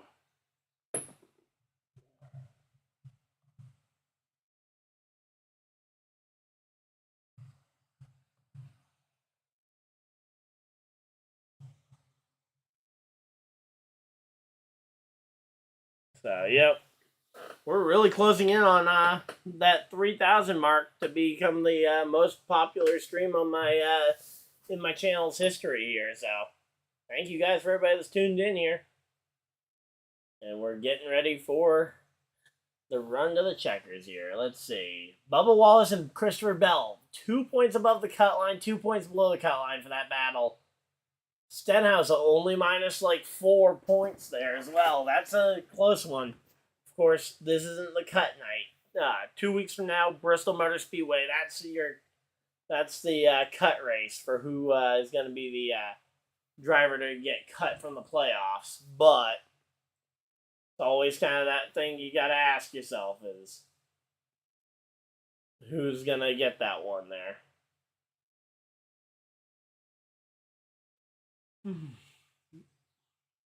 You just got to cancel? Oh, you're talking about someone forfeited the match?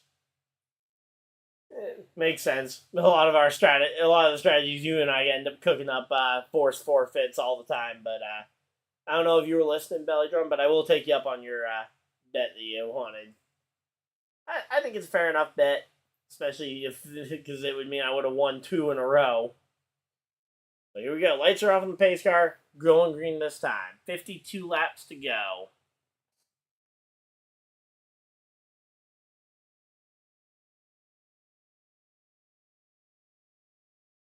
MTJ and Denny Hamlin, 2 of the fastest cars in the entire field, are now racing for the free pass here. Main event on what, the team or the the forfeit? So here we go. Field in the hands of who even has the lead at this point. Is it Larson or Reddick? I think it's Larson has the control. Yeah, Larson was control car there. Green flag's out and we're racing here. Okay, you were listening. Okay, I wasn't sure, so I know sometimes it can be a little hard to figure out exactly who you're listening, if you're listening to that or if you're focused on your own thing, because, fair enough. But here we go. Eric Jones looking to the bottom here. He's trying to go back-to-back for his small team at inarguably Eric Jones' best racetrack. Oh, all the way to the bottom. Who is that? Ross Chastain popping out of line there inside the top 10, trying to make a move here on Alex Bowman. So, where did Kyle Busch end up after all the shaking and all that happening? So, McDowell stayed a lap down. Why would you choose to stay a lap down? Kyle Busch is 21st. He needs to find his way through at least 15 of them. That's what I'm looking for. Oh, whoa! Okay. No, yep, there we go. Yep, that was predictable. Alex Bowman and Daniel Suarez ended up wiping each other out, trying to play the blocking game a little too much. I mean, they were going up the track, down the track, up the track, down the track, trying to figure out this block, and the predictable thing happened. Alex Bowman in the fence, and innocent bystander Harrison Burton having a fantastic night for that young driver. gets caught up in something that was not his fault. And Daniel Suarez with a lot of damage here, too. Well, that's going to help Kyle Busch have another shot to try and get another restart in here. So, again, I'm looking for Reddick. Or, wait. Did I pick Reddick? Oh, wait. It's Buescher, Byron, Harvick, and Busch. So, Busch, Buescher, the Busch guy, and Byron. A lot of B's. All right, so Byron, Buescher, the Busch guy got the penalty. So actually, 2 of my 4 picks are coming from the back here. 19th and 21st for Harvick and Kyle. Actually, not too bad on the picks considering how bad the luck I had was with the timing of that caution for the picks. But yeah, that was about as predictable as possible. They were both making moves that they really shouldn't have. I mean, Bowman made the block way too late, but then he tried to go up the track, and yeah.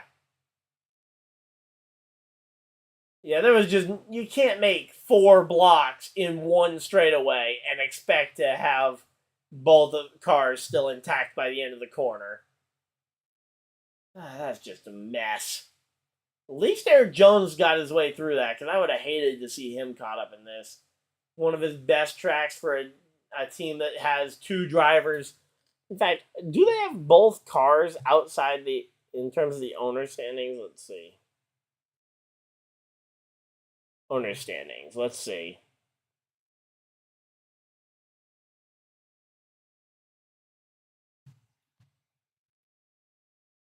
Let's see. Driver standings. We're looking for owner standings. So between the 43 and the 42, both of their cars are outside the top 20. They're 28th and 33rd in terms of owner standings. So that doesn't even factor in the fact that, well, they've had different drivers in the 42 this year because of driver swaps.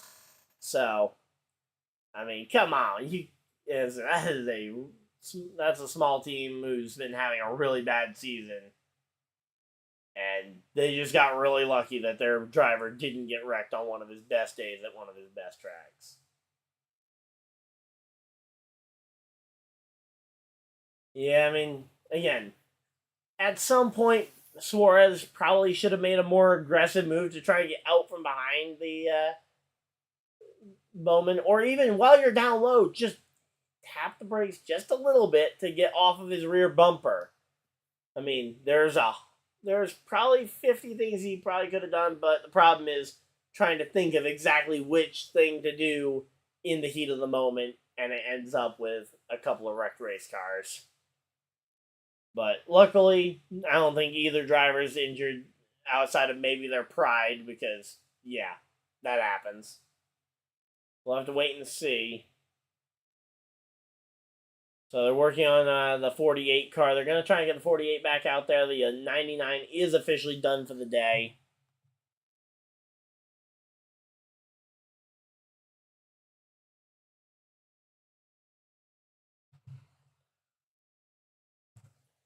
So here we go. Let's see. We got a lot of people popping in here, though. Thank you guys for everybody that's joining in.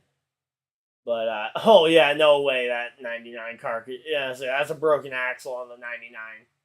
That was not going to be a drivable car by the end of this thing. But hey, you know what? Hopefully that caution will at least help my guys try and get through the field. Not to mention that's a couple cars they don't have to worry about trying to pass. They're now 18th and 20th officially.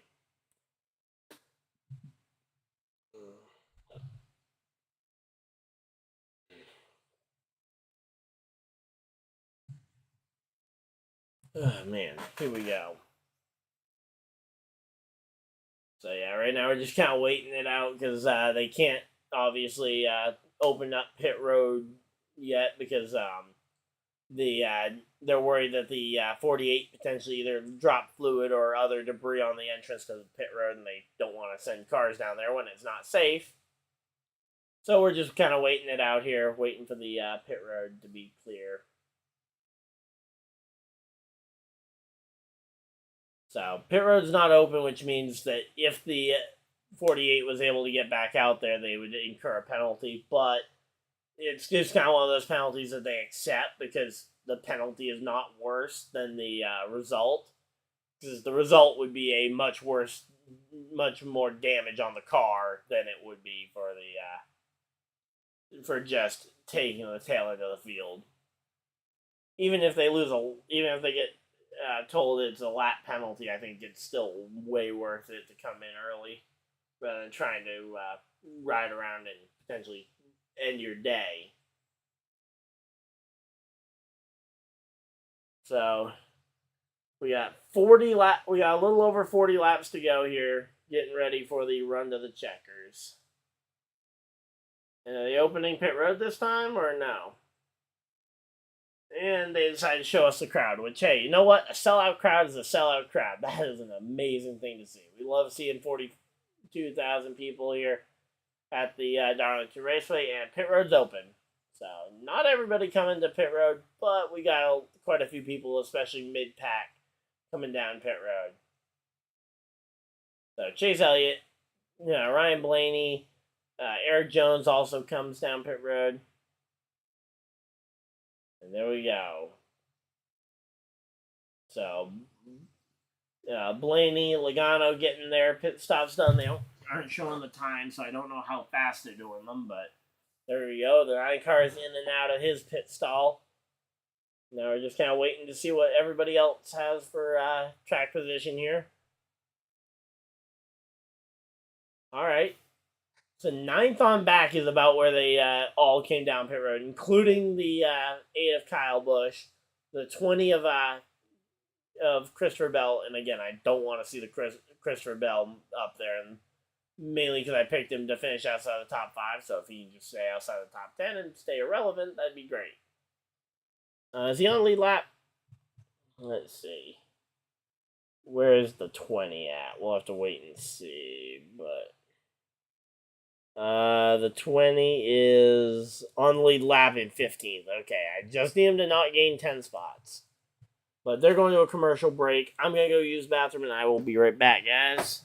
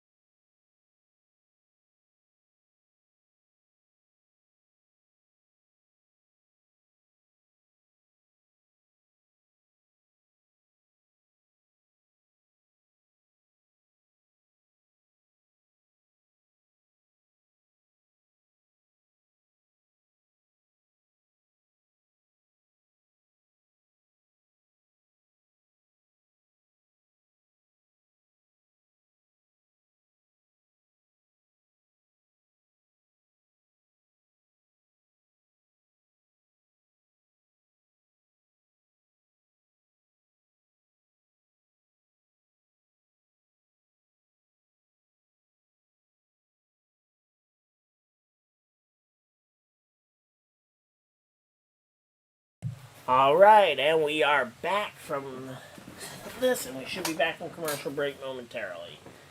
Oh, we got at least one more ad planned, which is fun. We are less than 200 views away from breaking the record. We are so close. This would be incredible if we break the record while live tonight. That'd be again. I'm looking forward to this one, but yeah. By the way, belly drum. Are we counting the bet? The bet only applies to if I win the pick'em, right? Not if I get ad revenue from the stream, because I'm definitely getting ad revenue from the stream. But it's a couple pennies here and there. Just want to make sure that we are clear on the terms there.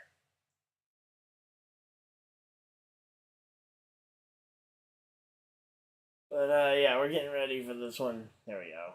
Back from commercial break. They're going and doing their race recap. We already kind of know most of this, but yeah, Christopher Bell has trouble. Then he has a bad set of tires, which leads to him in the fence and bending the toe link, which has led to a mediocre day from here. Carson Hocevar could be in position for a top 10 day. That would be incredible to see him have a top 10 performance here. So, Kyle Busch 23rd, Harvick 20th. I need to see both of them improve here before this day is over. And Hocevar is actually outperforming his teammate Eric Jones, which is impressive. Both RFK cars in the top 5. That's gonna, hopefully that can last, but I doubt it. It's gonna take a lot for that to last. All right, here we go.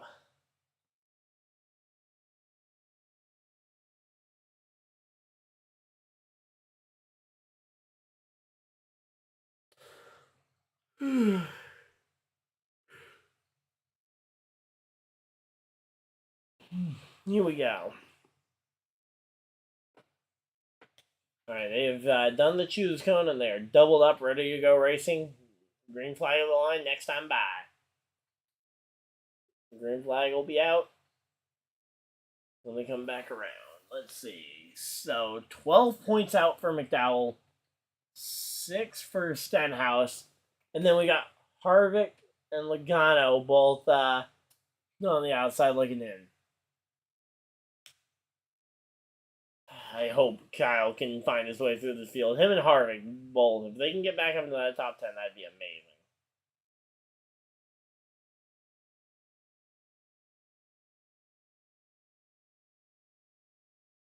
Supersonic? I'm assuming that's the move you're referring to. Because I don't know any other Pokemon move that has that low of accuracy.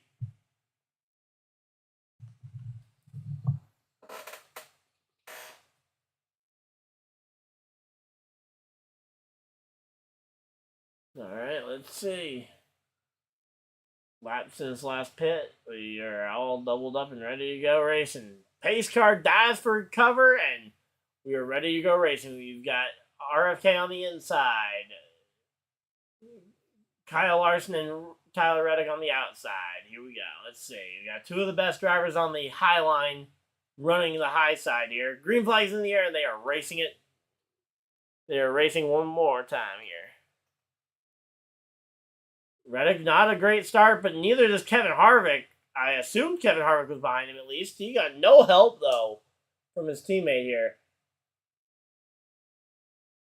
Let's see.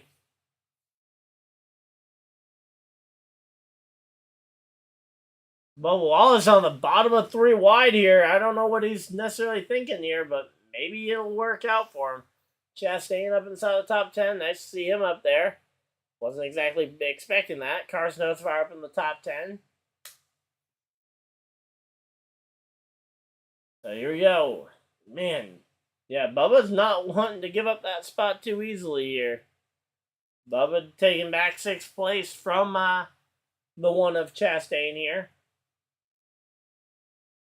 Alright, there we go. Reddick taking it to the fence. Let's say, Chris Buescher, he's won 3 ovals in a row. Could he win 4 ovals in a row? Yeah, come on. Let's see. Let's say, if we can see Buescher win 4 ovals in a row, there is no reason he shouldn't be everybody's championship favorite. We've got 9 ovals in the playoffs here, including tonight. And he's not a bad road racer either, but that just happens to be what he hasn't won at this year or ever. Uh-oh. The 38 of Todd Gilliland spins out. No, come on. Uh-oh, Denny and McDowell are involved? Are you kidding me? Come on. Heavy damage for the 34. Come on. Can't catch a break.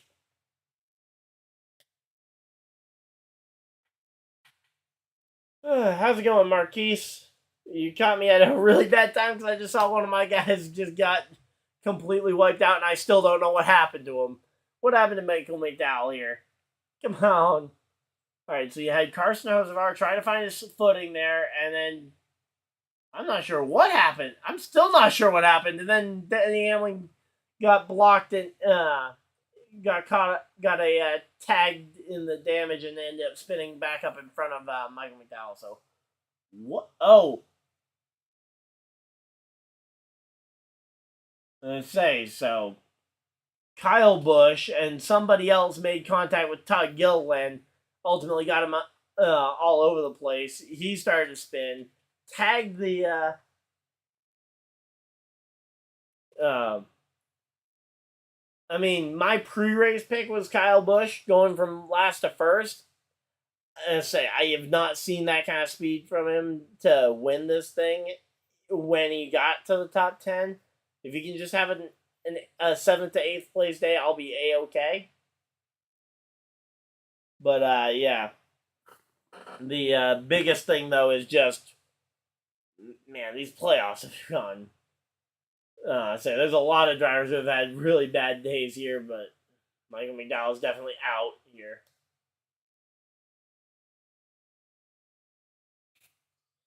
Yeah, so we'll have to wait and see what the damage is for Hamlin, but yeah, my pick to win the race was Kyle Busch, so I made that pick before the race began, and I'm sticking with it.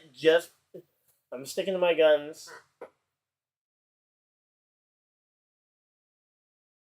Yeah, let's go number 8. That would be great. But, yeah, honestly, I wouldn't mind seeing Kyle Larson win this thing. I'd say the storyline of Buescher being the Oval Warrior would be amazing if he can go and win 4 straight Oval races in this series, because he's won the last 3. He won Richmond, a short oval, Michigan, a large oval, Daytona, a super speedway pack race, which is its own beast, and now he might win Darlington, which is another track that is literally its own beast. Somewhere in between a intermediate and a small oval. And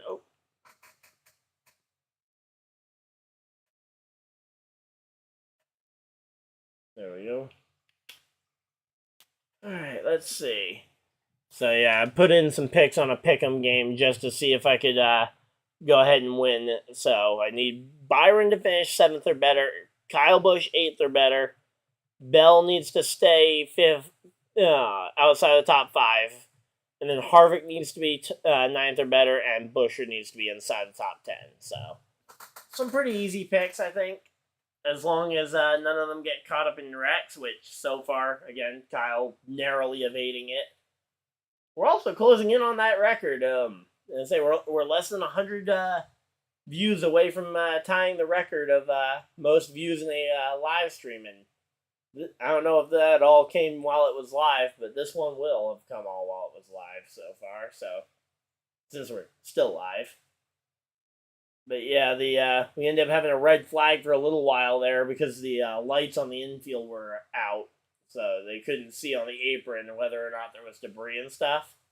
So we had a red flag there for a little while.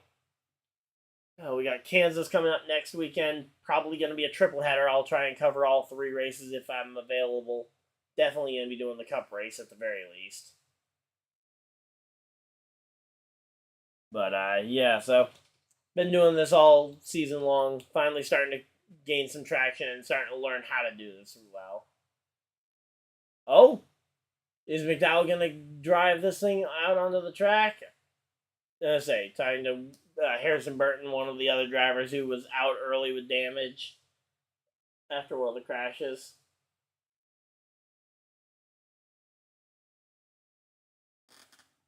Alright, let's see. Where is Kyle Busch going to be restarting this thing from?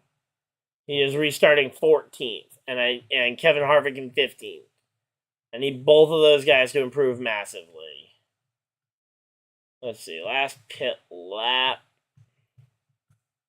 Okay, so they haven't pit again since their last pit stop, but they do have some of the freshest rubber on the field, so it'll be nice. So let's see.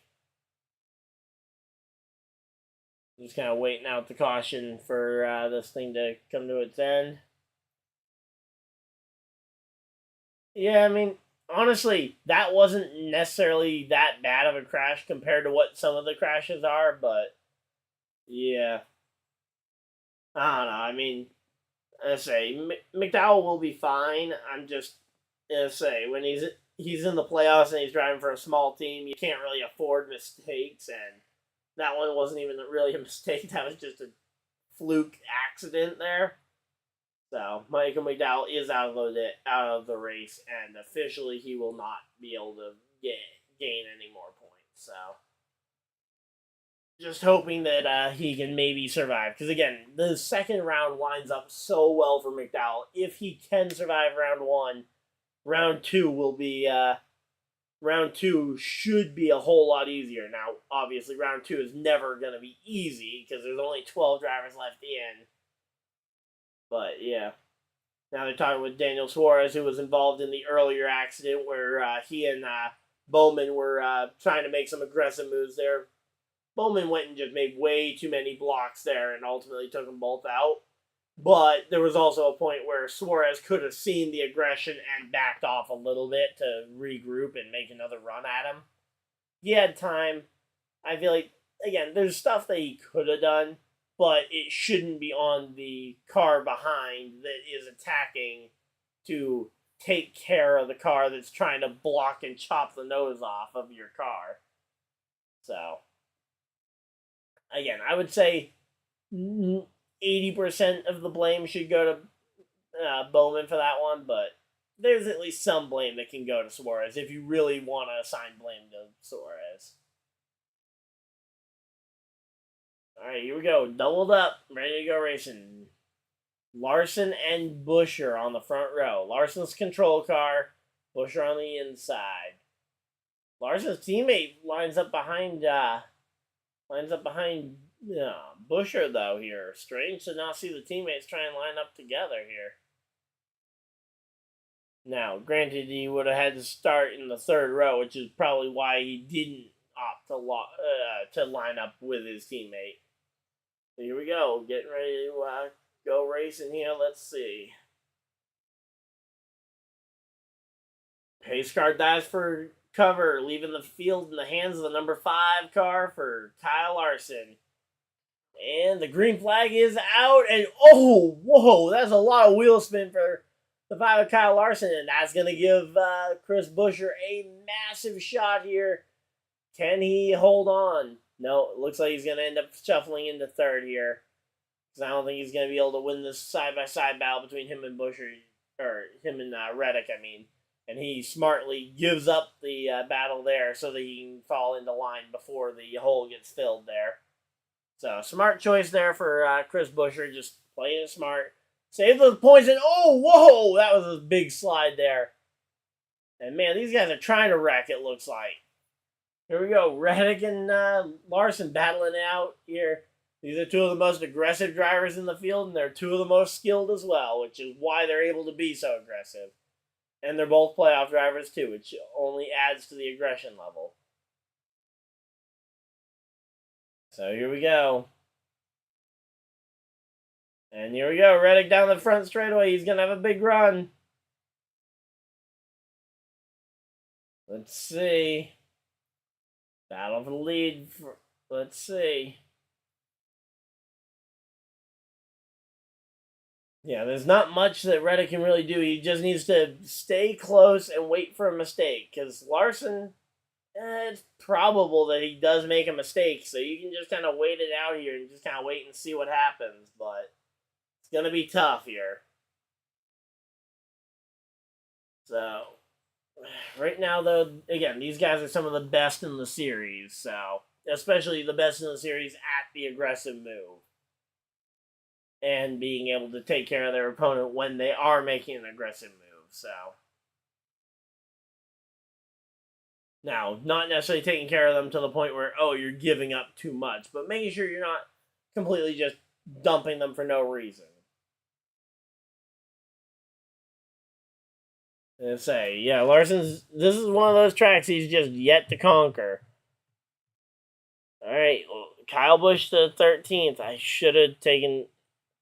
Yeah, I should have taken the under on Harvick. I considered it too, which was the unfortunate thing. But hey, maybe Harvick will just pop off for a run here. And ooh, Larson scraping the fence here. Larson gets a little bit of a scrape of the fence. Uh-oh, that's not... That's going to pin Reddick right on his tail here.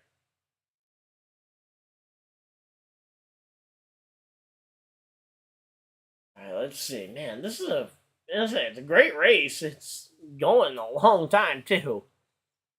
It's coming up on 4 hours since we dropped the green flag here, so... Let's see.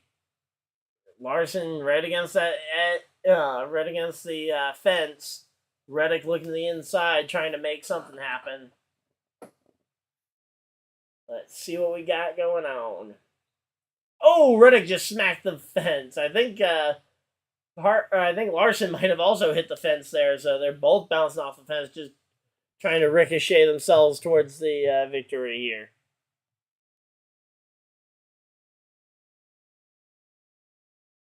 All right, Kyle Busch, he's making his way towards the top 10.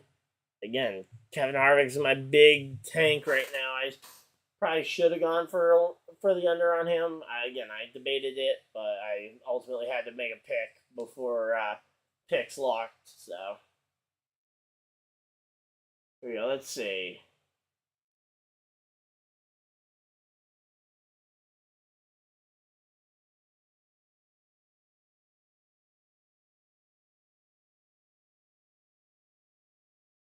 All right, let's see. Right now it's a very tough question as to what Reddick can do because it's not a wide track, and he's got to try and do something here to try and close in on the 5 car because that 5 car is fast.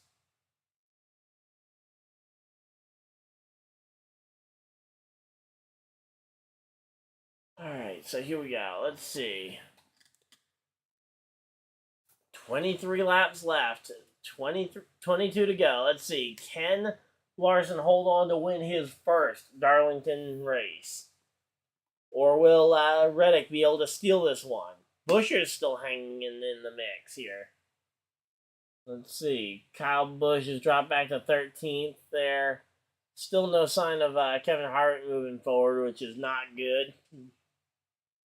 So if we get a late caution maybe that shakes up the field, that'd be nice.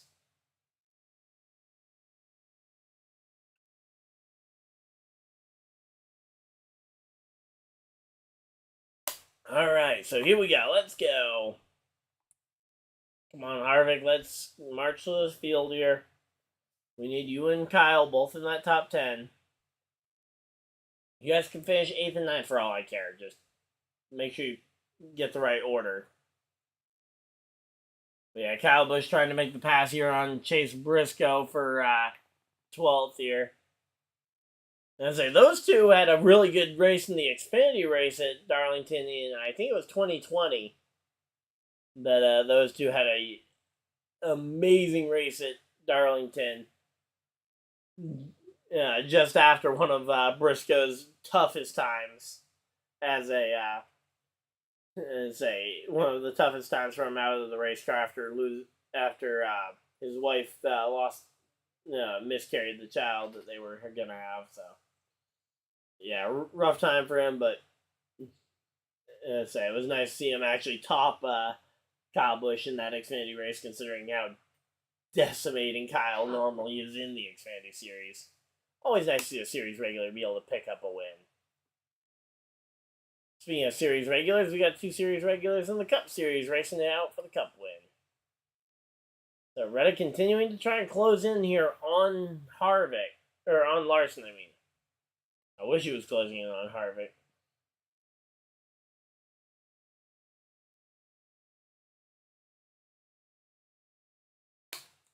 Harvick tags the outside wall yet again, but again, they've got it's these two trying to race this one out here.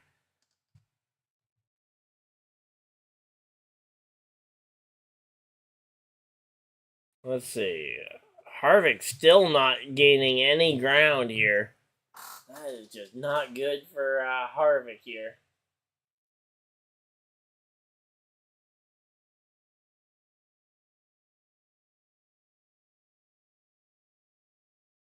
Alright, here we go. Let's see.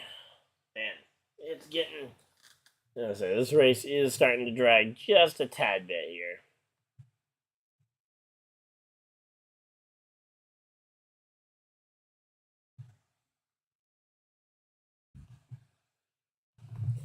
Alright, let's see.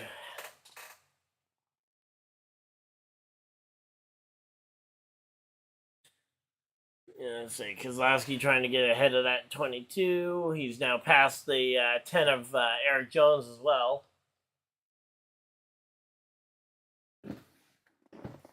Alright, here we go. Let's see what we can do here. 15 to go. 15 laps left. Can Larson hold on to win his first Darlington race? Or will, let's say, Reddick also hasn't won at Darlington, I don't believe, so it's a first-time win for whoever.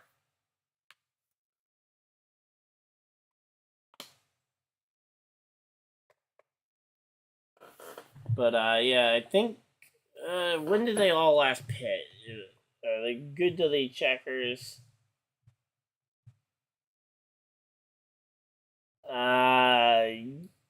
Yes. They should be good to the checkers. As you can tell in the confidence in that sentence. Yeah, 311, they need to go to 367. That means they need to go 56 laps on tires at this track. Yeah, that's going to be close. Yeah, if at all. Let's say. So far, though, if I was them and I knew I needed to pit, I would take an extra stop. But, I don't know. These tires, that's going to be the big thing. Can they last?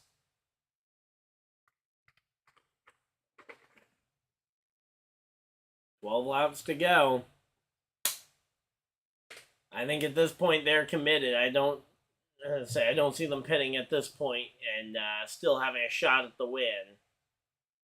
Because I think you've got some people further back that might have a shot at this one. So, here we go. Let's see.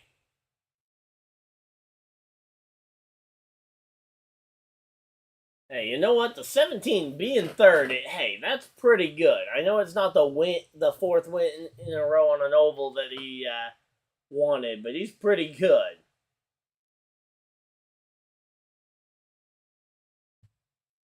But yeah, here we go. Oh, man.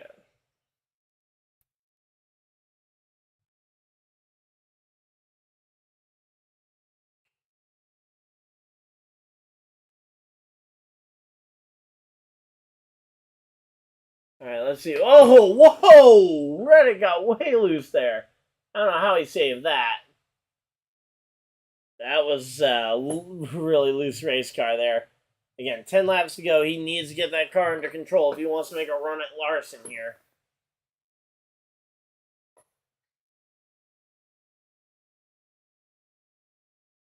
Alright, let's see. Kyle Busch trying to chase down Logano for 11th here. That's... Kyle is not going to have much of a shot at this one.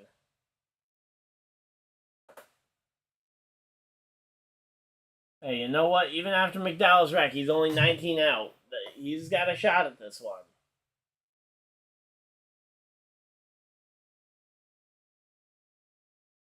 Alright, let's see. We're closing in on that live stream record. We are now officially... We are about 25 views away.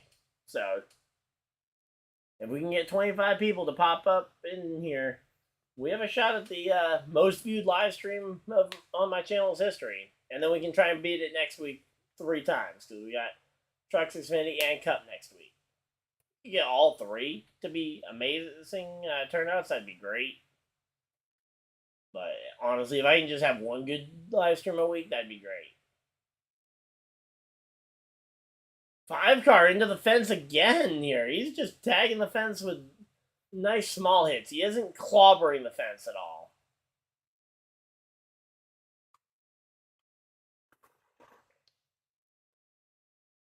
Because, yeah, I mean, if you hit that fence and it breaks something, it will end your day.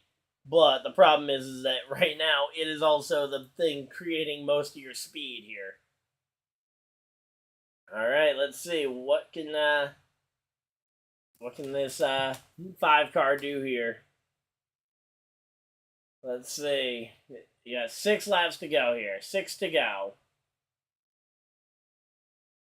Kyle Busch not going to be able to really make much happen here unless we get a yellow. Or some significant time. Because we might have tire issues. I mentioned it. 57 laps is a long way to stretch tires. I don't know why they're not mentioning that as a problem. I mean, because that should be a topic of conversation somewhere, is that can these tires really last 50 some odd laps? I mean, that is a long way. I mean, they were pitting after 33 earlier. I mean, sure, maybe the track got a little bit better on the rubber as it went on, but I don't know, I'd still be a little worrisome.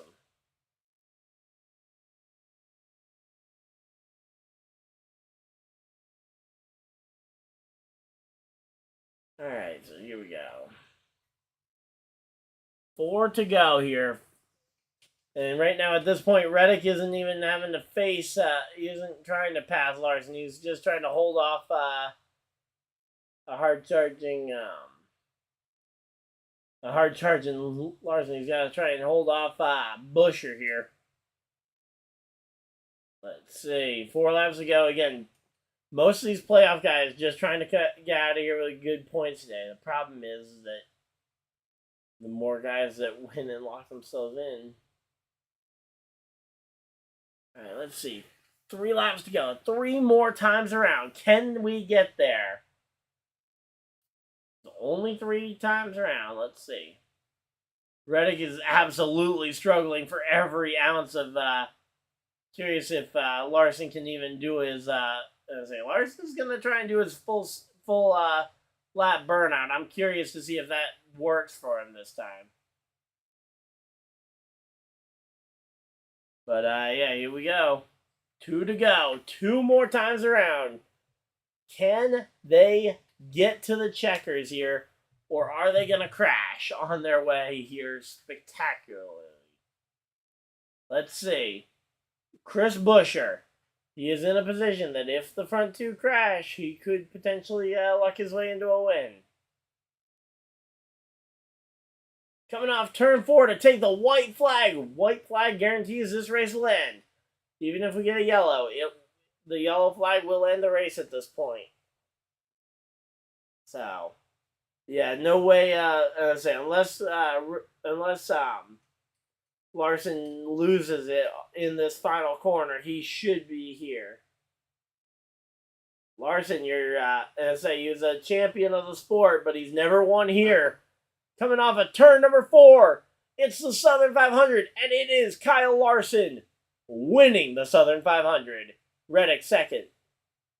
Third, Buescher. Fourth, William Byron. Fifth, somehow out of nowhere, he was mediocre all day. Ross Chastain comes home 5th.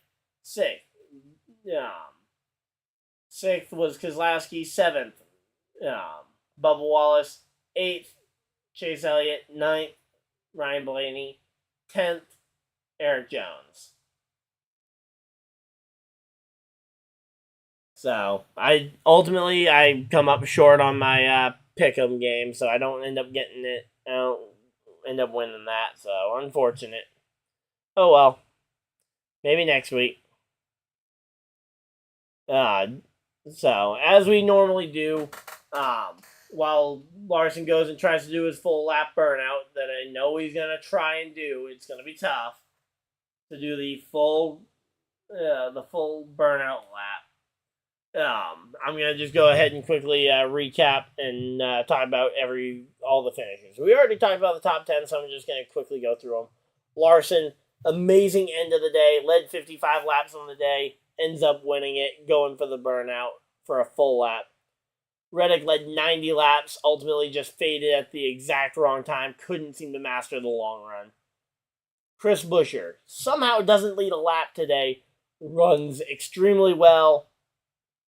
Very good points day for him, trying to make it to the playoffs, to the next round of the playoffs. William Byron, he won this race in the spring, ultimately comes up a little short, trying to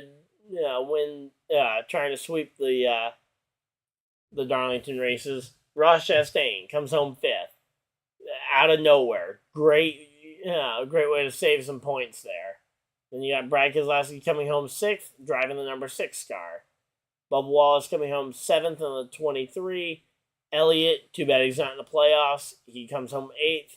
Ryan Blaney comes home 9th. I had him pegged as a potential person who could miss the playoffs or miss the next round. Apparently, he's going to prove me wrong here. Eric Jones comes home 10th at the defending winner of this race. Kyle Busch, for his brand new team, comes home 11th.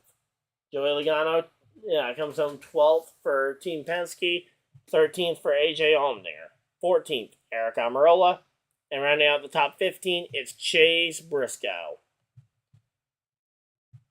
And we have officially surpassed the mark, by the way. This is now the most watched live stream on my channel, by the way. So, then we got Ricky Stenhouse Jr. 16th. 17th, impressive day for Carson Hocevar in a car that really hasn't been that great all year long. Martin Truex Jr. comes home 18th, driving the number 19 car. Kevin Harvick comes home 19th after a valiant effort. Just nothing he could really do at the end there. Not enough restarts to try and make the new tires work to pass that many cars. Austin Dillon comes home 20th. Just kind of is what it is with him. He's had a bad season. This is a bright spot. Ty Gibbs capping off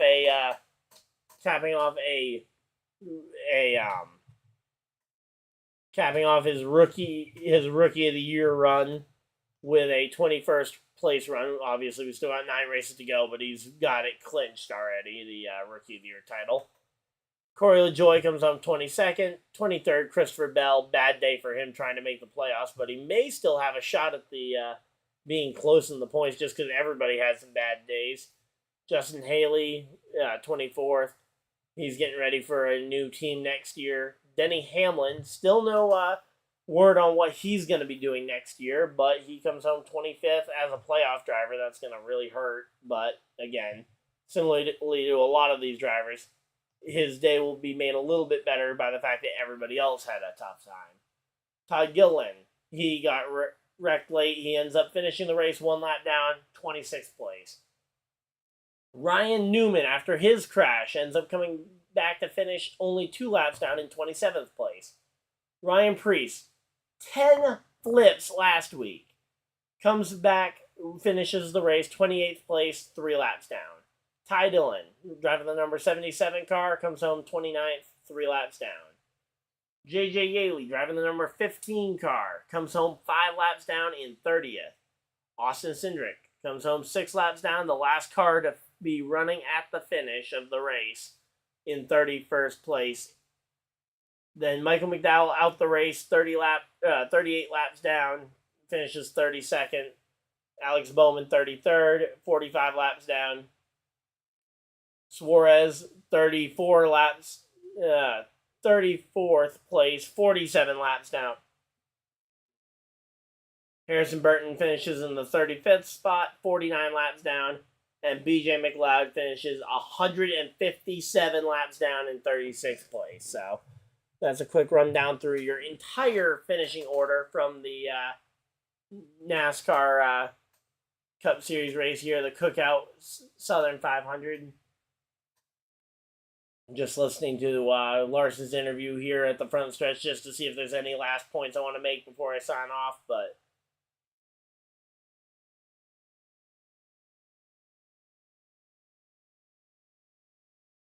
the Southern 500, and Kyle Larson does punch his ticket. So Kyle Larson no longer has to worry at Kansas or Bristol next week. He is in the round of 12. He is one of the 12. I don't think anyone really ever questioned whether or not he was going to be one of the 12. That would have been a major shock if Kyle Larson wasn't part of the 12 drivers to make this one ready. The race already, you're late. The race already finished. We got through all 367 laps. Kyle Larson just went and won the race. So, yeah, we're just wrapping up here. So, unfortunately, this race is over, but we'll be back next week with, I believe, a triple header weekend. NASCAR has Trucks, Xfinity, and Cup. I just don't know what my schedule is going to look like come next week, but yep. So we're getting ready for the next one, but hopefully you guys enjoyed. If you guys did, leave a like on the stream. Subscribe if you guys are new and hopefully we can see you guys in another video or live stream soon. This was ultimately the most watched live stream in the history of my channel, so thank you guys for that. But this is Ryan Dyer signing off, and I will see you guys next video, live stream, whatever you guys decide to do with the rest of your day. Have a great day, everybody, and goodbye!